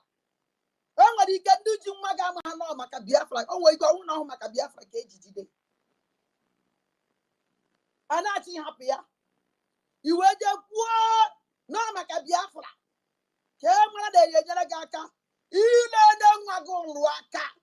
You won't waggy. So hold on, let me just explain it a bit because she said that was it yesterday or so, some days back, that she was advising people to, you know, if you have a son that is incarcerated in Nigerian prison, that they should bring the picture. I don't know what she wanted to do with it anyway. So upon Ngozi hearing what she said, Ngozi now brought out information, you know, and telling everybody that. In fact, let me read it.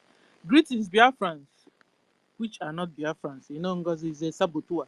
If you have or know anyone that is missing in prison or being incarcerated for being a Biafran or participating in activities towards Biafra restoration, please send me an email to the following email stating name, phone number. So this is what Ngozi now, upon hearing Ada said what she said, Ngozi herself now, you know, sent this. I just read. So she's now turning to warn people, Ada, you know.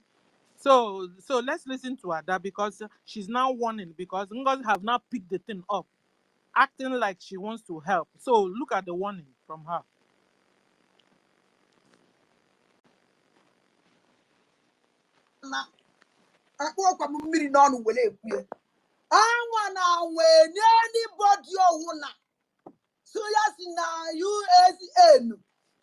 Read by Ngozi Orabeze.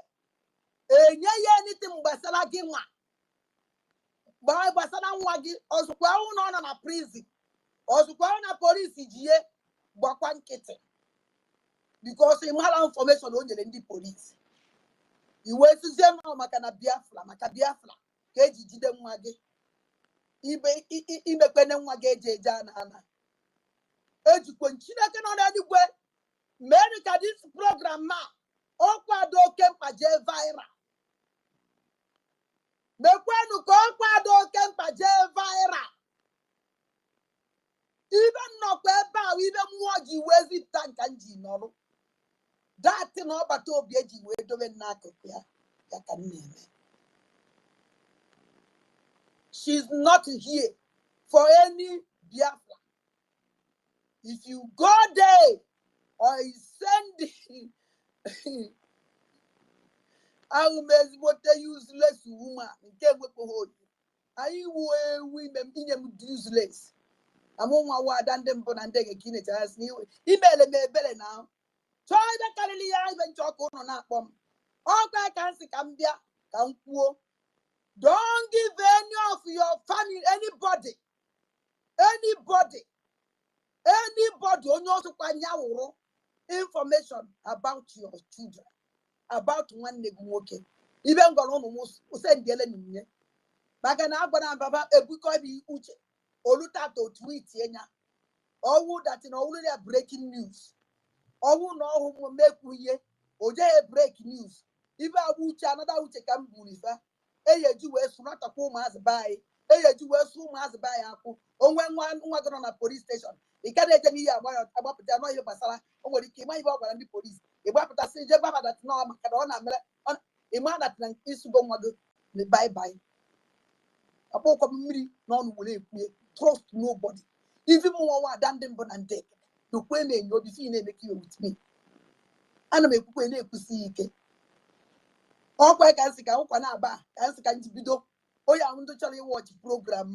They have ever been no get. When they made now what is your part? They know what all was up. Okay, so guys, you understand what she's saying, eh? So that she planned to tell some people to bring the names of their sons and daughters that are incarcerated in Nigerian prisons. And it's only she didn't tell us what she wanted to do with it. But upon hearing what she said, Ngozi now tweeted out. That was what I read before. Maybe I should read it again. Breaking, Ngozi wrote. Ngozi or Rabufulani wrote. Greetings, Biafrans. If you have or know anyone that is missing in prison or being incarcerated for being a Biafran or participating in activities towards Biafra restoration, please send an email to the following email stating name, phone. So she is saying, don't do that, because the Ngozi will tie all your sons and daughters. Don't work with Ngozi, don't work with Agi. That's what she's saying. If you must look for a help of your son or daughter, or you've not heard from your son or daughter for a while, you don't know where the son or daughter is.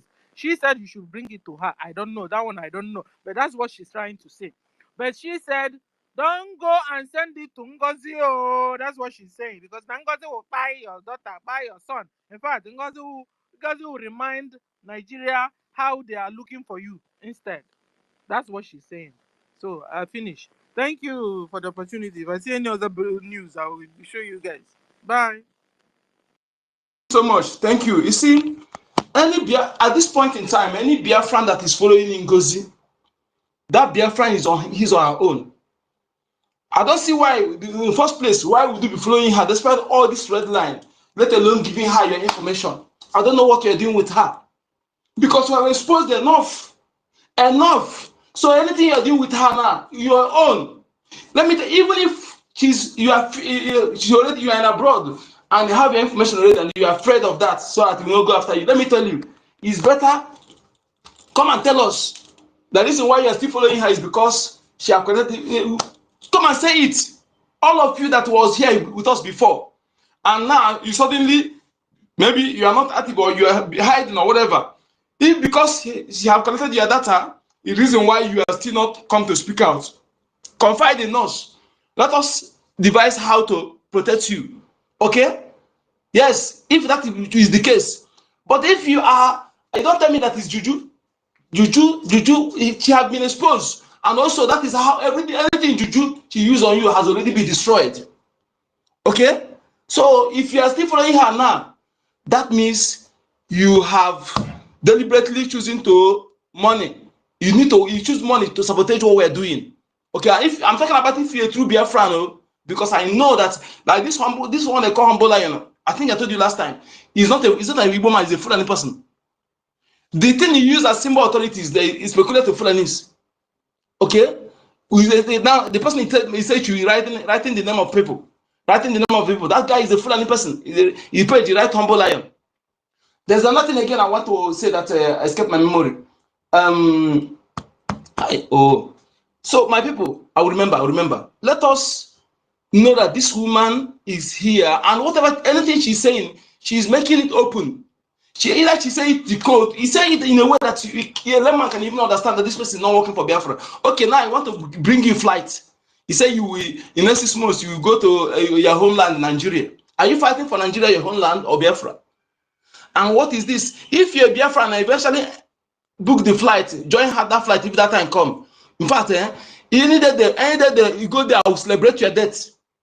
I'm telling you, I'll celebrate it. Because this kind of moron, being a moron, it is too much. I don't know, I can't tell you, the gullibility is second to none. Flight, when you land, even if you land in a Biafran airport, now they will still capture you there. Because our land, we have not evicted them out of our land. Now what we need, that liberation. This is what we're supposed to, our promise has stated this thing out. The liberation and getting them out of our land is supposed to be what we're doing now. But she divided the funds. My host, can I interject you a little bit? See, let me tell you, those people, if that time come, if they are chartering that flight, why will you even bother yourself to even do as if you even notice people that we bought that flight or whatever, that we bought that flight or whatever? See, nothing will happen to them. The only people that we deal with there is the Biafra, is our government.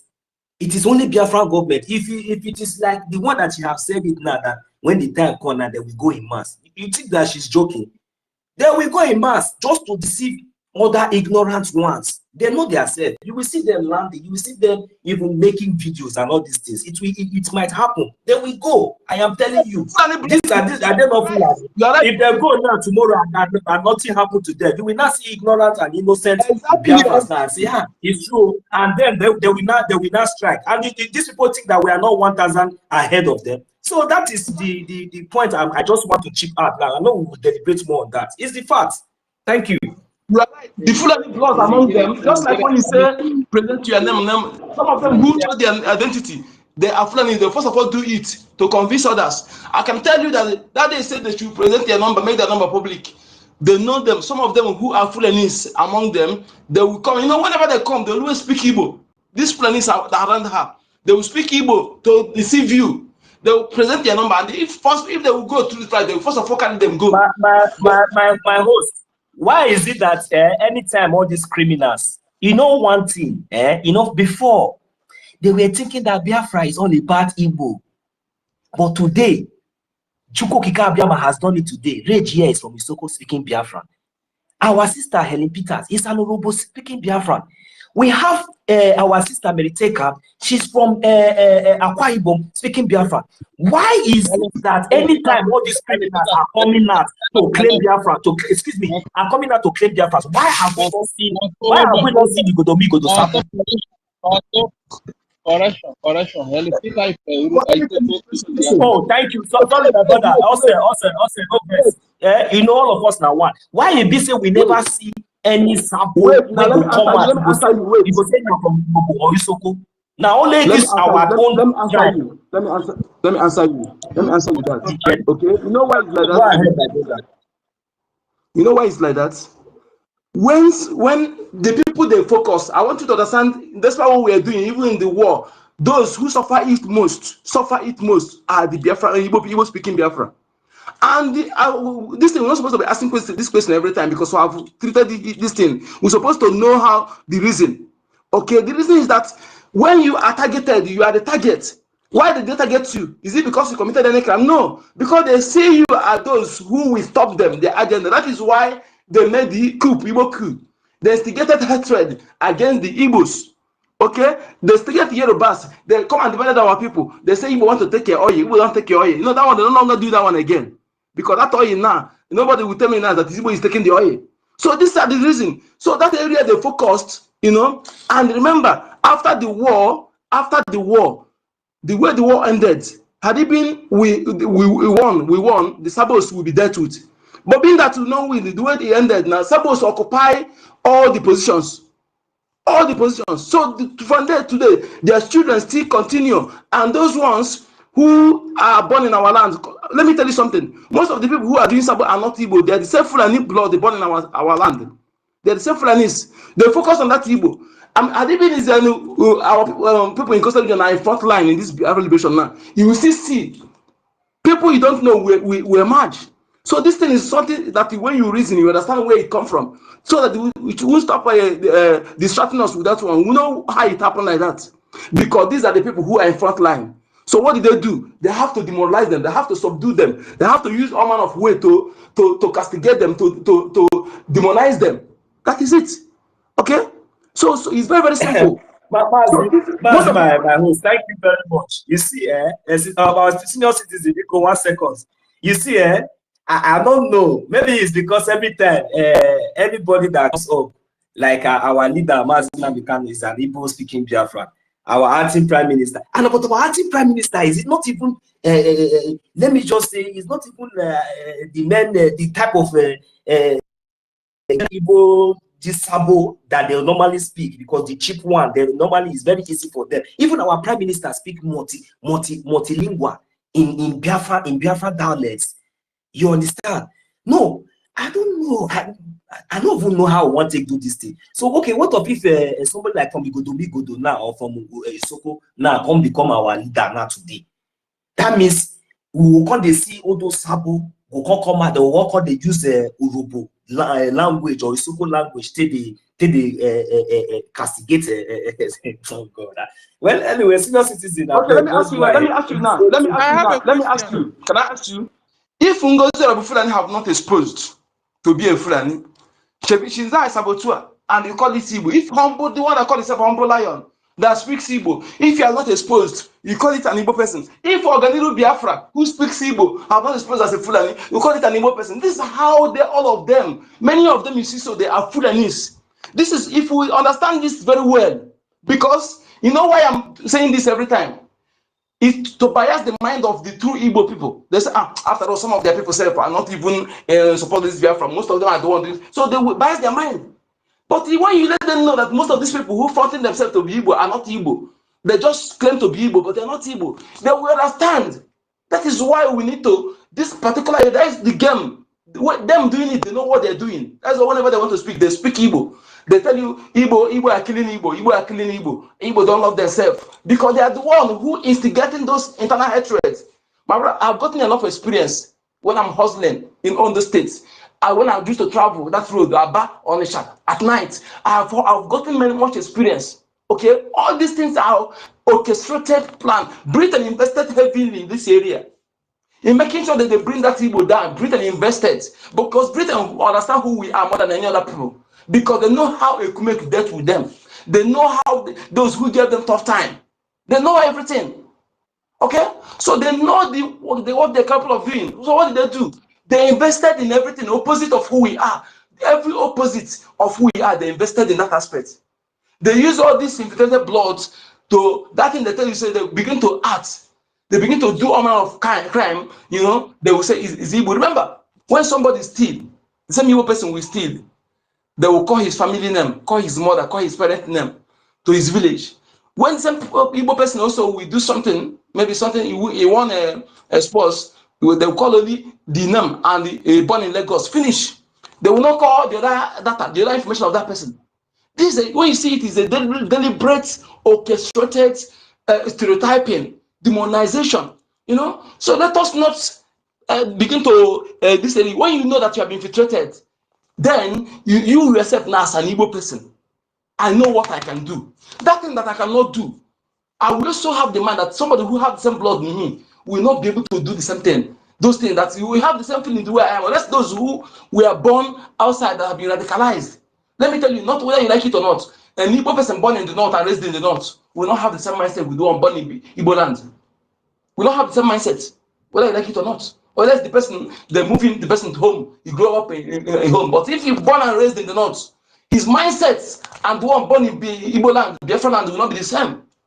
We must understand all this so that we stop using, because the more we continue arguing all this, you are demoralizing the gullible. Let them understand that not everybody who come and do all these things, they are Igbo. Just like Igbo World Congress today, not everybody see they are Igbo. Take it. Just like Ohanese today. Not everybody see in Ohanese are Igbo. You know what I'm saying? When all these people now grow up, like for example now, Ngozi Fulani is a member of Peace Club. If they're doing Peace Club now, where they have their headquarters in Onisha, you know, maybe they go there now, you see Ngozi there. Will you know he's a Fulani person? Will you know? Let us understand this very, very simple. That is why we need to focus. The only way we can stop all this as not Biafra is restored, then we'll be able to sanitize our land. We separate the chaff from the weeds. Let us not stop winding the clock back by Thank my you. host. You see, we are in the same page. You see, this thing is, you are not the only person that is shouting this thing. But see, right from beginning, I have knew all this and I've been saying it for a long time. These people, is not everybody that come out and say that speak this our dialect are part of us. So I will not waste much of our time. Let a senior citizen have the floor. Thank you. Thank you. I have a question. Me, we're talking about Britain. Britain, is there any country Britain didn't study to know how to treat them bad? They treated everybody they came, all the countries, all the people they came in contact with during colonialism, even till today, they treated them bad. So they don't want to ever horror, you know, they dealt with everybody. Britain. Okay, so that's by the way. I wanted to ask, so is Otunwamwanya a Sabo? Otunwamwanya is not a Sabo, but what happened is that I think, can I say he's a weak man? Maybe there's something they used to hold him, like maybe he's a part of those who are giving their data out. He's not a Sabo, he's a new person, but he has ability to come back. That is why I say he's weak. You know, that's what language weak. Thank you. Okay, so why I asked the question is the question he asked Obatobie some months back before what happened. Listen to him. I don't know if it's or is it coincidence or. Good evening, wonderful people, Your Excellency Obatobie. Good evening from my end. I greet you. My question is, I see this very imperative to ask this question because of the attack that is going on everywhere today. And the question is, should any group of persons stand up today and start agitating genuinely for the freedom of Biafra? Is there need to attack them, try to stop them because we are heading to get Biafra? Or should we encourage them if they are genuinely pursuing the freedom of Biafra? So, hold on, no, just bit by bit. Because if you fast forward to what is happening now, I see that Otunwamwanya saw tomorrow. As if I can soon is Otunwamwanya Sabo, so that we know where to begin to rank Otunwamwanya. Because this question he asked here, it was like he saw tomorrow that tomorrow Ngozi will come out and pretend to be serving Biafra, wanting to get Biafra. You understand? Is it that he is in the same cahoot? I know. Should we put Otunwamwanya at the same level with Ngozi? Or was it just a mere coincidence that he now started asking this question? Okay. Months back, before this situation. Now you see that he's not in limelight. He's not even joining them because I don't think he's joining them. Okay.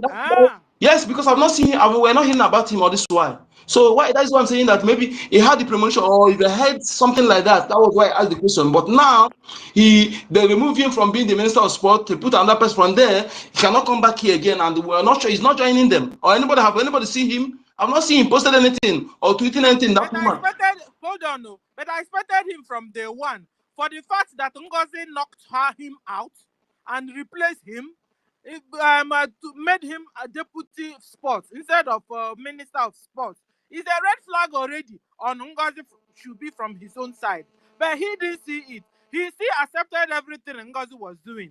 And with this question he asked months back, it was like, should I begin to rank Otunwamwanya at the same level with Ngozi, or was it a mere coincidence, or? Big one is the one of the engineer that planted all this. But Madam Mosbao fucked him up by throwing him from the position he was. Otunwamwanya is a big sabo. Because if you listen to the question, it was like preparing PM or preparing BRGIE on what they were about to do in future. Guys, this thing happened months back.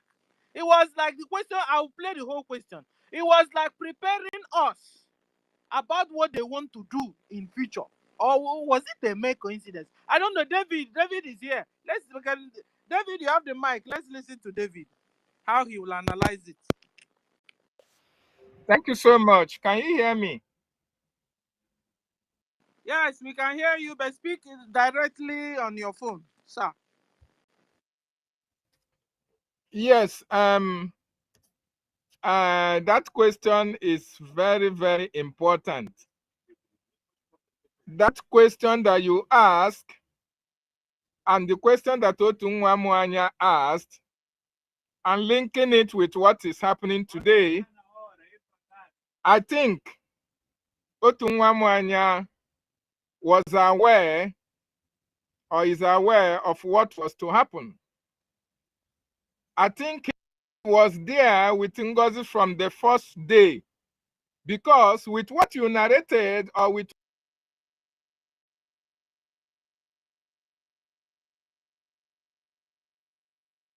what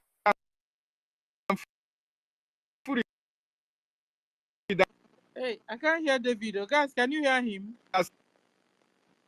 His mic is breaking. Guys.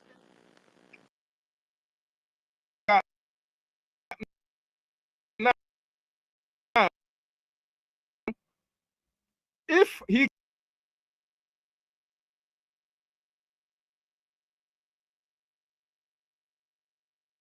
$1 million, can you hear me?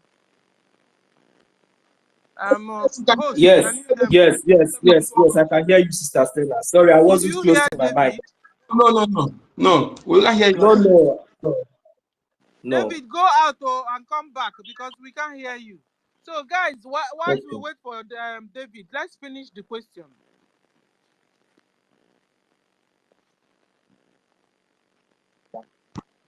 And Go they ahead. are attacking the Nigerian state. That's my question, please. Anybody that is attacking Nigerian state must be supported, whether the person believes in what I'm doing or not.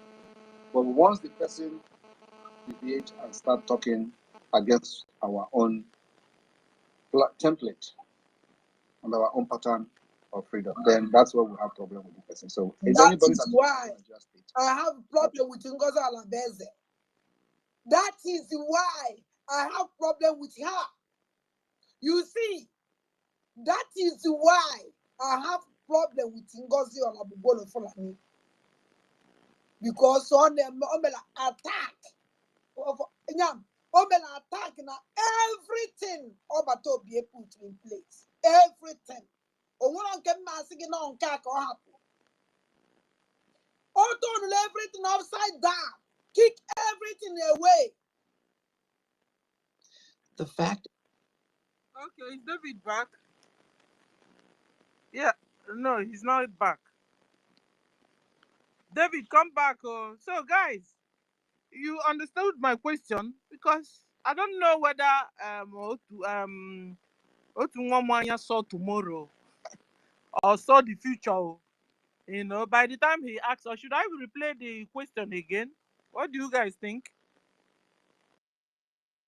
Sister Stella, you see, at this point now, nobody, you see, that is the reason why, you see, like for me, the same way, let me tell you something, there is nobody that is not, that cannot serve in this Biafra government, as long as, you know, you understand the fact that you are genuine, number one, and this is a voluntary work. When the duty comes to you, even though sometimes it might not be your fee, but at least because there is nobody to you know, as a new government, we are just trying to, you know, make sure that we put people in place to take the responsibility to make sure that, you know, as long as this is a collective effort, not just an effort of one person, you understand?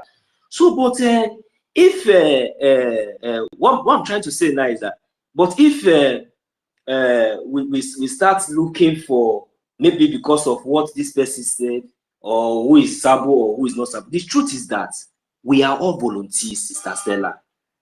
whether you are a minister of sports, whether you are a minister of information, whether you are a minister of anywhere or anything that you're a minister of, you understand that one is apart. But one thing that you have to understand is that you have to know that this is a freedom fighting, and this is a voluntary. They are not paying any of us. So if they are not paying, you, and nobody is, you are doing your things willingly, just like the way you have called, just like the way they call it, any one of us, or every one of us, even including myself, that is doing whatever we are doing. It's not something that is forced. Okay, at the end, as you are serving, are you trying to gain recognition when we are, or maybe trying to gain relevance, or maybe are you depending that maybe one day, because of this your position or because of what you are doing, that maybe you'll be receiving one thing, or are you depending on your reward is now because you are now serving? No. So because of that reason, you should be able, because we are all adults, to stand and defend that position that you have, number one, and apart from that, and defend Biafra, defend the truth. It's not maybe because maybe they restrict you from your position, or maybe one thing. Nobody can restrict you from that position. Nobody can restrict you. If Biafrans have not rejected you, who will reject you? You understand? If Biafrans have not rejected you, why would you reject yourself? If Biafrans have not rejected you, why should you reject yourself?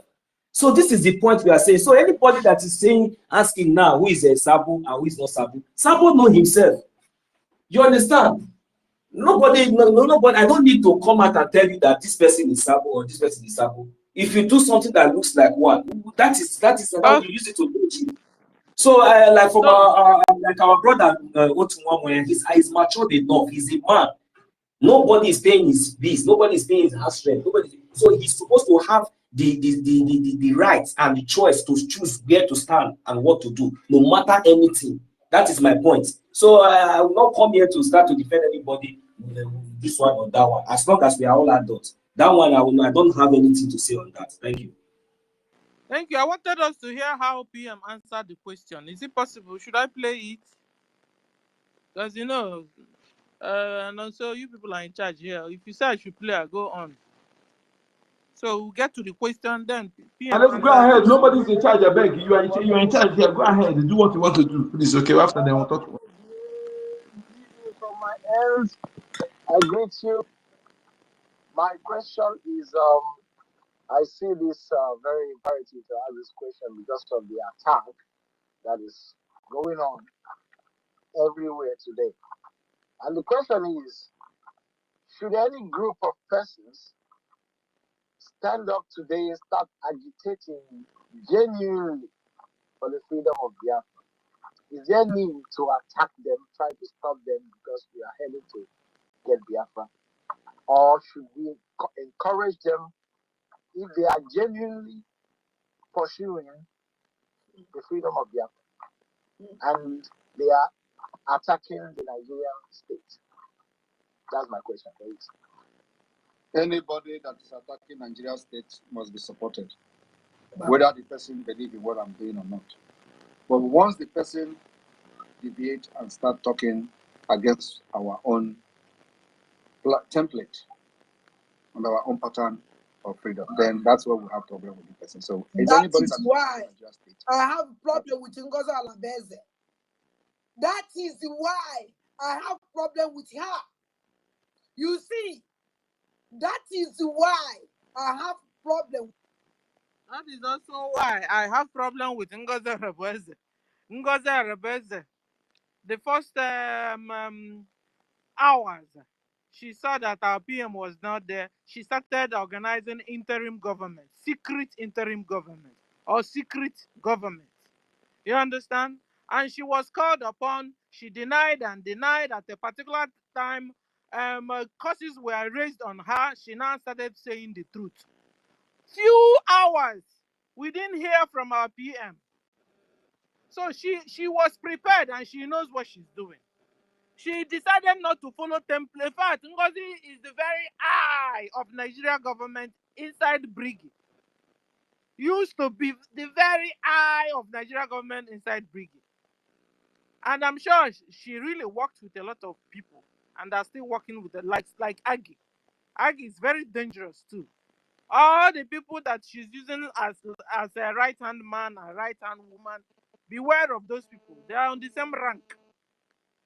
You know? So it's terrible. People that I don't know how you're still confused by now. Then the man need the deliverance. If you are still confused concerning, we have gotten up to 54 red flags on NGOZI. Why NGOZI is the very eye of terrorist Nigeria Islamic government in BRGIE. We have given you 54 reasons, 54 red flags. It's even more than no. Because every day new red flags are coming. Every day, just like the one she told them, she organized her parallel army and now told the parallel army, if you see Fulani, don't touch them. Oh.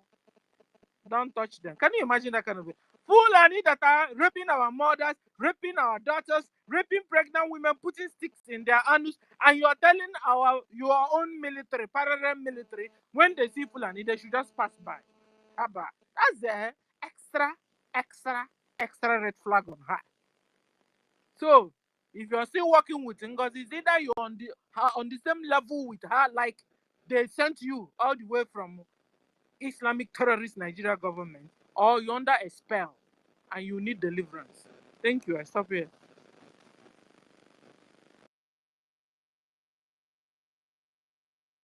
Thank you, my lady. Thank you so much. Thank you. Thank you so much. There's something I want to say, CM. I am not, you see, I cannot call out Tuamwanya a Sabo based on this question he asked. I have not seen anything he did. The reason why, let us observe one thing in this NGOZI group, because it's not a government, that's her group. You will see that all the people she placed in position of everything are Fulanis. The same thing that Nigeria government are doing, Buhari did, putting Fulani to Fulanize everywhere. Just go and check. Okay? Anybody she placed in position of everything in her group to be held in every department in her group are Fulanis. I am telling you 100%. Unless in any area there's no any Fulani to occupy, then he puts another person. The reason why he remove Otuamwanya there because he see another Fulani person that we stay close, we be in charge. And why he remove Otuamwanya? You know that Otuamwanya don't really understand what is about. Otuamwanya is not a Sabo. If that one is what we want to hear, Otuamwanya is not a Sabo. That's what I'm telling you. He's not a Sabo. He just step aside because you know this whole thing. This man. Exactly. What he thought is not what he see, and the woman remove him because he know that he don't know their game. He don't know the game where they want to play. That's why she remove him. And now perhaps because he has promoted her, then he don't know how to. But I'll tell him anyway. Is that if the woman don't have his information, well, I don't know why he go inside. He's supposed to come out. He is coming out to tell us what he see. It will encourage others for him to go and begin to sit back.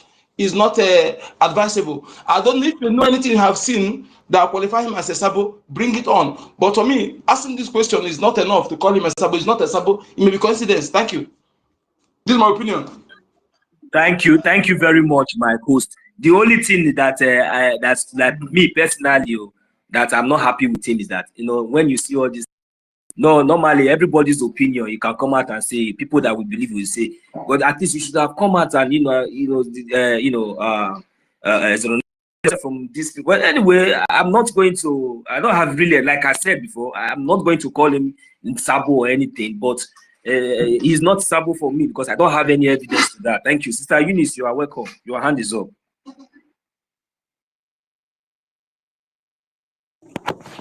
Hi, good morning, everyone. Yeah, Sister Eunice, from my end. You're welcome.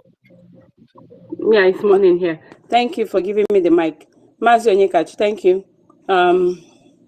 Mazi Nonso, thank you for giving me the mic. Good morning, Dr. Stella, Dr. Kiruka, Queen, BIAFRACOIN, Emeka, Minister Snow, Ochuko, Mazi David Nana, all the doctors. You get why Dr. Ben Wabo, Ata Ijike, all of you. Thank you for being on the space this morning. Yeah, so I never wanted to speak, but I just raised my hand because of what Sister Stella had asked. Mazinon, so you said Otuwamwanya is not a sabo. You know, our people tend to, make this word so ambiguous that when you talk about sabo, it looks so big to the eyes and ear, like, oh, this person needs to be killed or something like that. Sabotage is just an English word, a simple word. For you to go against the template of our prime minister makes you an automatic sabo. There's no two ways about it. Even if you said that he has stepped aside or he's not speaking, as long as he's obstructing something, he's not, fully out to as he was there as part of the BRGIE cabinet before our prime minister got taken in, and he is not coming out to stand for the man he called Obato. Did you see how he hailed our prime minister before he asked that question? And he used to be a cabinet member, and you're telling me he's not a sabo? No, come off it. As long as Otuwamwanya is not contributing to BRGIE, BRGIE website to support the military, our liberation forces, which is the main reason for all we gathered here, just to defend our land, Otuwamwanya is a sabo. I don't care what you say about it, but this is my own stand on it. And for him to ask such a question, I think he had a premonition or something, because he can't just ask that question like that. And now things are going the way they are going now. If his intentions are right, he should remember that there was a time he asked such a pertinent question, and he should use his tongue to count his teeth and ask himself, is this thing NGOZI or Abufulani is doing, is this thing right? You understand? So don't speak for him. Don't say, oh, Tuwamwanya is not a sabo. He is. In fact, his questions will have helped him to take a decision. Now we're having the same problem. Exactly. You see, Sister Eunice, you see, that is the reason why even my first statement, it is very good that we are deliberating on such issue like this. People like you and other of our, are here, because this opinion, because me, I'm not basing I don't want to base anything on my personal opinion or anything, because this is a general and a collective idea that we are fighting for. So you see, like I said I cannot even speak for him or anybody, you understand? Because the fact is just what you have just based now and what you have just said. And me, myself, personally, I'm angry because of that same fact. Because at least as a full member and as a member of cabinet or whatever you call it, you're supposed to stand. And even when people are being going, it is your duty to always come up and somehow, one way or the other, make sure you try to address one of the issues. So that is the only place, me, I'm having issues with. Okay. Mazinon, so now hold on. Please, let me. I just answer the question for Eunice. Eunice, hold on, because I'm just hearing this. Can you hold on, please? I hope you don't mind. Listen, how she talked about Otuwamwanya. Hold on.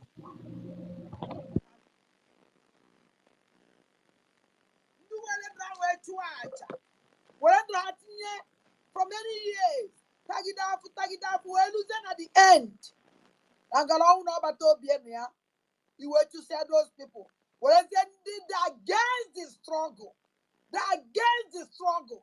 They're against the struggle right from the beginning. And some more blanket. Hold on, no.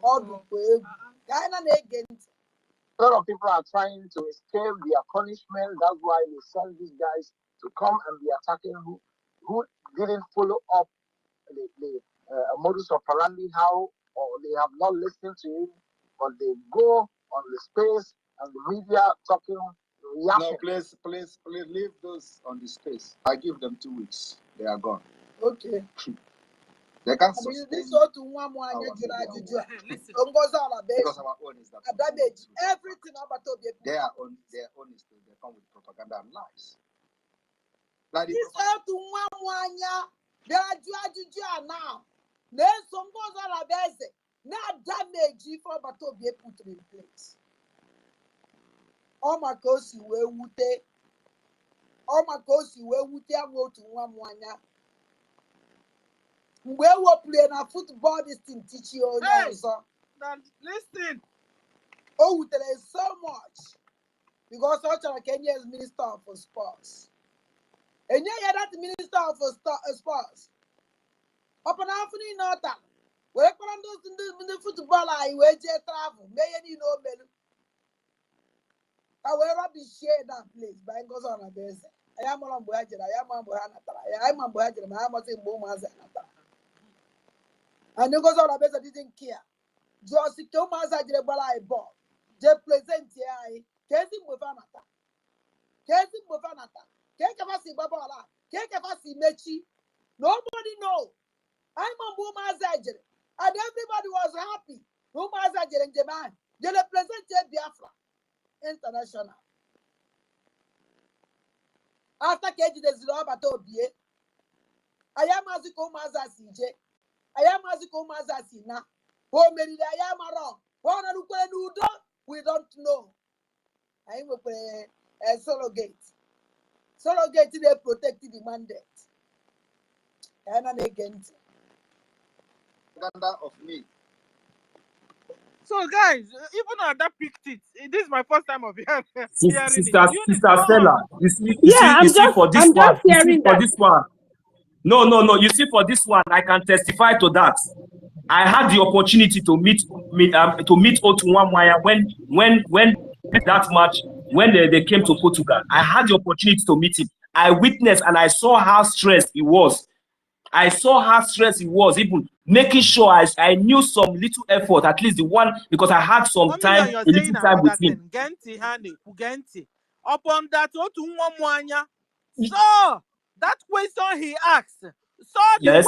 the question he asked will have led him to the direction he would have been on our own side. Of course. He mentioned the question, and that's what Ada is saying. That okay, I thought you were saying. Okay. You are a friend to Otunwamwanya. It's not matter of friend, though. It's not matter of friends, Sister Stella. He asked, because the question he asked would have been the answer he got from our PM would have been a light onto his path. Eunice, go on. Yeah, thank you, Dr. Stella. You actually spoke it the way it should. Nonso, let me tell you the truth. It's okay. You see that two things are involved here. It's either Otunwamwanya deliberately wants to sabotage our PM, or he is under the influence of NGOZI's spell. Just that. Because there's no way Otunwamwanya, being a cabinet member of BRGIE, would see everything that NGOZI has done wrong and all the red flags, and he will still remain with NGOZI. No way. If he claimed to love our prime minister, whom he called Obatobie, and now you said that he stepped aside, but I just went to his platform and I saw that he still reposted, shared their space. 3 days ago, he shared their space, and all of February he was still sharing their spaces. So that is to tell you that he did not step aside. Otunwamwanya knows what he's doing, or he is under the influence of spell, which I pray God delivers him. But if he is Sabo, yes, 100%, because he's going against the template of our prime minister, and he is not supporting our liberation forces. And if you're not supporting our liberation force, you are a Sabo. I'm sorry for defending him before. I'm sorry to defend him. With this viewpoint of yours, I can see that you have a very valid point. I withdraw what I said. Can I add my own to it? Please.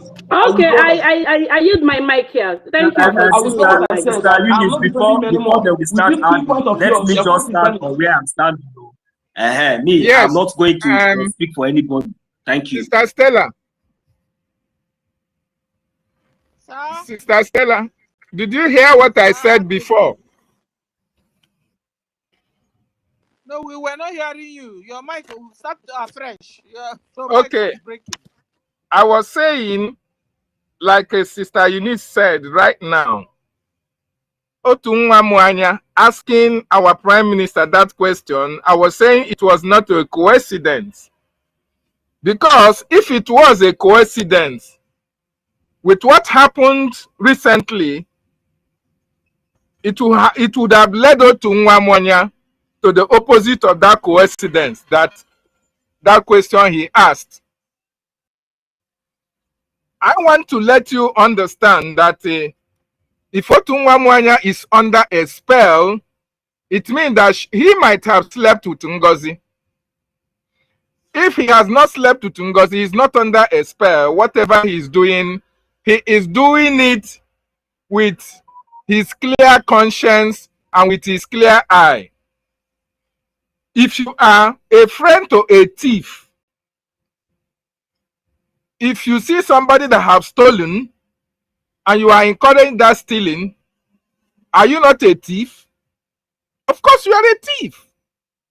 If Otunwa Mwanya has been in the cabinet of the Obatobie and knows the intricacies of the government, what the government is planning, the template that was set aside by the Prime Minister to get Biafra, right?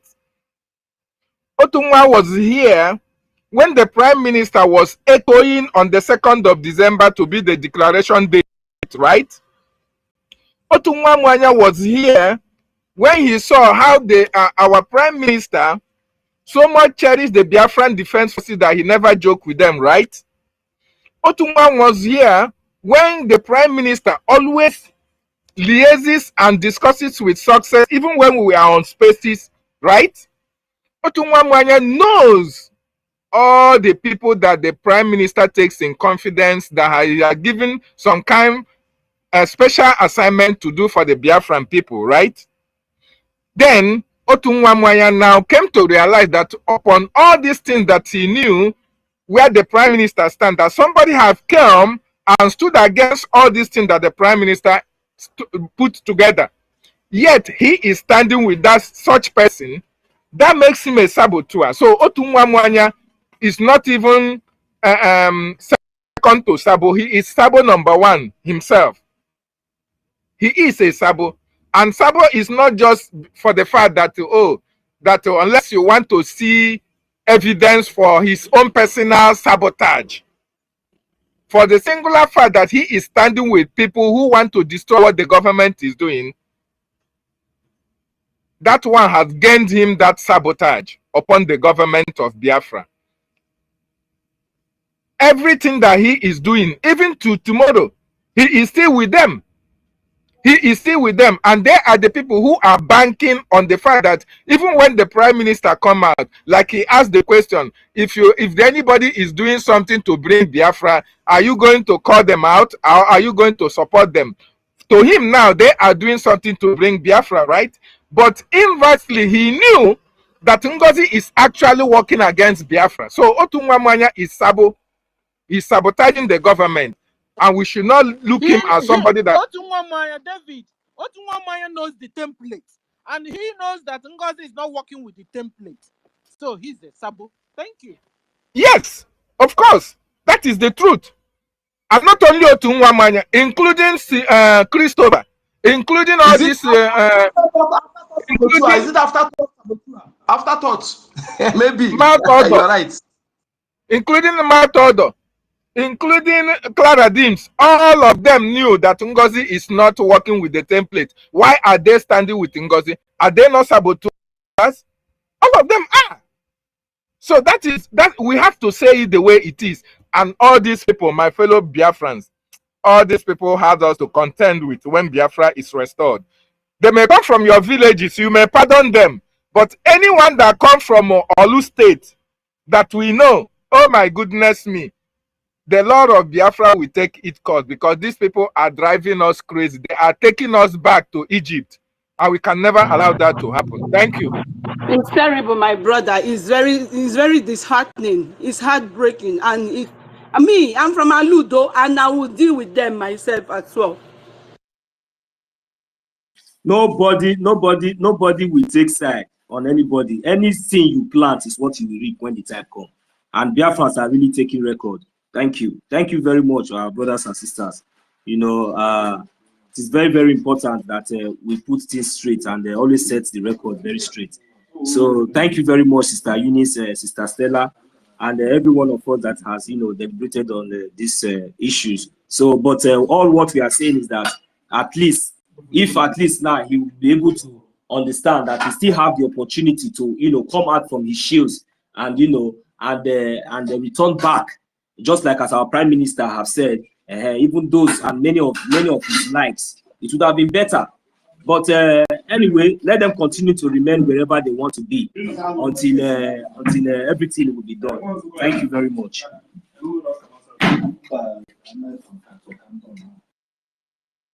I'm sorry, it's a little bit kind of noisy. Let the next person go.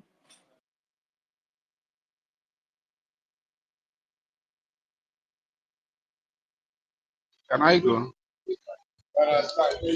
Am I coming out?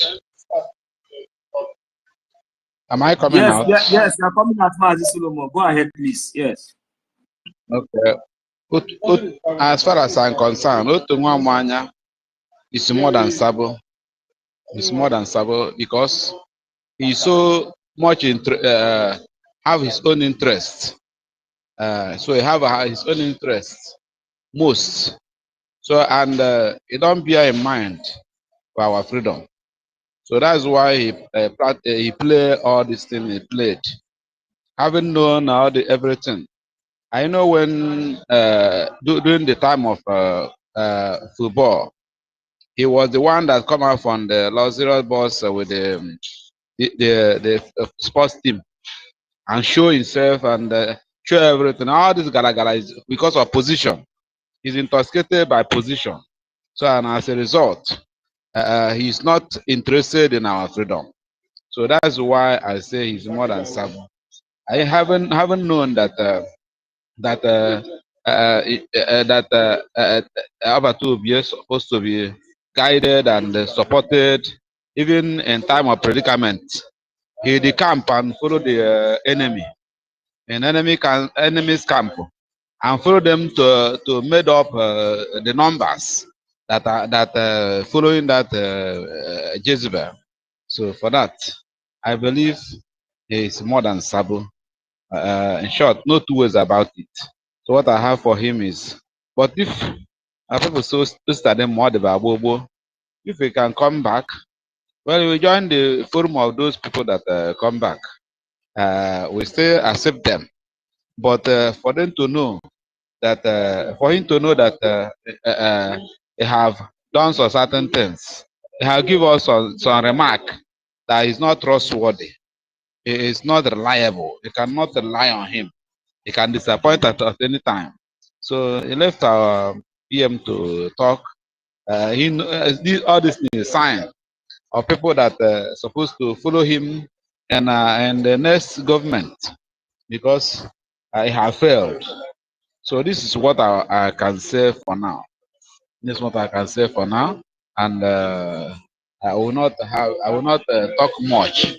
I will talk later because I'm in my working place. So I will talk later on in the day. So this is what I can talk now about him. In short, he's not helping the matters. He's one of our enemy. But if he can come back and like other people that come back, we accept them. We have no option. So thank you. Oh, hey, Biafra.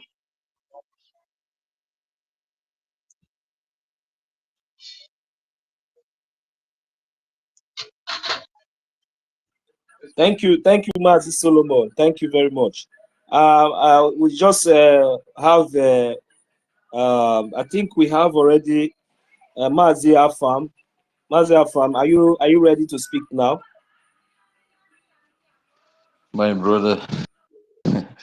Mazi Afam, good afternoon. Well done. Afternoon, my brother. How's everything? Please, my respect and my regards to everyone on code number, senior citizen, Sister Eunice, David, each and every one of us here, each and every one of us, Emeka, Please, those that I did not call their names, forgive me, but my respect to everyone. Actually, I'm not trying to divert from the topic that we're coming up. What I wanted to ask us is that, please, those who believe that that shyness can make them, maybe we not stop them from doing something, and they are serious about this, our Biafra project that I call it, because that is what is most important to me now. I think some ways of us protesting that is not harmless, that is not that is not difficult. It's just for you to do that. Is that, please, those who can do that. Sometimes we are inside train, we are inside boxes. Sometimes, we are opportune to be in a public. It must not be box, it must not be train, it must not be, maybe it might be in functions.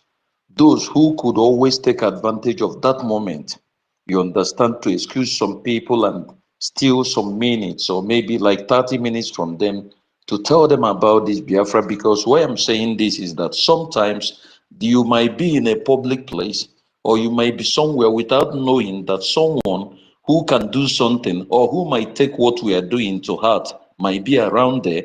And when you speak the language and explain to people, people might begin to know. Because since the newspapers and whatsoever are not telling about us, we can use this opportunity to be doing this. Myself, I'm thinking of even how to start doing it here, since I can speak Portuguese language. It takes me nothing to, maybe sometimes I might be somewhere, which I have been doing. I do tell people. So while we are doing this, some of the indigenous, some of the citizens that might be able to, this thing we touch, they might come up to speak more or to want to be interested. We know about us, because the thing there is that we are in media. Not everyone is on space. Like one of our brothers said one certain time, Toti and some others, a way of us getting to the locals is not only about protest, because sometimes we might make protests and it's not everybody that knows about it. But your protest might be in any form, in any way, anyhow people can hear your voice.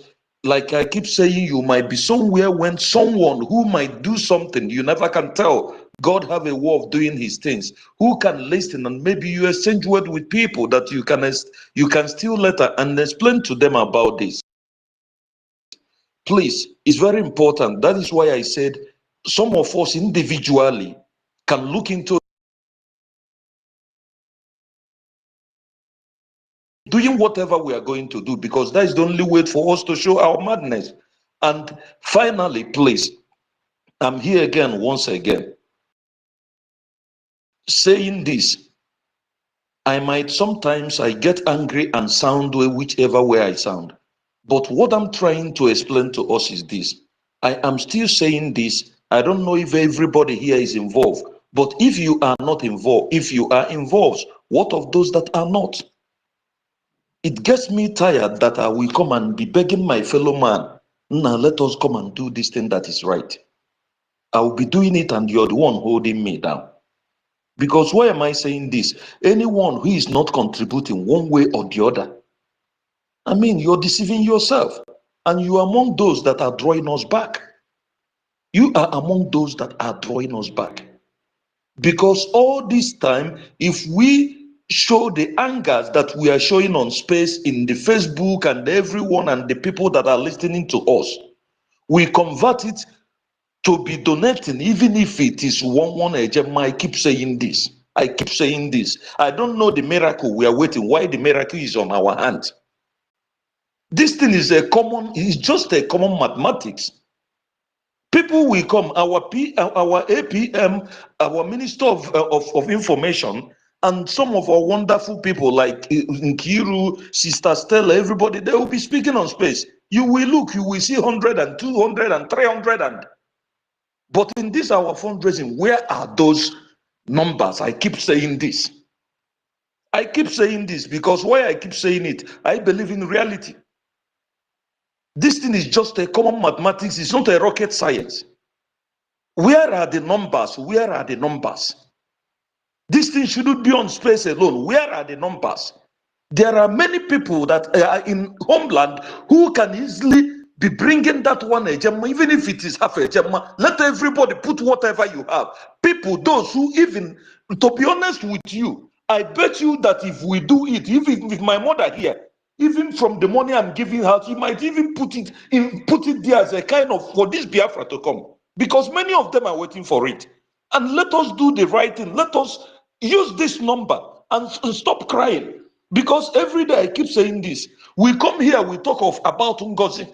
We talk about this person. We do about that. We talk about Finland. We talk about America. Without our men doing the deal in the land, because that is the first deal. The first deal is in the land.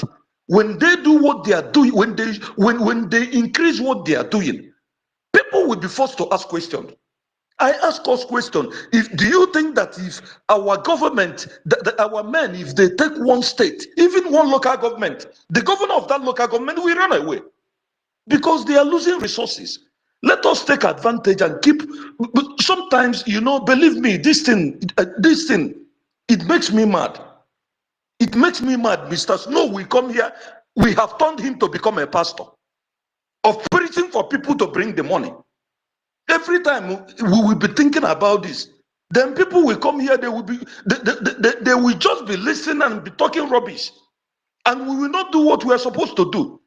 Money, let us use money to fight money. Or miracle is not, you don't expect our men to turn to those who are saying water. You don't expect them to bring out their dick and cut it to gun and use to keep it, to do what they should do. Please, don't be offended. Can I ask you a question, please? Okay. You are my own person. Go ahead, my brother. In your community, in where you are, how many of them are you talking to about this thing? Are you talking to them about this funding? In your community meetings in that area, there are people, those who are close to you, apart from this space, are you talking to them about this funding of our defense forces? My brother, let me tell you, I will say something about myself. I'm not somebody that knows much thing about the village, but here in Brazil, I am. My friends, some people even some people, they mock me. Some people call me that I'm crazy because all the time they see me among space. I even tell them that when Biafra come, I will be disabled to tell them those who has the money. There's one of my friend here. He's a big guy in their country. From Amaruru.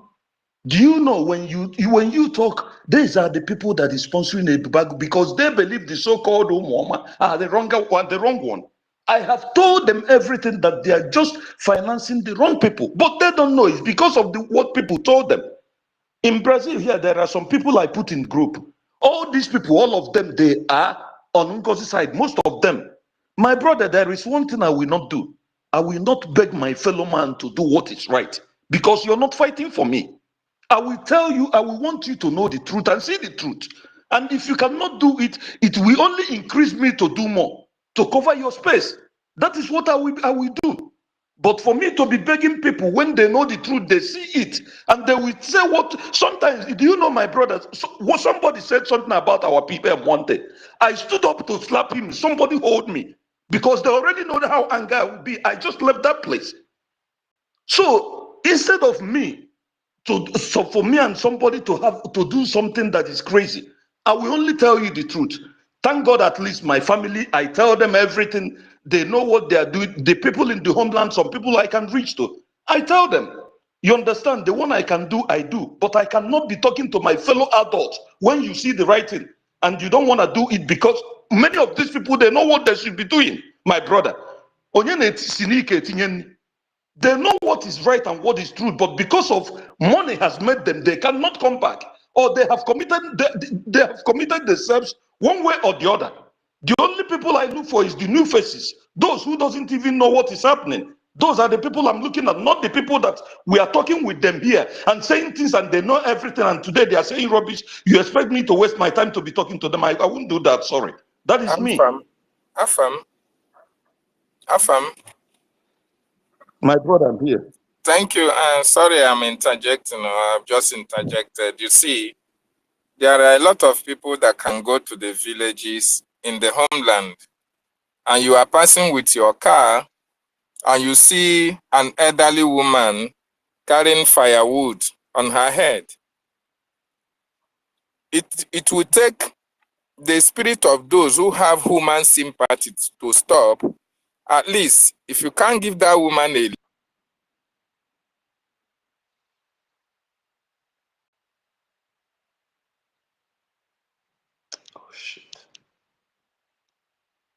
I'm not hearing anything. I don't know if it's from me. I can't Can you hear hear anything me now? anymore. Can you hear me now? Yeah, I Can you can hear hear you me? now, my brother.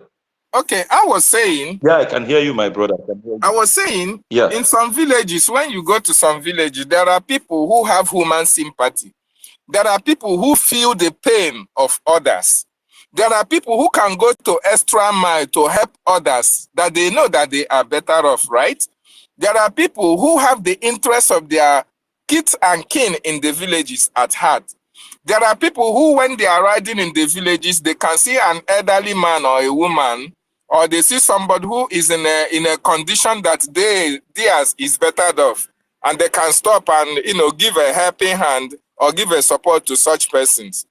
In Biafran liberation and in Biafran freedom, a lot of the people that you see that are agitating, either they are speaking or either they are contributing, are such persons that have some human sympathy and human heart. They know the need for them to fight for the freedom of others, not only themselves, because they know that fighting, when you get your freedom, just like you now understand that there are people who are suffering in the villages, you know that when you have that freedom which you crave, people in the villages will tap from that freedom, right? But there are individuals in high Yes, places my who brother, of course. have already made it in life. There are people who are living largely in America, in UK, all around the world. They have properties here and there. What you are thinking, they are not thinking. Their children are comfortable. Their kids and kin are comfortable. They are going to various schools. So all those people are the people that is very difficult for them to contribute to our liberation, because they are already comfortable with the life they are living.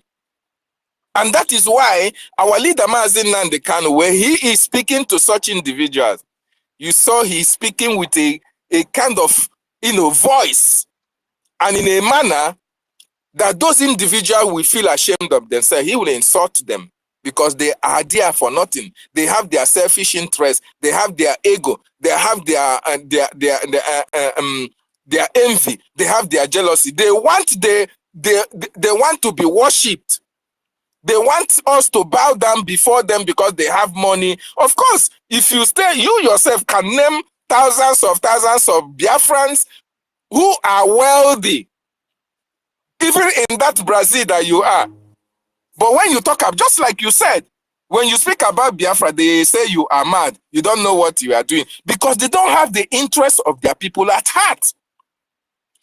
They don't have and those people who are contributing, who have the interest of the people at heart, do not have the kind of finance that all these people that don't have the interest of their people at heart have. That is the irony. That is the irony of it all, my brother. So we that are in the spaces speaking, the reason why we are speaking is for us to see if we can awaken the subconsciousness of those who already have and are comfortable, for them to at least consider that there are people in their communities, in their villages, who are not comfortable like themselves. It's not about begging them, but we are trying to let them understand that if we were in a position of doing that alone, we don't need to call anybody.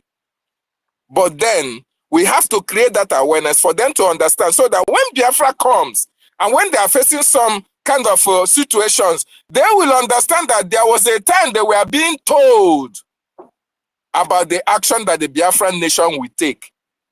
There was a time that we ran to them. There was a time we were preaching to them. There was a time we were calling on everybody to come on board to make this work easier for our Prime Minister, make it easier for Mazi Nnamdi Kanu.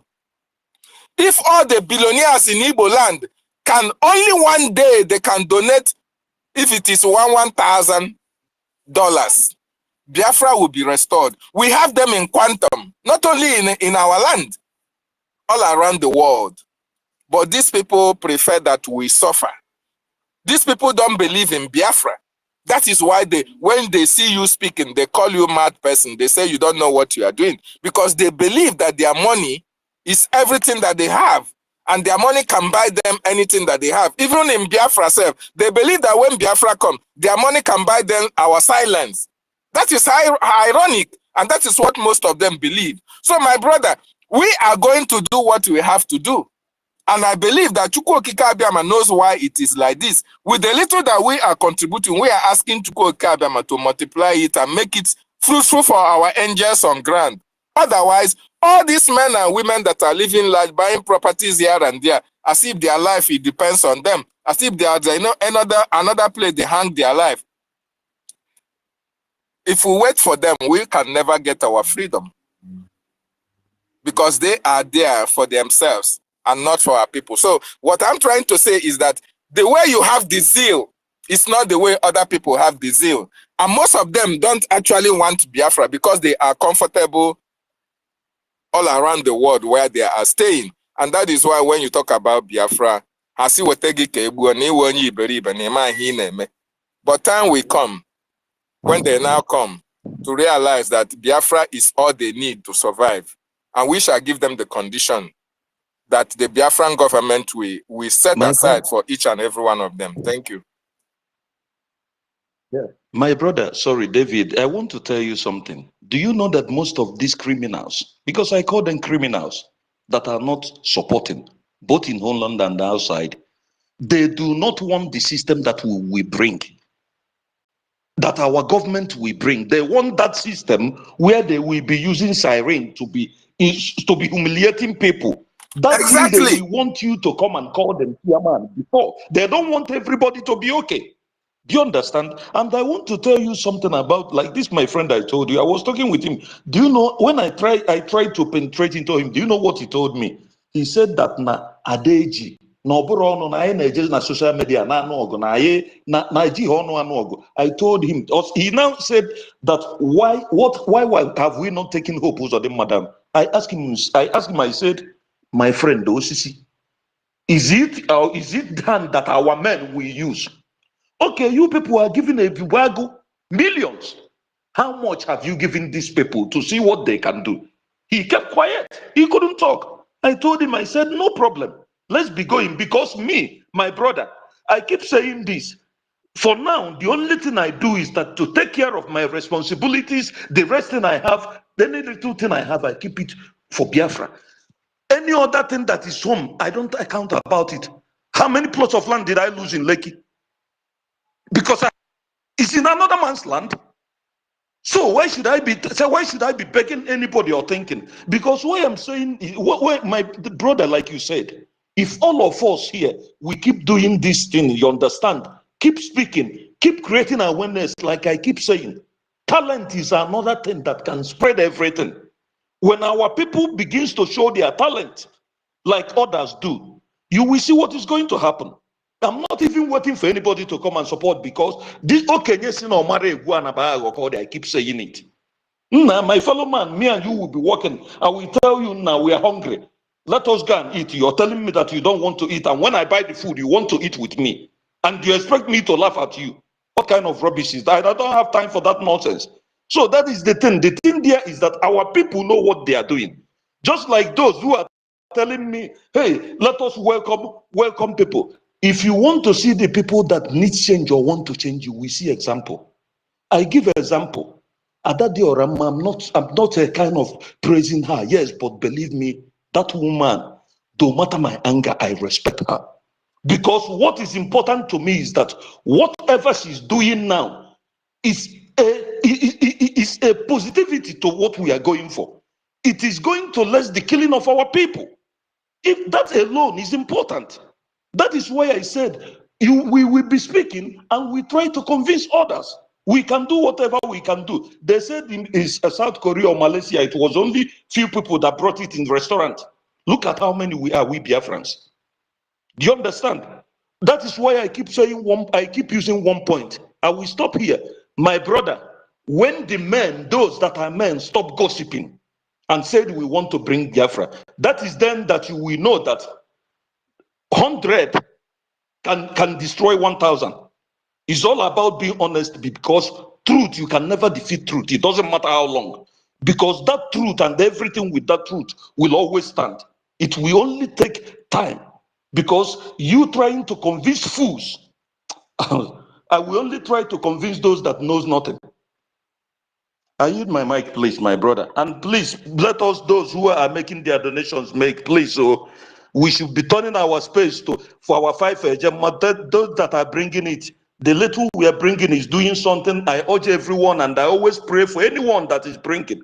May Chukwu Okike Abiamo multiply your pocket and whatever you are doing. Please, let us do this. We cannot be waiting for fools that doesn't know that is waiting for strangers to take our land. Thanks, I yield.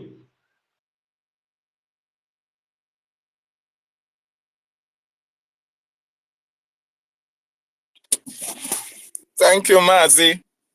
We had your submission. That was spot on. Our people should understand, especially all the people that are on Spaces should understand that we have a task ahead of us. It is not easy. Biafra are over 80 million people. 80 million, not 80,000. Not 800,000. 80 million. We are numerous. And if actually all these people that we call our political elites wanted us to be free, we would have been free. We would have been free. But because the Nigerian government knows what they are doing, they have cornered all these people who should have known better that their people needed freedom. They have cornered them, promised them every heaven and earth, including their own generations. And that is why they can never speak for us. So this freedom that we are fighting, it is between you, me, and against those who are holding us. There is no time, no day. All these political players will rise up to support what we are doing because they never wanted us to be free. The only time they can rise up on our behalf is when they have seen, just like our Prime Minister said, by the time there is a recognition from America, you will hear the likes of Okonjo-Iweala, them speaking. You will hear Obi Okwesili speaking. You will hear all these people that are in the homeland speaking. But when it happens, let it not be those of you who are on the Spaces. Seeing what we are passing through now, we will come and say, after all they are speaking, let us forgive them. Or let us have a, a kind of be lenient on them. Because our people are sometimes unpredictable. Our people are sometimes unpredictable. Look at how long it is taking us to have our freedom. The reason being that majority of those who should have supported this freedom are against this freedom. That is why it is taking us so long. That is why we are contributing 5 Gemma, 10 Gemma. Something that ordinarily, if everybody have joined hands together under 1 year or 2 years, with only funding, we would have known where we are today. We would have gotten our freedom. But because they have aligned themselves with the terrorist Nigerian state who are giving them pathways to success, pathways to affluence, pathways to make money, and therefore other people who were not opportune to have that pathways can as well suffer and die in penury while they are rejoicing and where they are enjoying themselves. So we should understand that it is left for us to do this fighting and end this fighting once and for all. And thank Chukwu Okike Abiama for Mazi Nnamdi Kanu and Simon Ekpa Njoku, who even ignored them. We cannot go to beg them and kneel down for them to come and give us their money to support this freedom. No. And that is why our Prime Minister and our Mazi Nnamdi Kanu mapped out an avenue of making sure that with the little we are contributing, it is going to be put into a good use, and the men on ground will utilize it positively. And that is what have been standing for us up to this moment. You can imagine the little that we are donating. That is the much that the men on ground are using to safeguard our land. Then when we are donating in quantum or in millions, it means that even a week, the terrorists cannot stand us. So that is why we must be consistent in our donation. And those of you who are donating generously, don't think that you are not doing, oh, maybe you are doing the wrong thing. No. The land of our ancestors will always bear you witness for what you are doing for the liberation of your land. Because it will be a taboo that our ancestors died for our freedom. And we are here to fight for freedom. We couldn't get it. It will be a taboo that over 3.5 million children were killed because of this freedom. And we never sustained that fight until we become victorious. It will be a taboo that the lives of IKOM, Gentle Lion, and each and every one of them died, telling you to go and get them freedom. We need Biafra. And we came and folded our hands, waiting for all these lunatics who we call political players to come and join us before we can get freedom. The only closure that we can give to all these people is the little we can contribute. We continue to make it consistently, supporting this liberation. Consistency is the key. Eventually, we are going to arrive at our destination. As a matter of fact, we are close to our destination. It only requires a little push, and we are going to get there. So I encourage everybody to contribute. If you can embrace that special IOU loan, very, very important we embrace it. It is going to help, especially non-Biafrans. We are using this opportunity to let non-Biafrans understand. We know you want to be like Biafrans, right? We understand that. You have an opportunity of having a Biafran citizenship. Very, very important.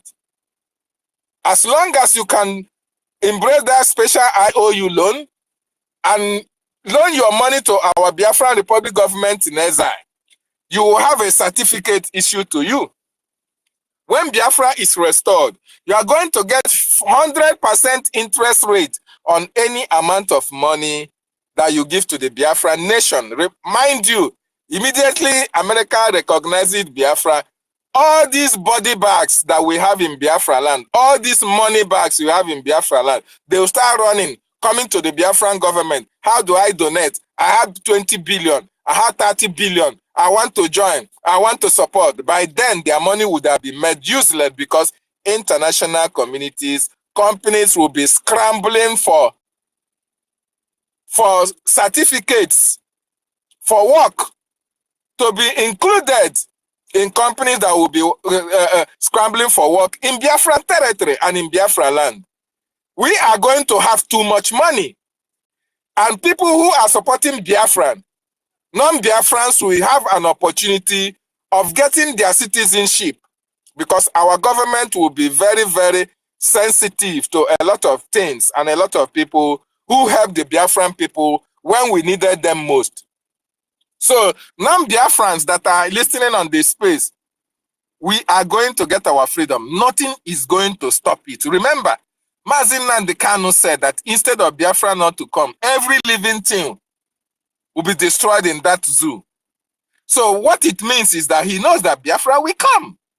That is the last prophecy that have not come to pass. And with what is happening today, you can agree with me that Biafra is very, very eminent.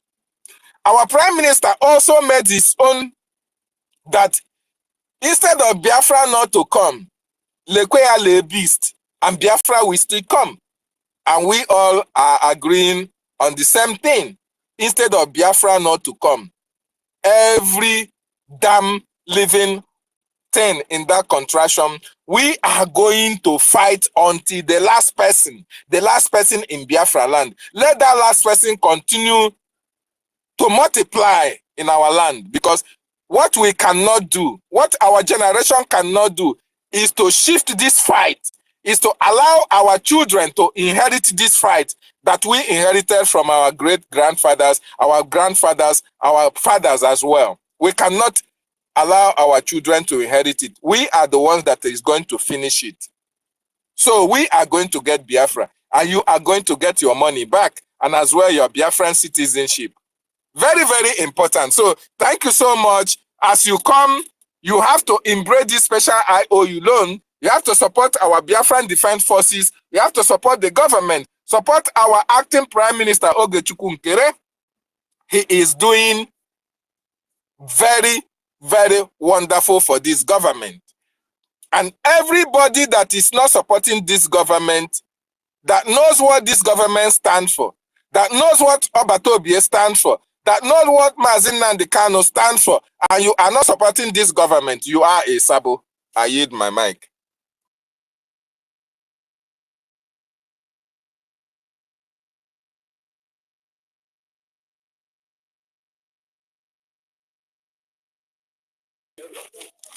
$1 million, are you there?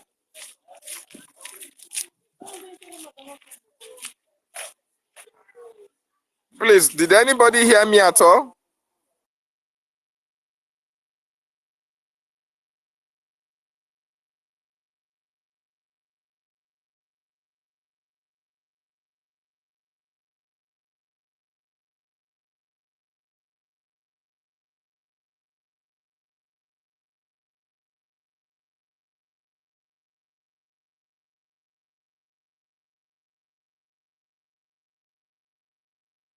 Yes, we heard you, but another person is not speaking. We are not hearing them.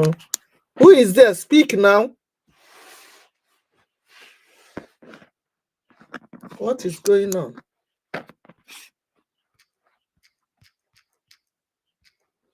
Anahara Hozora Bikun.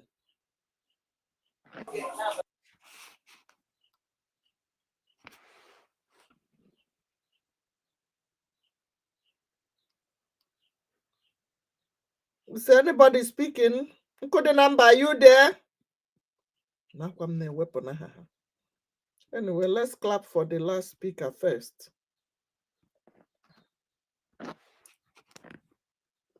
The TikTok call no Hakabikun.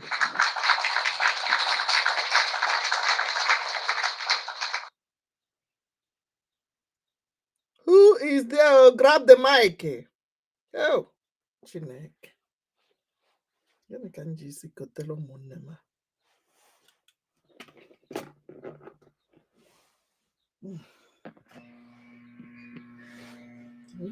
Academic kindness and duty.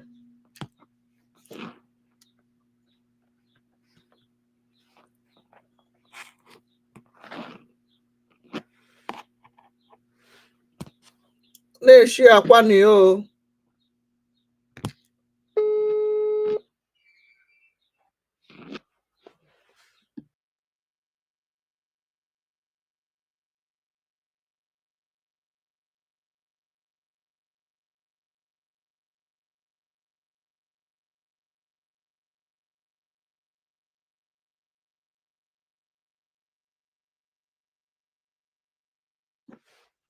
Go and grab the mic. Go and grab the mic, Biko. Mam na ahara hosizurora.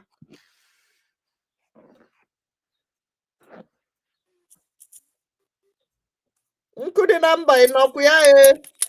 Yeah, they're coming back.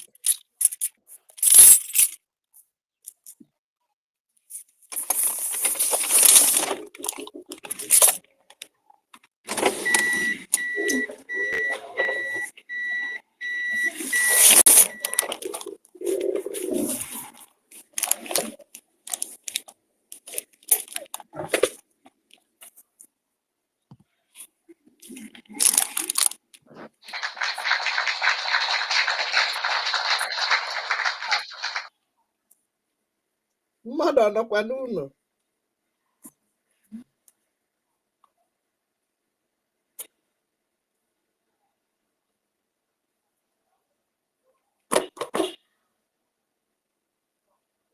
You don't sit at home, we'll make you sit at home by force.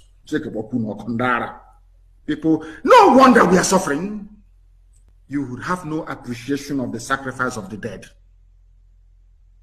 You think everything, anybody, any chairman of any market that is opened, any market you open, the chairman will hear from us. In Biafra land, any market you open, you will hear from us. We lost 5 million people.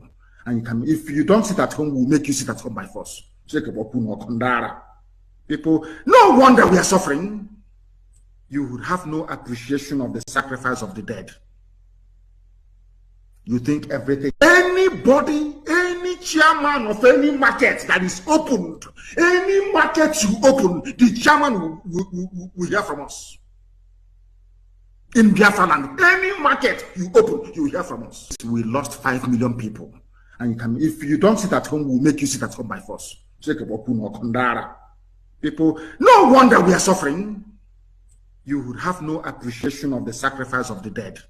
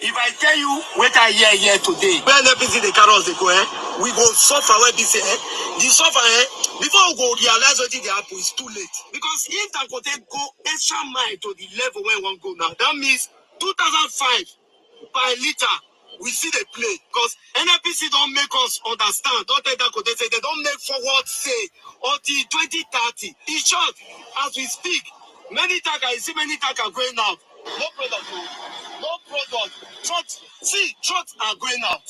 Trucks are going out. Come and see what is really going on in this refinery. No product again. But people don't know it they go on. Now the painful thing is say this good oil where they suffer us like this. Now the right of every Nigerian citizen. Now we product, now we learn, now we get this oil. This oil now 80% will not supposed to suffer for oil. But some particular people just hold on, say now they get them. And they get to not be the problem. Now the suffer they take and take suffer because the way our fathers they suffer now. We say go suffer and our children say go suffer because as it goes now you can see say people in Nigeria not feel like Nigeria go anywhere because they don't make us understand say more go fix our country. Now where they go with that? So this oil where they take they dance us up and down, we own property. We need to face it and we need to get what belongs to us. Nigeria, you should wake up. We are not playing. You boys should wake up. You boys should wake up and be focused. Not be anybody will come and come fight for you. Come down from here to come fight for you. Fight for you. So now, Nigeria, if I tell you what I hear here today, when NPC the carrots they go, we go suffer where BC, the suffer before we go realize what they happen is too late. Because if Dangote go extra mile to the level where one go now, that means 2005 per liter. We see the play because NPC don't make us understand. Don't tell Dangote say they don't make forward say until 2030. In short, as we speak, many tankers, see many tankers going out. No product, no product. Trucks are going out. Trucks are going out. Come and see what is really going on in this refinery. No product again. But people don't know it they go on. Now the painful thing is say this good oil where they suffer us like this. Now the right of every Nigerian citizen. Now we product, now we learn, now we get this oil. This oil now 80% will not supposed to suffer for oil. But some particular people just hold on, say now they get them. And they get them not be the problem. Now the suffer they take and take suffer because the way our fathers they suffer, we say go suffer and our children say go suffer because as it goes now you go see say even Nigeria not feel like Nigeria go anywhere because they don't make us understand say more go fix our country. Now where they go be that? So this oil where they take they dance us up and down, now we own property. We need to face it and we need to get what belongs to us. Nigeria, you should wake up. We are not playing. You boys should wake up. You boys should wake up and be focused. Not be anybody will come and come fight for you. God not come down from heaven come fight for us. We need to fight for ourselves because this thing is getting out of hand. The way when they take this oil, they punish us. It don't too much. We need to really fight it out. Now I'm heading to Dangote head office. See all the trailer. Look at. See them. Nothing is happening. Show them nothing. They're just giving our news. Nothing they happen. Come here and see with your eye. So that's just the truth. I'm going to the head office. So I'll keep you people updated to know where we are going to. Thanks. You are going nowhere. Freedom is the ultimate. Without freedom, you are nobody. Bro, without freedom, nobody's going to do it for you. You're going to do it by yourself. Figure it out. Remember, Friday 21st, he sit at home for our leader, Mazen Nandi Ukukano, who they have kidnapped and refused to allow him to go. We are taking it by force. We don't want to wait no more. We are not waiting. Let's listen to our APS. Now they're still supporting that one-way plane that will take you to Nigeria. Get out from that plane. We are not going back to Nigeria. Enter the plane that will take you to Biafra land. Bagam. If that plane don't land in Enugu, that plane will land in Port Harcourt. If not in Port Harcourt, in Owerri. If not in Owerri, in Sapele. If not in Sapele, in Eku. If not in Eku, in Warri. If not in Warri, it will land you in Calabar. If not there, it will land you in Abo. we will enter a plane that will take us to Biafra land. We are not going to enter any plane chartered by NGOZI or a saboteur to Nigeria. If not, if you enter the wrong plane, that plane will take you back to Kaduna. Or that plane will catapult you to Sokoto. Or that plane will land you in Abuja. So you better leave that plane that will take you to the wrong destination. And board the plane that will take you to Biafra land. Thank you, people of Aludo. And our Prime Minister, we always get a message from him. He sent his greeting to Biafrans. Please, he is strong. He will join us very soon. Day one. So we can wrap it up here. Let's end it. Remember, Friday the 21st March is sit at home. Everybody, share the message. Tell your brothers and sisters. You don't want to lose anyone. We don't want to lose anybody. All the people that are moving in Biafra land today are the future wife or future husband of your cousins and nieces and nephews. When you hear something, say something. When you see something, say something. God bless you all, Biafrans.